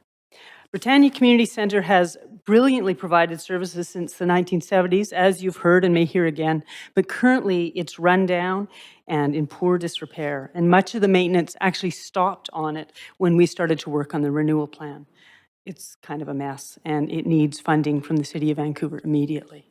And just a quick note, when I reviewed Councillor Fry's plan, I see that 70% of the funding has come through the school board, which doesn't actually reflect how this site is used. It's used much more broadly than that. And also, you've heard again and again that the city has voted to fund Britannia in the past, and we've made many, many plans. Citizens have poured thousands of hours into creating this renewal plan, and the goodwill and the creativity is astounding from the neighbors. And when I posted recently on social media about this withdrawal of funding, friends had shared how they'd contributed so many hours to this plan and the other plans, and to the vision of Britannia's renewal. And others will. You've read the plans, you've heard them. I only know that it's needed. It's absolutely and fundamentally needed, and that's why I'm here today lending my voice to what moves forward. Britannia is an integrated space bringing together all levels of civic government, as you've heard, with a huge range of affordable and needed services from high school, grade school, preschool, to ice rink, swimming pool, library, gym, seniors services. There's warming centers that go in there. There's food security services that go in there. There's a child care coordinator. There's classes and everything imaginable. From pottery to ESL, to yoga, to finances. There's Latin American programming. There's cooking classes. There's a child care coordinator once again. In many ways, we're kind of a model of diversity. It's an amazing place, but it's that very success that's made it overused and run down. And without the financial support over the years, it continues to run down. And sadly, I no longer swim at the Britannia pool. And I go to the Roundhouse to take my Spanish classes, and I live a block away. But I can. I have that privilege. Not everyone in my community can. And that's the point of a community center. So thank you. Please keep your promises and fund Britannia. It's an amazing center, and it's well used. Thank you, Lisa. Okay. So our next speaker, number 4, is Kara Keem on the phone. Kara, are you there? Yes, I am here. Hi, Kara. You got 3 minutes. Thanks. Thank you. Thank you for giving me the opportunity to speak today and express my support for advancing the Britannia renewal. It is inspiring to see the collaboration, goodwill, and investment of time that stakeholders and community members have invested in the Britannia renewal and community plan. With every turn of the season, new mayors and councils, every new promise of future funding, our community has dreamed and planned that one day we would have a much-needed restoration and renewal at Britannia. That day and season are long past. It is now time for action and following through on those commitments. Our community has the second largest urban Indigenous population in Canada. Reconciliation requires action, and I can think of no better way than to provide our young people with a community hub they can be proud of, and housing for the elders who have invested so much of their wisdom, heart, and culture with our city. Urban planning has the focus of creating communities where all the services that are required for social, cultural, and economic sustainability exist within walking distance. This has always been the reality and the advantage of living in East Vancouver. Sadly, I know families are now driving their children out of the community to go skating, swimming, to the library, daycare, etc., because our facilities are run down and overutilized. Not only does that mean extra cars on the road, crowding in our transit system, but it means our business community loses out when citizens take their recreation and shopping dollars out of the community. The densification of East Vancouver is happening at a rapid rate. So also is the rate that Britannia is falling apart.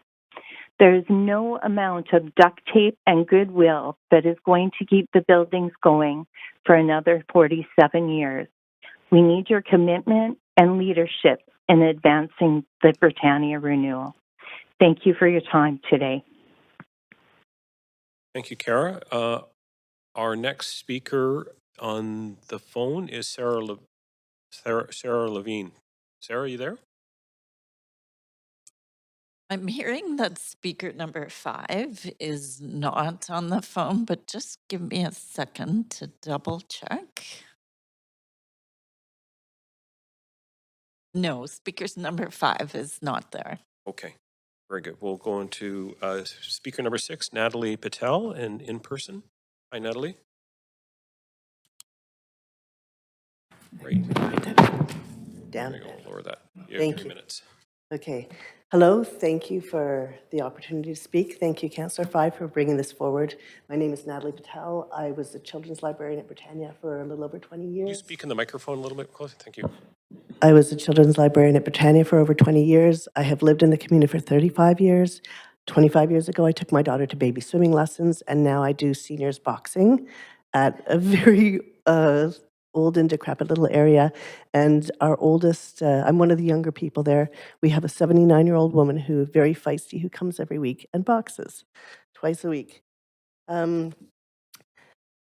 want to say that some of the things I'm going to say, everybody's going to say as well. So Britannia Community Centre is home to one of the most varied groups of Vancouver citizens, from young families to seniors, families in the RayCam projects, and a number of Indigenous groups as well. It's more than just an aging community center. Besides the pool, which is nearing the end of its life, and the rink and the gyms, we have the elementary and secondary schools, which have, my understanding, is the largest percentage of immigrant and Indigenous kids. We have the library, and we have a makeshift skate park that has been created in a fairly decrepit tennis court and is used by small children up to businessmen. We do have wraparound services. And if you haven't had the opportunity to visit Britannia, and if you haven't, I highly suggest you do. The food on the drive is wonderful. You'll be aware of its, if you have had the opportunity, you'll be aware of its disrepair. The pool is reaching the end of its lifespan. The sad and worn mat room with the broken mats in an old racquetball court, the cracked and uneven sidewalks and patched and repaired stairways, which make it difficult to negotiate for those who have mobility issues. Britannia is more than just Zumba classes and a miniature gymnasium. It's also a lifeline for people in our community, from social interaction for seniors to after-school programs for vulnerable youth. And Councillor, I'm sorry, I can't remember your last name. No, him. Thank you. Montague, you'll be aware of how important after-school programs for at-risk youth kids are. Sorry a minute. We have income tax programs for people. We have talk to student lawyer programs, and we have a food security program that's accessed by well over 100 families every month. During COVID, everything closed down, and Britannia spearheaded weekly meetings with numerous community groups that were checking in to see who needed help, where people were falling through the cracks, whether it be individuals or groups or families. And some of the results with this was they got a grant to purchase 50 Chromebooks to give to teenagers so that they could access their school because they didn't have Natalie, laptops at home. Sort of let you know you're at your time right now. Okay, anyway, just want to say unique opportunity to move forward to create something that could be an amazing model. So thank you. Thank you very much. Okay, our next speaker on the phone is Nina Varshni. Nina, are you there? Yes, I am. Are you? Can you hear me? Yeah, that's right. Go ahead. You got 3 minutes. Oh, perfect. Thank you. Hi, my name is Nina Varshni, and I've been privileged to have grown up here in the Grandview Woodlands area. I was born here, I've been raised here, and I've continued staying here. As a child, this is where I learned how to swim, skate, and somersault. And as an adult, this is where I have learned to, it's where I found community and engaged in physical activities to better my mental and physical health. As the years have gone by, I've noticed that Britannia, the program guide, has become leaner and leaner as it lists fewer and fewer opportunities for youth, teenagers, young adults. Our facilities are crowded and they're overused. They're used to their fullest capacity. We don't have space to expand. We don't have any room to expand. My parents are seniors. My niece just turned 2, and I just worry so much about their physical and mental health because there's no space for them to engage in wonderful community interactions that are all about fostering connections and improving their physical and mental wellness. It's so sad, honestly. My niece, sorry. We desperately need our own community space. I worry constantly that my niece will not learn how to swim, that she's not going to learn how to skate or somersault, that we won't be able to take her where she needs to go to learn to be a kid and enjoy kid spaces. And I worry all the time that, my friends and families and neighbors are going to feel like they don't belong here because there's nowhere for them to gather and be together. Please support this motion. Please support this motion. Oh my gosh, I'm at a loss for words. Thank you. Thank you very much. Our next speaker is Annie Danilko. Annie, are you there? Hi, yes, I am here. I'm so grateful to hear all the speakers. I am on the board of directors. I'm a volunteer. One of the reasons why I became a board member was to make sure that our communities were heard. I am a Haida. I am a Raven by my mother, May Edwards, and it's a community that I moved here to Vancouver with, and I wouldn't have been able to survive without Britannia. We have such a diverse thing that everybody's been talking about, and one of the beauties about living in such a diverse community is that we all have learned how to get along. We all talk and compromise until we can come out with an outcome that supports everybody, not just one-sided. And that is what engagement is. Our board of directors have been engaging and continue to engage with people. We are not a fundraising board, but we have offered to fundraise to help with the costs of this building. And the school board is looking for money, and we offered to help them find money as well. We've gone to all levels of the government, and we have support. There's so much support for this project, and it's really important that we get it because we are over capacity, and some of the spaces that we have been using with the library has been taken over by the elementary school. They are far exceeding their building boundaries as well. So we're going to have an influx of urban Indigenous people with the urban Anya. They're going to put up towers. The Friendship Center is going to be putting up towers. Raycam is in for another upgrade.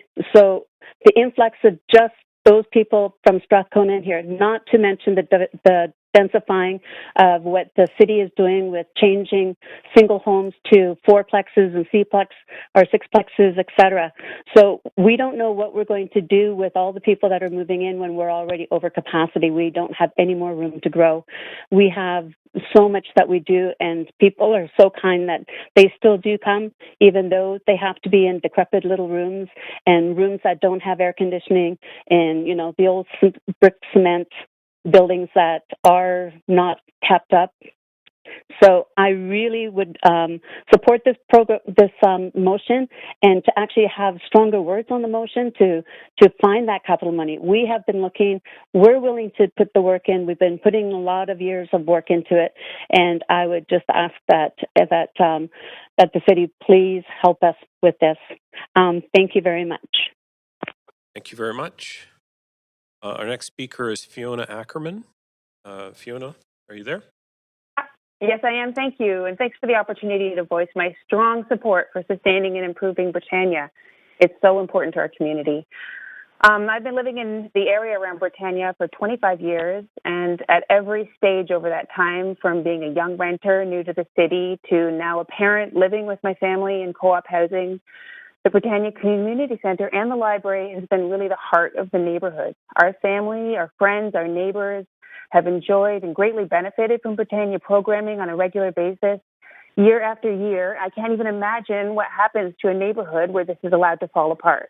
It's literally the center of our community. I personally use the facility at various hours throughout the day. It's always busy. Programming fills up quickly. Britannia needs renewal. And if we let it crumble with time, I don't see how a community center in a neighboring community could possibly absorb our membership. And I know for sure that if we lose the walkability to our own community center, that means many of us would no longer have anywhere feasible to go or to take our kids. I hope you'll see that Britannia is a pillar to our community, and I hope you'll support this motion. Thanks so much. Thank you very much. Our next speaker is Sam Castell. Sam, are you on the line? Hi, can you hear me? Yep, go ahead. You got 3 minutes. All right, awesome. I'm Sam. I'm a youth rep on the Britannia Society Board of Directors, and I am here in support of advancing the Brit renewal. I'd like to thank you all for the opportunity to speak to this and the time that you've given me. And I just want to say that I have lived in this community my whole life.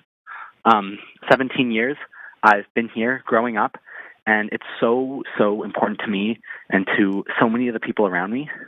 The pool provides support and recreation for people. I've worked there. I've seen how important it is for families to have somewhere to bring their kids, especially something that's not so expensive that allows them to have some recreation and surpass some economic boundaries, right? We also give the most leisure access passes in the city, and we help so many people who are struggling and who are disadvantaged, and the pool is totally falling apart. In the winter, there's icicles on the ceiling. It's so cold that it's become a work-safe problem. In the summer, it's the same thing, just the opposite. And it's the same with all the other buildings. Last summer, the whole community had to shut down, like many times, because there's just no way to cool these ancient buildings.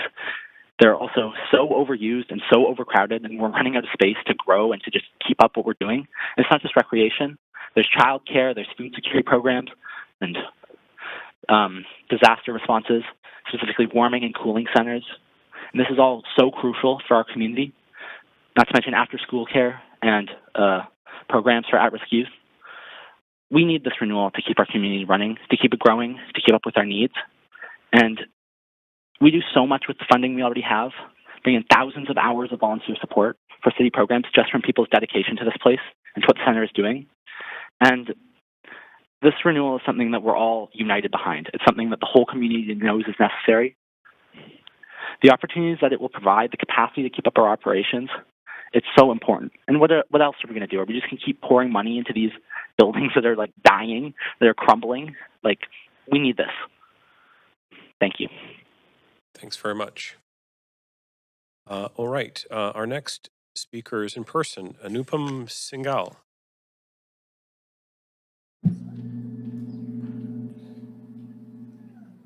There, you've got 3 minutes.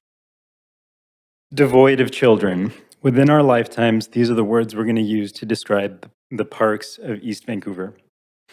According to the city data, 12% of children under 3 have full-day childcare in Grandview Woodland, where I live with my wife, our 2-year-old daughter, and our 6-month-old son. My wife and I met at UBC nearly 2 decades ago. We lived in Point Grey, we lived in Kitsilano, and then we lived in Berkeley, California. Over this, over this time, most of our friends have left Vancouver in order to raise their families. Even the parents that we meet in the parks today are on their way out. Our family's been fortunate to be able to afford living in East Van, and we regularly access Britannia's services, the library, Eastside Family Place, the athletic facilities, and community events. But realistically, our continued residence in the community will be informed by the availability of services that are outlined in the Britannia renewal, principally expanded childcare. Our kids are currently on daycare wait lists that are so long that the daycares have stopped answering the phones to tell you which year your kids are going to get into childcare. Among other important initiatives, obviously, the childcare expansion is what impacts us directly as part of the Britannia renewal. I mean, the motion highlights that these renewals were needed in the 90s, and it's pretty impressive to see community members who have lived in the community for so long. We've only been in the community for a year, and it's really obvious that these services were state-of-the-art when I was a child. So our families and the other families in the parks of East Vancouver enthusiastically support the motion. Thank you. Thank you. All right, Emma Birch, you're on the phone. Thank you for your time and for allowing me to speak. My name is Emma Birch. I'm a youth representative on the Britannia Board of Management, and I'm a resident of Vancouver. I'm very much in support of this renewal. I've studied in this community at Britannia Secondary for almost 5 years, and in this time, I've seen the talent and resilience that the youth here have. I know that they can go on to accomplish extraordinary things if they have the resources to do so, but right now there is a lack of spaces that foster creativity and academics in the community center that students can utilize. If the renewal goes forward, and these spaces are built for independent and group work, I know it could help all these students with allowing them a place of their own to work and develop their ideas. Not only is this important to facilitate the future of those who may travel out of the community to accomplish great things, but it's equally important that Britannia gets 140 new childcare spaces for their growing community. In the future, new families will need more spaces for their children and for the teens of the community to socialize, as well as cultural spaces so that they can share and learn about each other's cultures, as well as connect with the Indigenous community here and further participate in reconciliation. As well as recreational areas, the community center also just needs more space. As climate disasters becomes more common, residents are going to need spaces to flee when climate change inevitably starts directly affecting our community. This renewal is something that Britannia Community Center desperately needs, and that will hopefully better the lives of everyone around it. Thank you for your time. Thanks very much. All right, our next speaker is Nikki McGowan on the line. Nikki, are you there? Yes. Hello. My name is Nikki McGowan. I'm a volunteer at Britannia Community Center, new volunteer this year, resident of Vancouver, and definitely speaking in favor of the motion to keep the renewal moving forward. I know you've heard a lot about the amazing work that Britannia does. There's so much to talk about. The community center is such an important resource in our neighborhood. I'm going to focus on childcare. We're in a growing community. Britannia Elementary School recently expanded. They took over a new classroom in the library building. And I mean, this is great news. It's so great to be living in a neighborhood where people are choosing to stay and raise families, or choosing to come here to grow their families. It's nice to have more kids around. But it does show the need that we have for space. We're already short on multipurpose rooms. So we need to be able to grow with the community. We need to be able to expand into new space and new programming. And we need to expand childcare spaces. You've heard how badly those are needed in this neighborhood. Britannia actually does childcare really, really well. They were super early adopters for the $10 a day program in a community-run setting. Britannia also offers full-day childcare spaces, which have been identified as a need in the city. We have preschool, but parents work all day. Like you need full-day spaces.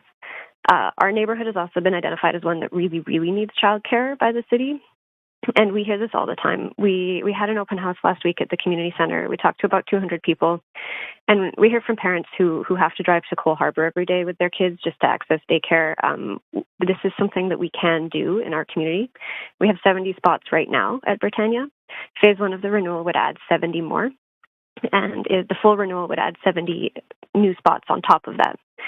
Those would all be $10 a day childcare spots. Things like that are so important, and focusing on maintenance doesn't add that space that we need for childcare and for programming.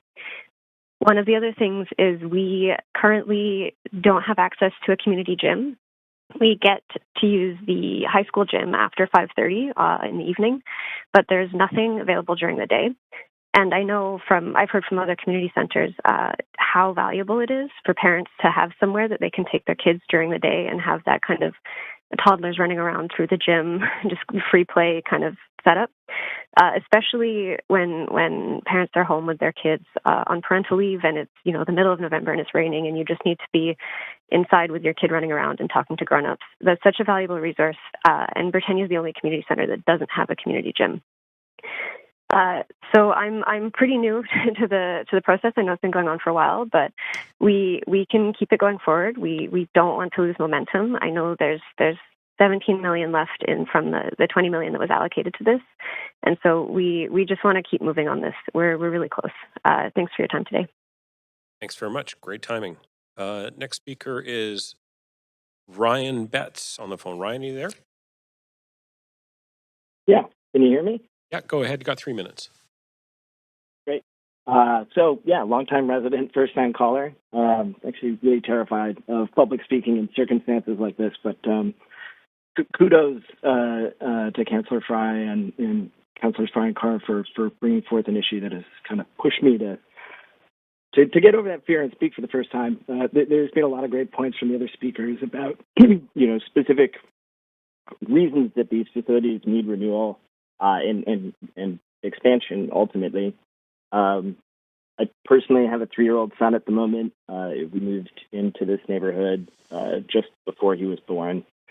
We make use of so much of Britannia Community Center daily. Of course, the ice rink, my son is taken to really wanting to learn to skate. So we're in there all the time, and I understand that the need to repair and improve that. But we make use of Family Place. We're at the library all the time, which is where my wife works. I think while maintaining these things, we really do need to keep an eye to the future. I was a great benefactor of the city's investment, having grown up in Champlain Heights in the 80s. And I really believe that if it weren't for access to the facilities that we had, that were very new and wonderful to make use of at that point, I do wonder if as many of my friends would have gone on to be as successful in their lives and civically engaged as they have been. Because I think to see that your city cares about you really does make you want to care about your city and invest in it. So hopefully we don't leave by the wayside these plans to renew the facilities at Britannia moving forward. Thank you. Thank you very much. The next speaker is Leo Lee. Hi. Hello. Go ahead, Leo. You've got 3 minutes. Okay. Good afternoon, Mayor and Council. Thank you for the opportunity to speak today. My name is Leo Lee, and I'm currently living in Vancouver, specifically near Commercial Drive. I'm speaking today to support the Advancing Britannia renewal. These are the reasons I strongly believe this renewal should be continued. First of all, the facility is in need of updating due to its rundown and outdated, which reduce the chance for the community to enjoy and improve their well-being. Secondly, Britannia is where people can gather and look for all kinds of resources and services. For example, educational programs, health, wellness initiative. So renewing this this facility will improve the quality of life for the community members. Thirdly, a revitalized community will attract visitors, boost local tourism, and stimulate economic growth in the surrounding area. Moreover, community center offer youth programs and after-school activities that provide a safe and constructive environment for young people. So renewal can improve these facilities, leading to better educational outcomes and skill development. And the last reason I can think of is when in time of the crisis of emergency, a community center can serve as the crucial hub for disaster relief, emergency response, coordination, and safe haven for residents. So I hope Mr. Sim and current council can consider this renewal going forward. Thank you. Thank you very much. All right, we have Tom Digby on the phone. Tom, you there? Yeah, hi, good afternoon, councilors. So I'm a park board commissioner, as I think you know, but today I'm speaking as an individual, not on behalf of the park board. I mean, the park board is very interested in the outcome of this motion, and I'm definitely speaking in support of the motion, and thank Councillor Fry and Carr for bringing it forward. So we've heard today that Britannia is really a high needs area. I think everyone recognizes that. And we've also heard today is a very special community of people. The kind of kindness and foresight and compassion for the neighbors that's demonstrated here is something we really want to celebrate in the city. So I'm encouraging council to take action on this motion and to support and to approve it. The one comment I wanted to make today was about jurisdiction. I've been, you may have heard, I've been somewhat critical of City Council in recent months that they're intruding on park board jurisdiction in a variety of places, various fields and splash parks, which really are the park board jurisdiction. But today, regarding Britannia, I want to say, look, I have no complaint. This thing is council's to solve at this point. And I just want to make it clear for everyone who's participating here. Normally, the park board handles swimming pools and skating rinks and community centers, but in this case, because of the strange legal situation for Britannia Community Center, it really is on council's plate to solve it. And the park board is, in this case, willing to, support whatever the outcomes are here regarding our park facilities. So I really want to encourage you to do a good job on this. And I just wanted to let the councilors know that if you do a great job, then, I'll be pleased to endorse you next election for a park board commissioner. So, I think you have a real shot at proving how good you can be at it. And I wish you good luck, and we'll be following it closely at park board. Thank you, Tom. We have one more speaker on the list. Before going back to the list, Pamela Dudas, you're here.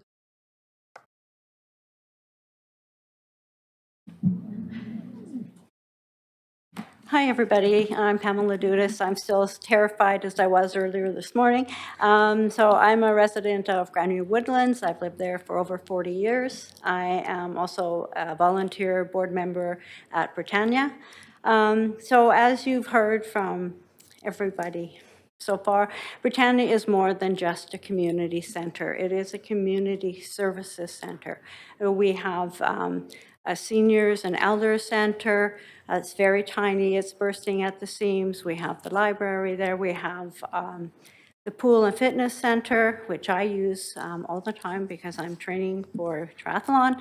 I've got so much to say, so little time to say it all. So we just offer so many things. The library is there, which we can use for some of our meetings, because even our boardroom, we don't even have access to it to even have our board meetings. So we are just bursting at the seams.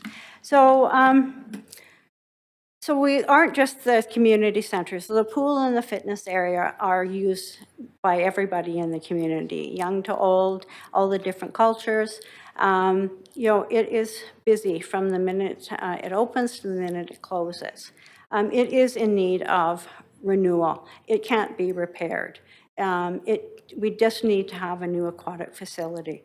Our volunteers are great. We have deep connections in the community. During COVID, we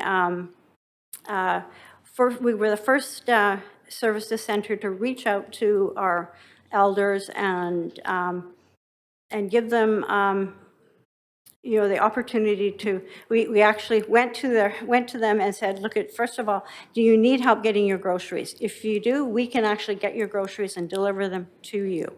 We can also, we also phoned all of the seniors, and myself included, got a phone call and saying, hey, are you okay? Do you need any support from our volunteers? Do you need someone to phone you every day just to see whether or not you're okay? If you just need someone to talk to, we're here just to talk to you. So, it's just a great place. I love it. I would be lost without it. I'm really hoping that you will just, continue forward with it. I have so many things. It's just like, oh my goodness. Maybe I'll put my glasses on. I can squeak in some other things. I guess what Craig has said to me is, we need renewal now, and we've done thorough consultation on the pool and fitness building. So can we just get ready and move forward with it? Thank you. Thanks a lot, Pamela. Great timing. Excellent. Okay, just going to go back to the speakers list. Sarah Levine, speaker 5. Is she on the phone? I'm just checking. Chair Klassen. Speaker 5 did not join. Okay. All right. Thanks very much. So that concludes our speakers. We have a mover from Councillor Fry. Is it second by Councillor Carr? All right. So, Council, can we have any discussion around the motion?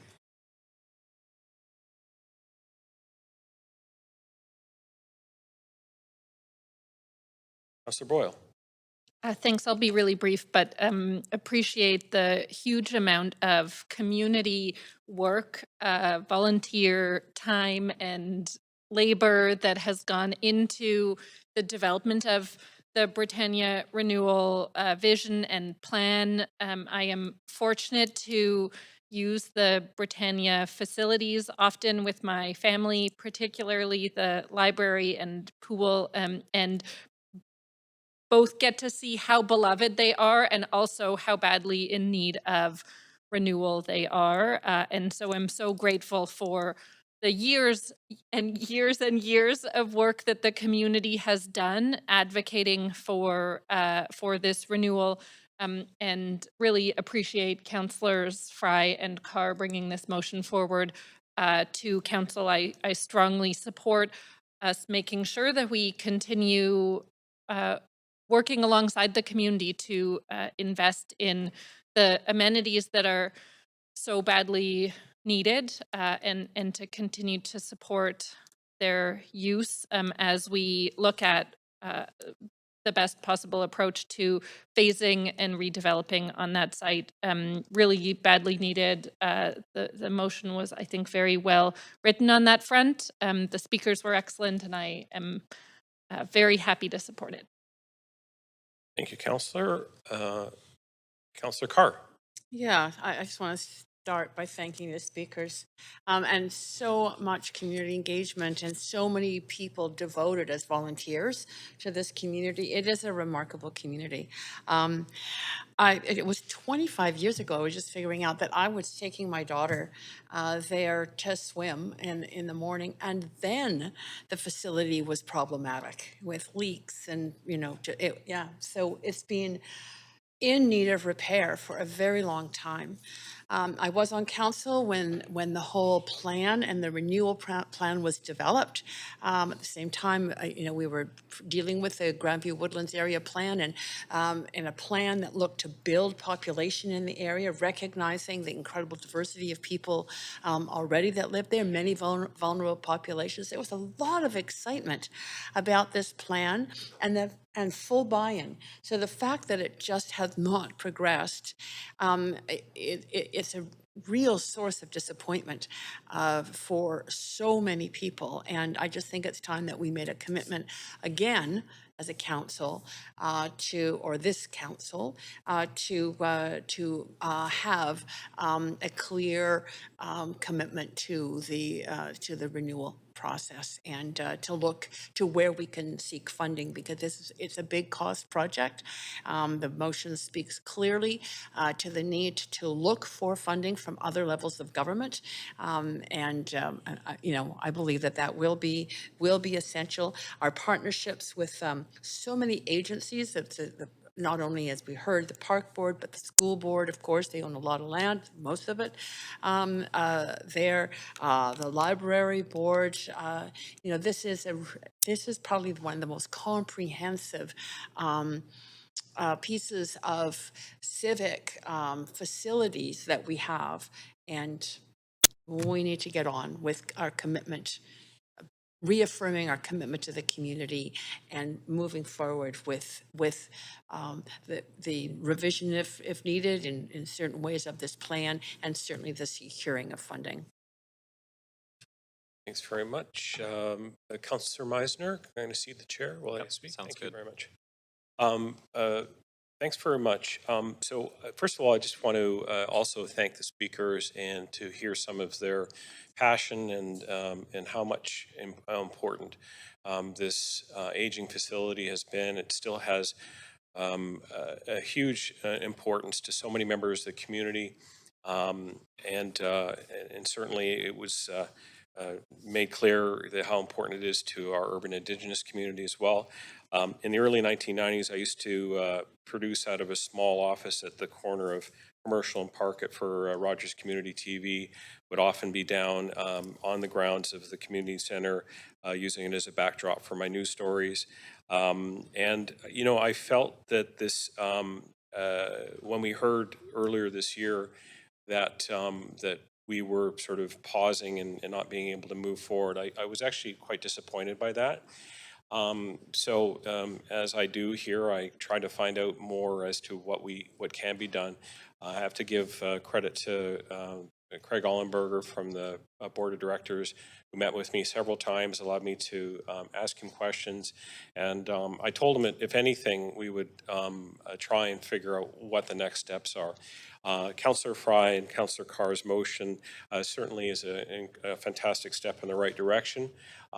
So what I have done, and I will, and I just wanted to let everybody know that I met with Councillor Fry last Thursday. I sort of talked through the motion and had a couple of suggestions that are in an amendment that I will table shortly.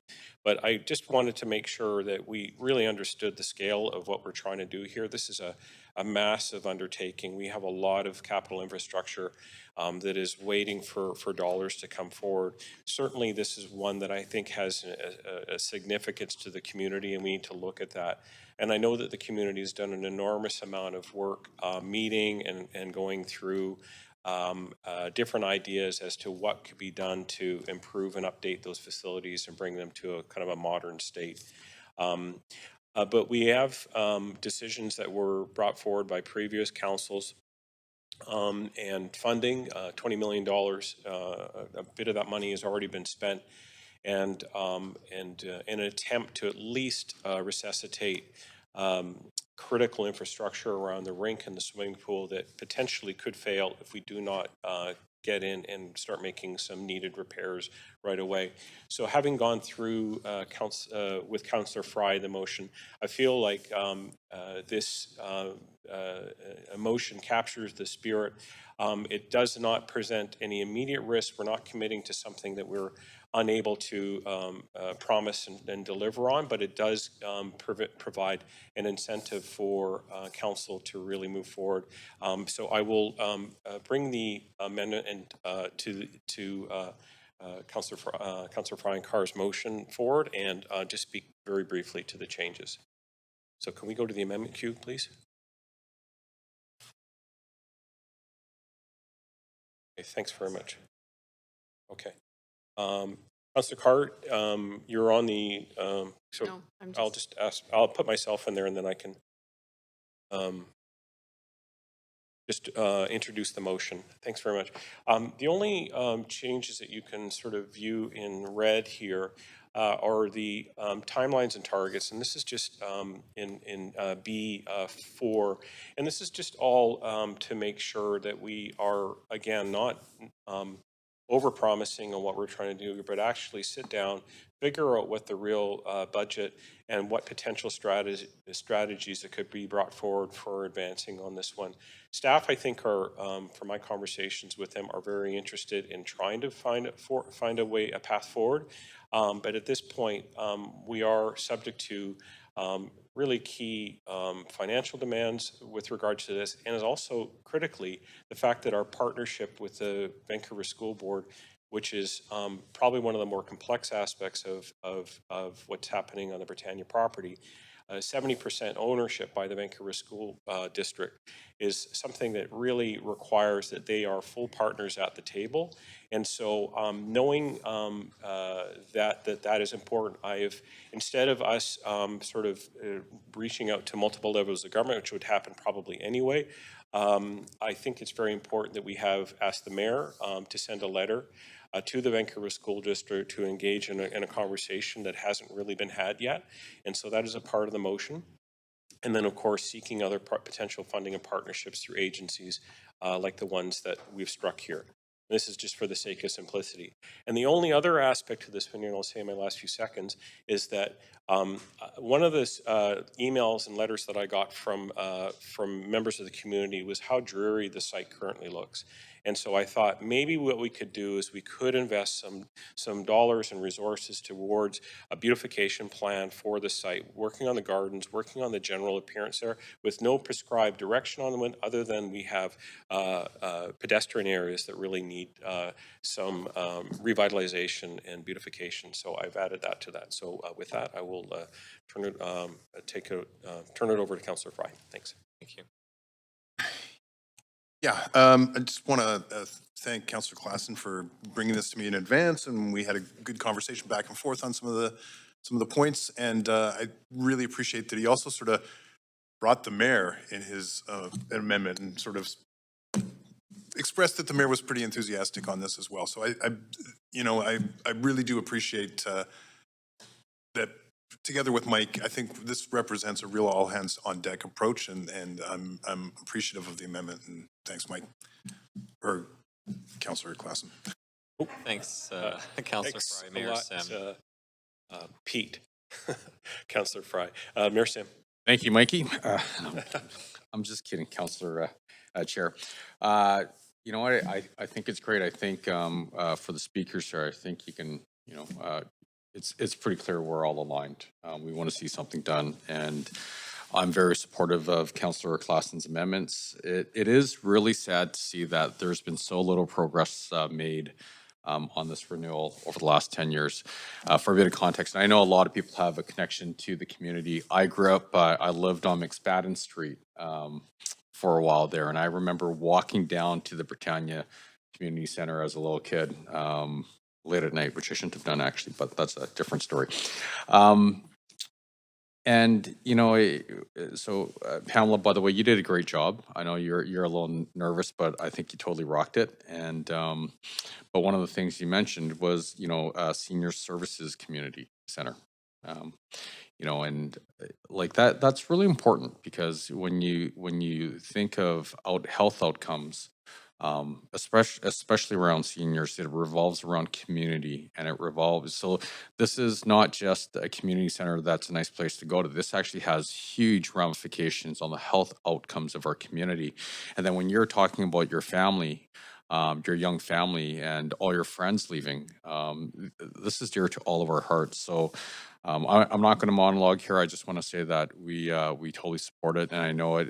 This asks us to write a letter. Make no mistake about it. We're all going to be shaking trees all along the way, in addition to what's in this motion, amended motion, to see what we can do to make this happen. Thanks, Mayor Sim. Yeah, so I'm vice chair. I don't know if you forgot. Okay. Just following procedure. So seeing no one else on the queue, we should take it to a vote.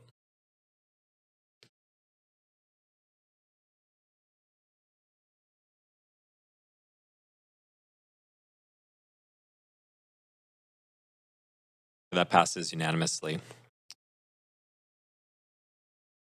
And all. Not done yet. I know we Yep, just done it. that's just the amendment. That passes unanimously. I'll take the chair back from you now. And yeah, now I'll give the chair back to Chair Klassen. Thank you very much. We got Councillor Dominato. Councillor? Oh, sorry. I thought there was others on the queue. Okay. Okay, well then I'll speak to the main motion. Thank you, and thank you to the chair and vice chair. Just to reflect. Pardon me, I think I'm just looking at the control panel here. This is on the amendment queue. We should go back to the main queue, right? Yeah. Sorry, pardon me. So you weren't on that one, but you're quite welcome to continue if you want me to put you on there. Go ahead. That'd be great. Thank you, Chair. Yes, so reflecting, and probably many of the comments have been shared already. I thank Councillor Klassen for the amendment. I actually recall discussions around this at school board in 2017. So it's going back a ways. And I think I reflected that earlier offline and with board staff, and is that we were looking at conceptual plans at that time around renewal for Britannia, recognizing that 75% of the land and the property is school board land and then city lands. And sorry, it's been a long day. But a couple of reflections. I live in the neighborhood, as many know. Like others, I've used the services there on a number of occasions, whether it be the community space, the pool, the rink, the library. And one of the things I love about Britannia, and is something that has many communities have tried to emulate over the years, is co-location of services, and trying to convene and co-locate a range of services in one space. It makes it easier for families. It adds a convenience. And so from that perspective, it's a fantastic model. But I think we all recognize some of the shortcomings of now the buildings are in need of renewal. They're dilapidated. We have a growing community, a need for more spaces, and I know in past iterations of the renewal plan, there was talk about more green space. There was talk about potentially more housing. And so I just wanted to echo the need that I heard from many of the callers about the use of Britannia, and how it serves many, many different needs in the community. And so I just adding my voice of support to the amended motion. So I do thank Councillor Klassen, I do thank Councillor Fry and Councillor Carr for bringing it forward here, and look forward to further discussions and planning in this space. But and thanks to all of you who've come and stayed here throughout the day in person to speak to us, because I know it's been also a long day for you. So thank you. Thank you. Councillor Fry. Yeah, and it has been a long day. So just to sort of, close on some of this, obviously big thanks to all of you, the speakers who showed up and called in. Really appreciate you showing up. Thanks to all my colleagues here for the support and moving this forward, and obviously Councillor Klassen for working with his team and bringing forward those amendments. Thanks to Councillor Bly for thoughtfully including Britannia and as part of the strategic priorities for our next 3 years. And big thanks to the community, to all the folks who have been doing this work for decades and years, and lonely evenings and just doing all the organizing and stuff.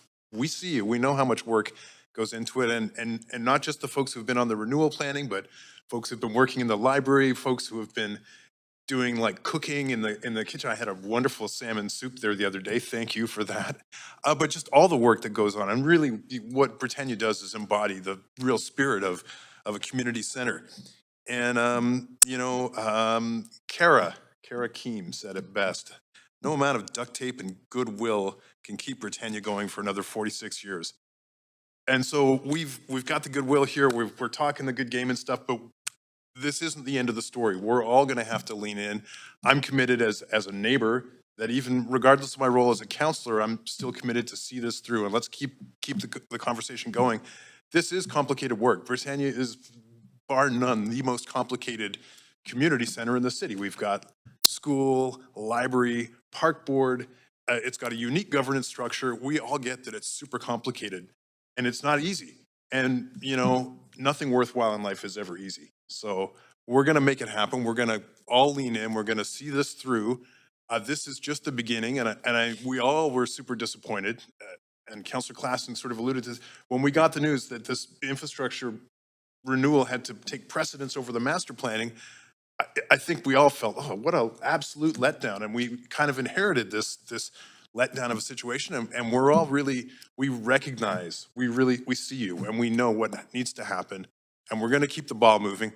We're going to be talking with our colleagues in the province. And I know that, a couple of MLAs have already reached out expressing that they're supportive of this. They want to see how we can make it happen. So let's make it happen.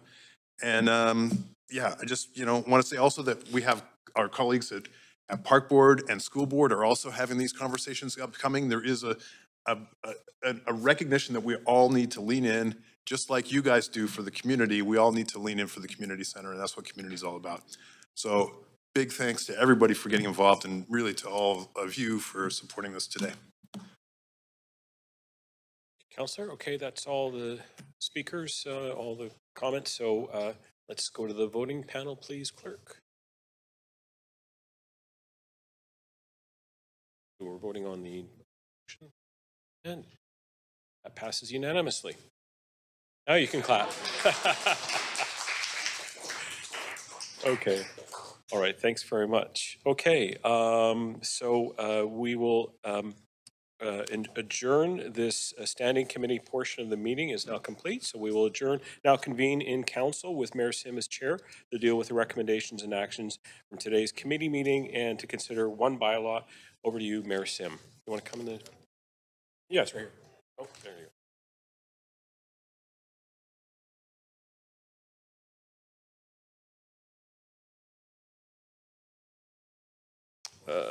Sorry. Great, thank you. So we will now convene in council to deal with the recommendations and actions from today's standing committee on policy and strategic priorities meeting and one bylaw. Clerk, can we please have a roll call? Yes, Mayor Sim in the chair, Councillor Carr.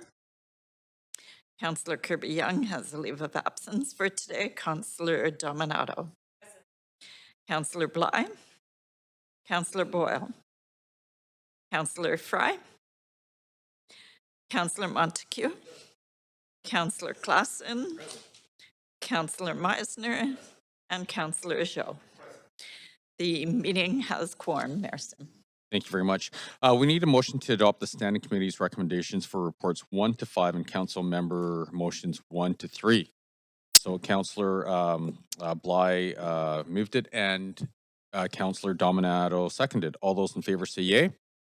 All those opposed say nay. Great, the motion carries unanimously. We have one bylaw on the agenda for enactment. Would someone like to move the motion to adopt bylaw 1? Councillor Joe, seconded by Councillor Montague. Thank you. Council, is there any discussion? Great, seeing none. All those in favor say yay. All those opposed say nay. Great, the motion carries unanimously. The approved bylaw can be found on the city's website. Would someone like to move a motion to adjourn the meeting? Great. That was, Councillor Dominato, seconded by Councillor Meisner. All those in favor say yay. All those opposed say nay. Great. The motion carries unanimously. Thank you very much. The meeting is adjourned. Whew. Right. Part 2. Your waist con. Oh, yeah. That's right. All right. fun thing. Hang out with developers now. Okay. But before that, gotta do some other things. Oh yeah, how was it? It was really good. Oh, awesome. You should let me know next time you go there.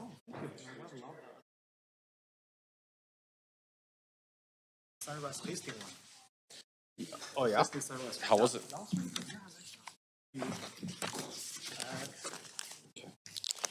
I have to run. Thanks, brother. We'll see you in a little bit. Great, we have to shoot a video.